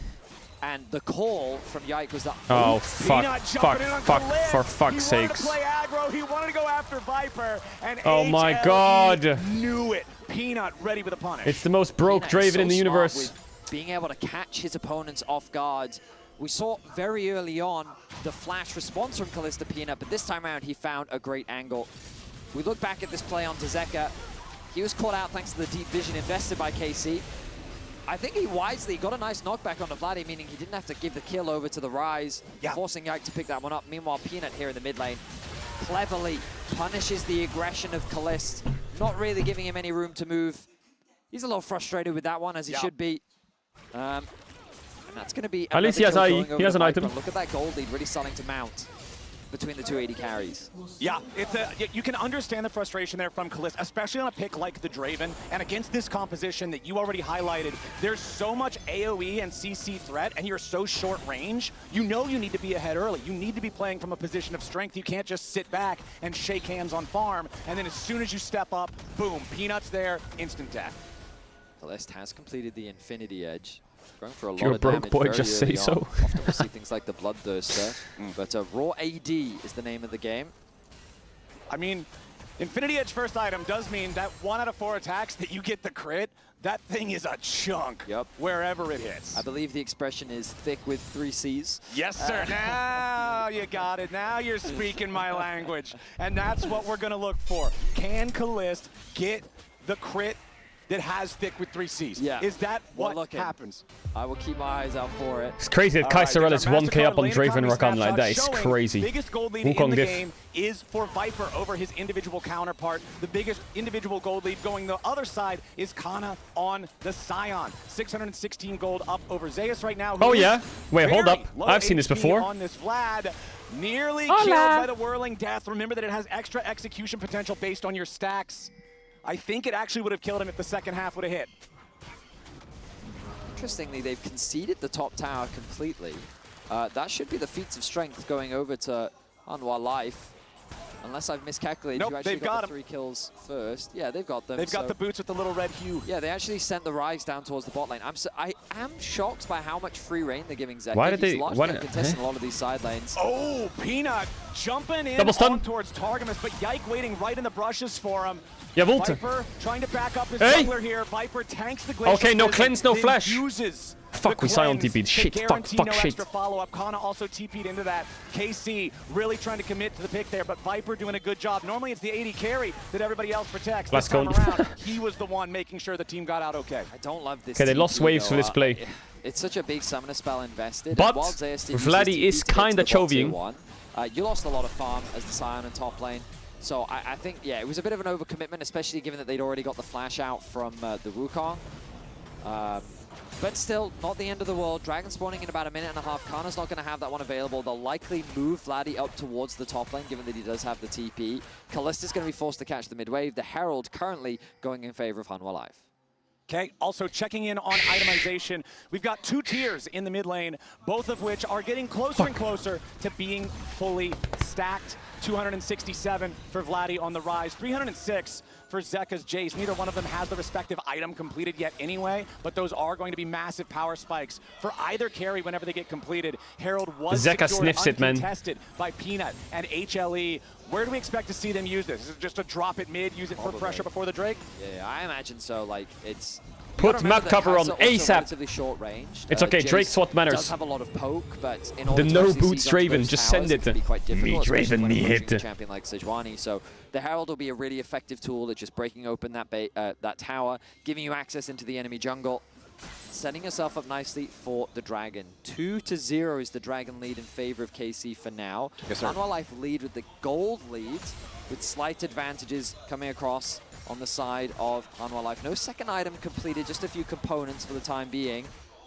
But Hanwha Life still feeling pretty confident with how the game has Could gone drop so far. Drake They've and done get top great tier job 1. of escorting But I think Viper Drakes are through never a what was bad thing. rough Chem Soul laning is kind of... phase, It's and really fine. setting him up to be the carry of this game. Second BF sword purchase for Kalist, but also critically, no boots even of the tier 1 persuasion for the Draven. If he gets caught out, he's in some serious danger. Ay, ay, Sejuani yo, ulti ay, whips, ay, Viper with ay, flash ay, away ay. from anybody Oh, who can Zeus! follow. Lot of damage Chain to the CC! Might Chain die. CC! He manages to turn into a puddle in time. As He got in the Kana Herald, that started red! now. Someone stop Peanut him! jumping He hasn't in, got a man license! knockup. Kana's gonna drop, but now you gotta wonder, what can they do with a dead body? He zones Viper away. The Herald gets summoned up, but it doesn't even get to do anything. Zeus That guy doesn't critically flash, not doesn't ult, dying just gets there, in the Herald as and now drives Peanut away. Wraps around from another flank. Delight and Zeka Oh, looking no. to chase the rest of KC Nice away. Q. Targamas will be Nice your next Q, target. Yike. Zeus Nice coming blast back in cone. now as well. Audi. The enchanted blast Block. cone. If that's a regular cone, he doesn't get back over the wall. It's the difference between life and death for Targamas. What was crazy about that play was... Oh, Cook him. good What the damage. fuck? Oh, the flash engage No out sums. from Yike, but Viper still had the killer instinct to get away. Does HLE get Can we go on punished for someone? this, though? Anyone? Everybody else gets away in time. It looked like Kalist and Yike not quite on the same page. Kalist backing up as Yike flashes in. What was crazy about that play was just before Zeus dies, he gets in the Herald. He then uses it to knock up a bunch of the KC members, but we've got to get back into the action as the Dragon is being started off. Let Kalist hit Drake, get his access. Everybody's alive, back on the map again. Zeus flying over the wall, here with the blast cone. Zeus has flash KC and gotta ult. Be careful. Vlad, I'm he jumps scared. In, but he jumps right in on top of Peanut. Now Zeus hitting him with the tides Okay, of Vlad blood. ult. Flash over the wall. Kana, from you have Vladdy. flash. Viper into light, trying to How is Viper never getting hit by Rakan W? KC trying to make their entry as a a four-man squad. I don't know where In the goes Sion just Kana, went. But he goes too far. Oh, Khalis is cooked here. Over to Peanut. Zayas on top of Khalis. He needs a transfusion and he's hounded. Targum is going to be here next. Well, they got Viper. Yike picks up Viper, but that's all they'll get. 3 for 1 plus Dragon over to HLE. The coordination is all over the place for KC as they desperately try to contest this Dragon. We look back as the Herald comes through. Remember, Zayas ends up becoming the target as they desperately try to lock down Viper. A really nice flash from him. The CC comes through. Look, he'll use the pool, and then he'll get into the Herald. He'll get the knock-up onto Kana. They'll turn their attention. A 3-man knock-up comes through from Peanut, allowing Zayas to get away to safety, and Hanwha likes to get that first kill. But now, crucially, Vladi goes over the wall. Kana, I mean, like, 2 members are behind the wall, 2 members are in front of it. They have no clear target to focus on. Hanwha Life patiently attack the target that's in front of them. They try to dive onto Viper. It's just poor coordination once again from KC, and HLE punish it. Nice flash investment from Zayas to lock down Khalis. Zeka is there to support him, and even though Yike does eventually get Viper, yeah, Sion sent it, and then there's no front line no more. What a massively long fight. If you go all the way back to where it started, all the way through to how it ended, the goal, HLE really did not want to allow KC that sole point state for the rest of the game. They do end up denying it, and now Vedius, this gold lead is nearly 5,000.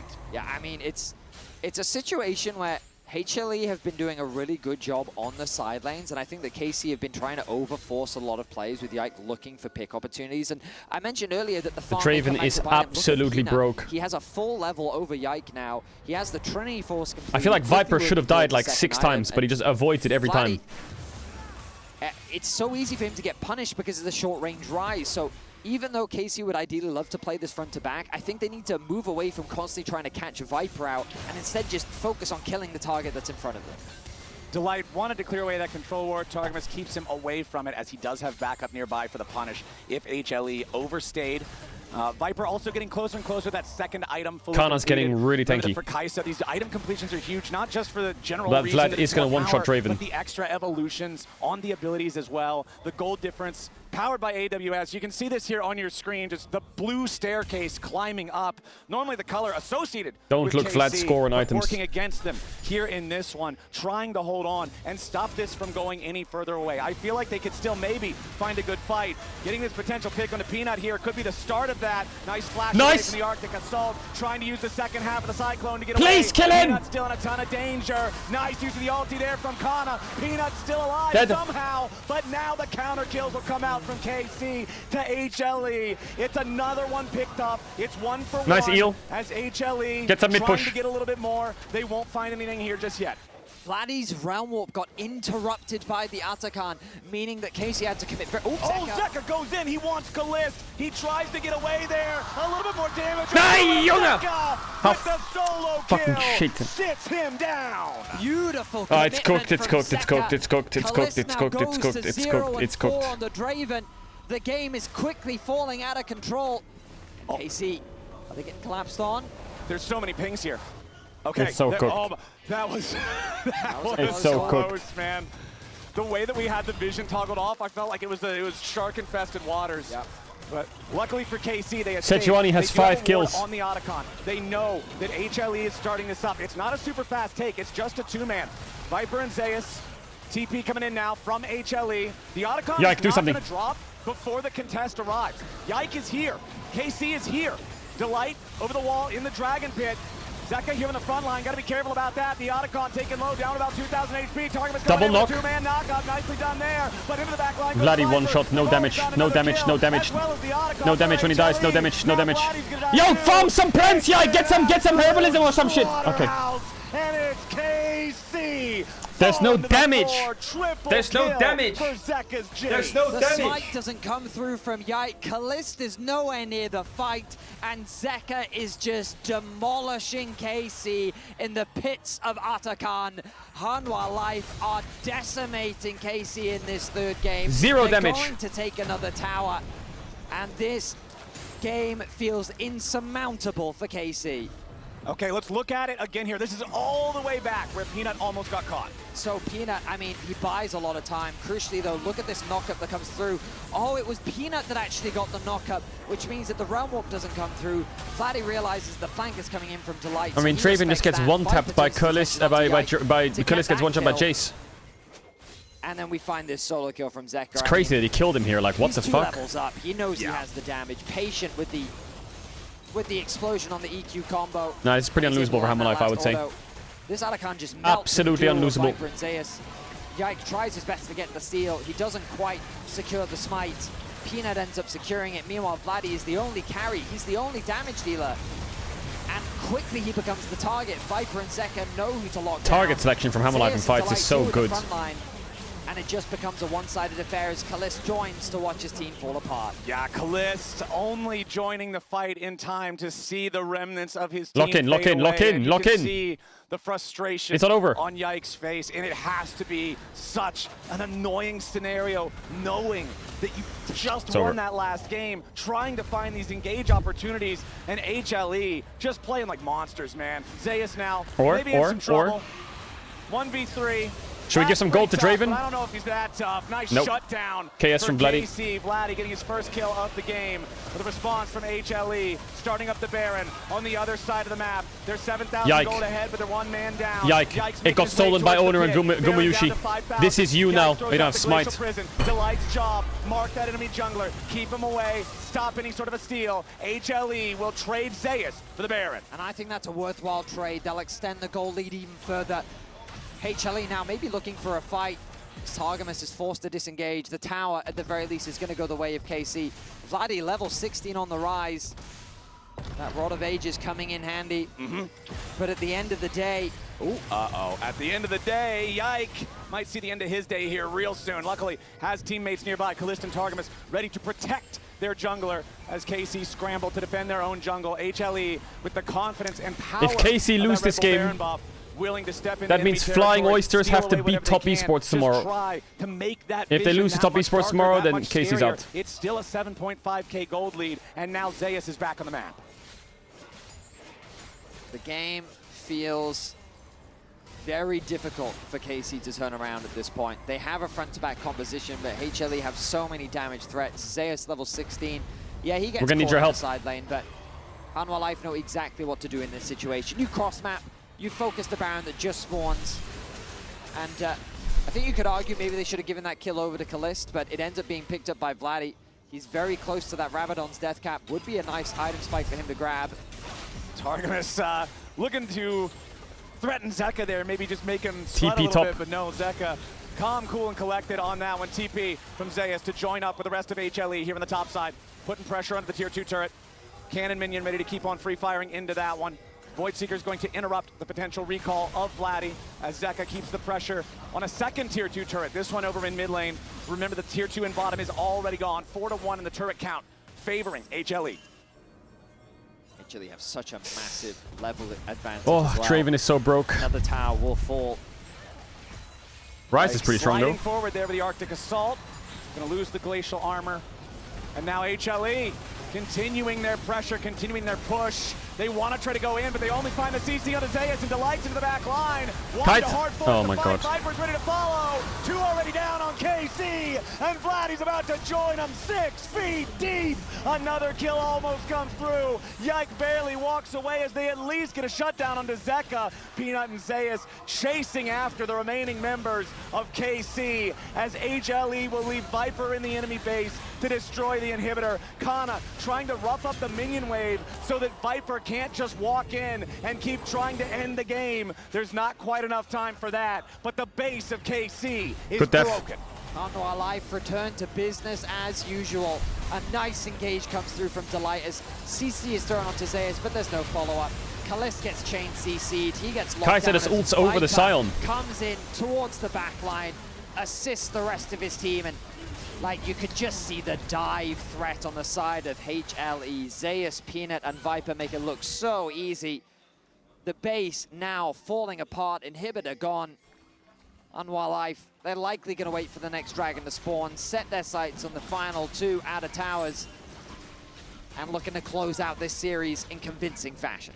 Nothing other than just a completely random perfect pick, I feel like, onto Viper and Zeka both, is going to put KC in a spot to win a fight from this position. It's a nearly 10,000 gold lead. It's all of the map that belongs to HLE.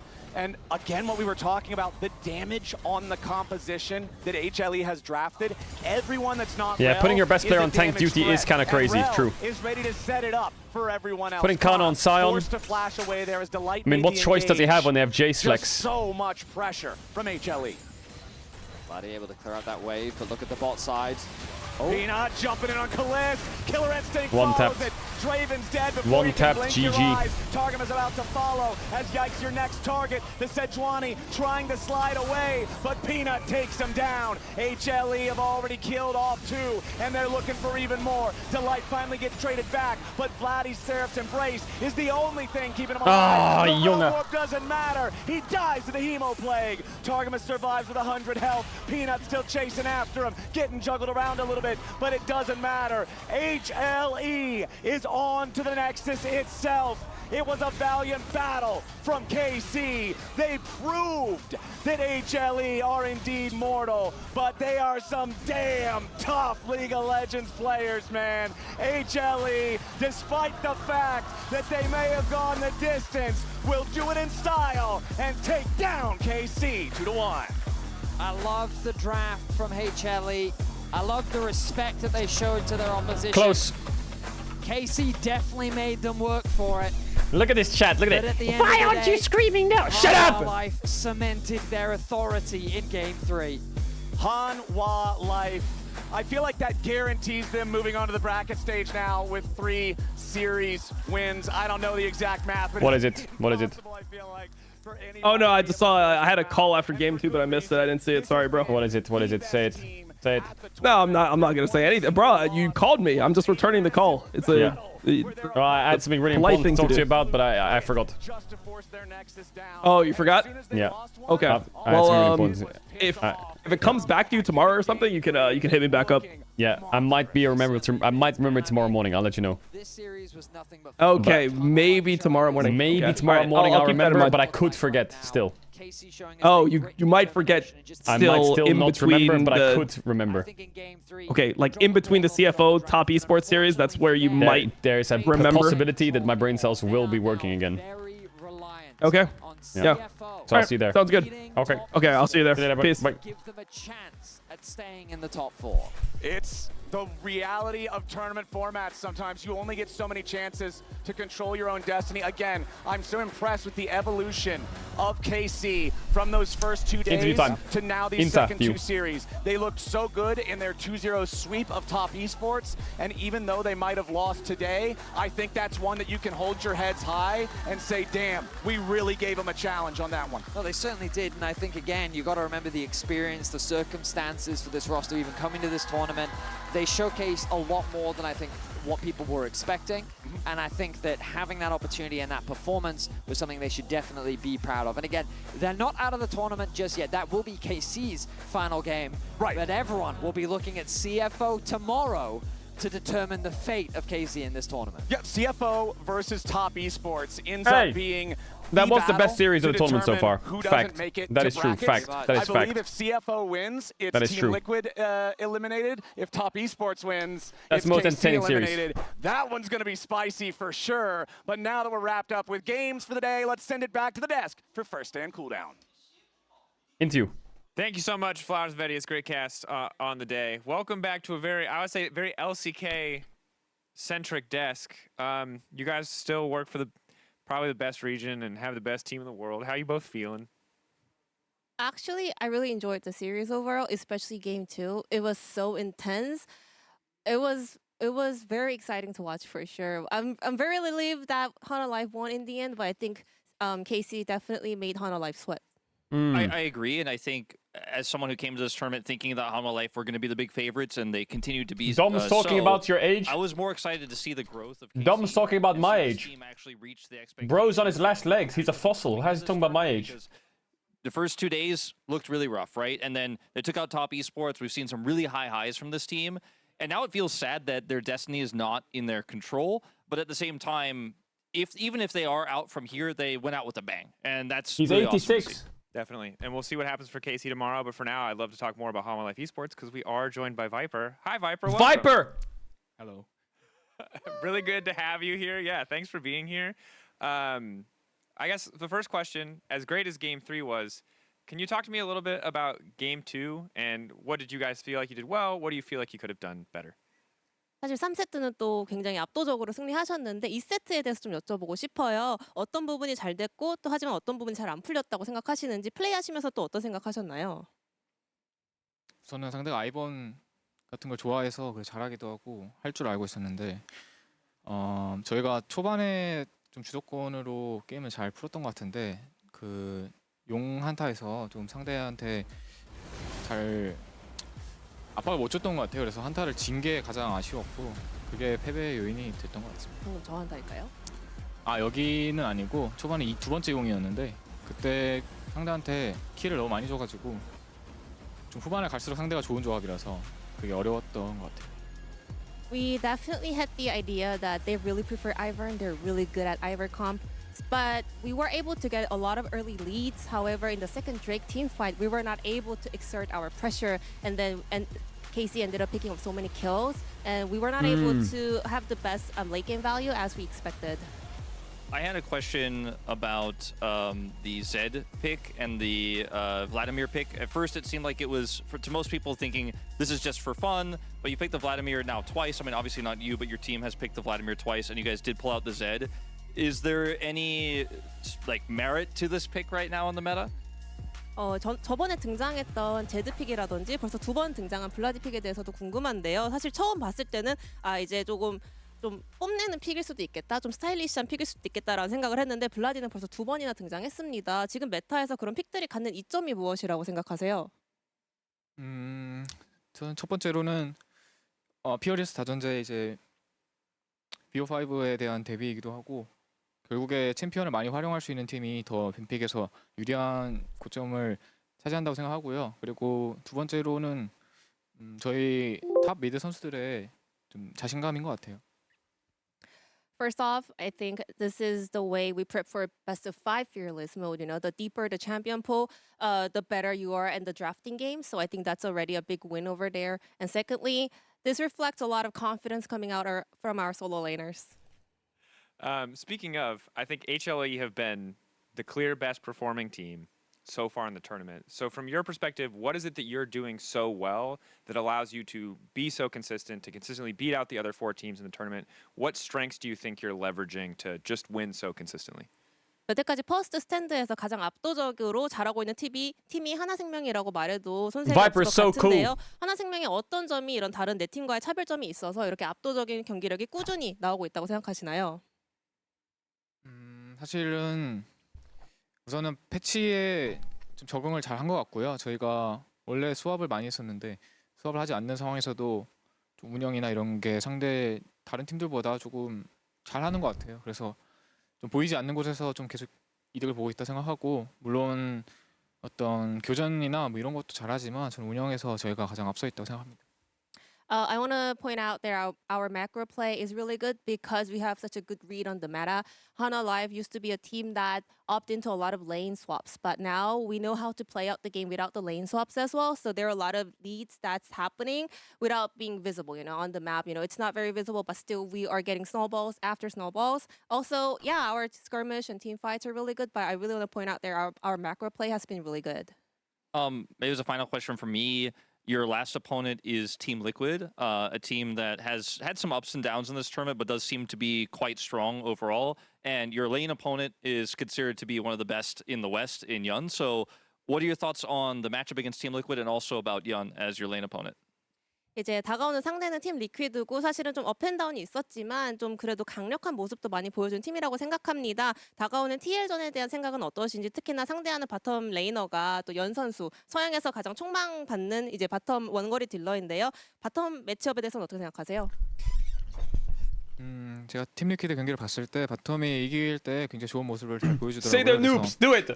일단은 저는 라인전을 최대한 상대보다 더 잘해서 상대 바텀 듀오의 움직임을 제한하는 게 좀 승리를 향한 가장 열세일 거라고 생각을 하고 좀 기대됩니다. 어떨지. When I saw them play, I kind of noticed whenever they get the early lane prior on the bottom lane, they know how to snowball off of it and play out the map really well. So I think it's really important for us to have the lane priority and kind of suppress them early on so that we can limit their actions around the map. Makes a ton of sense. Thank you, Viper, so much for taking the time to talk to us. Jason, thank you so much for translating. Good luck in your game tomorrow and the best of 5 series to come. We'll let you head out now. Thank you again for coming on our show and giving us so much insight into your team. 감사합니다. 감사합니다. So, as we continue over to give Viper a chance to take off. Chat, listen. Today is the final day. So I'll give you the schedule rundown first. Tomorrow is first stand scrims. The next day is first stand scrims. The next day is first stand and scrims. Then 17, 18, 19, 20, 21, 22, 23 is all EU Masters every day. We're playing every day in EU Masters. So today is the last day where I can finish up some shit to make sure the team's locked in and everything's locked in. We play every day next week and we play scrims all day, every day. So I'm going to call it here so I can finish up some final things so that the streams, because the streams are all going to be 12 hours long the next 9 days in a row. I was going to play Squirrel with a gun, but there's a lot of shit that needs to happen. So tomorrow, first stand, scrims. The next day, first stand, scrims. The next day, first stand, scrims. Also, Saturday is a 4 a.m. start, which is going to be crazy. After that, it's EU Masters every day, okay? Deal? All right, chat, I'll see you tomorrow, okay? Deal? Here's a kiss. Thank you for coming out. Shout out to all the lurkers, the bidders, gifters, chatters, subbers, donors, resubbers. I appreciate you all for coming, watching, and enjoying. And yeah, I'll see you guys tomorrow for some big pace, okay? All right. Bye-bye.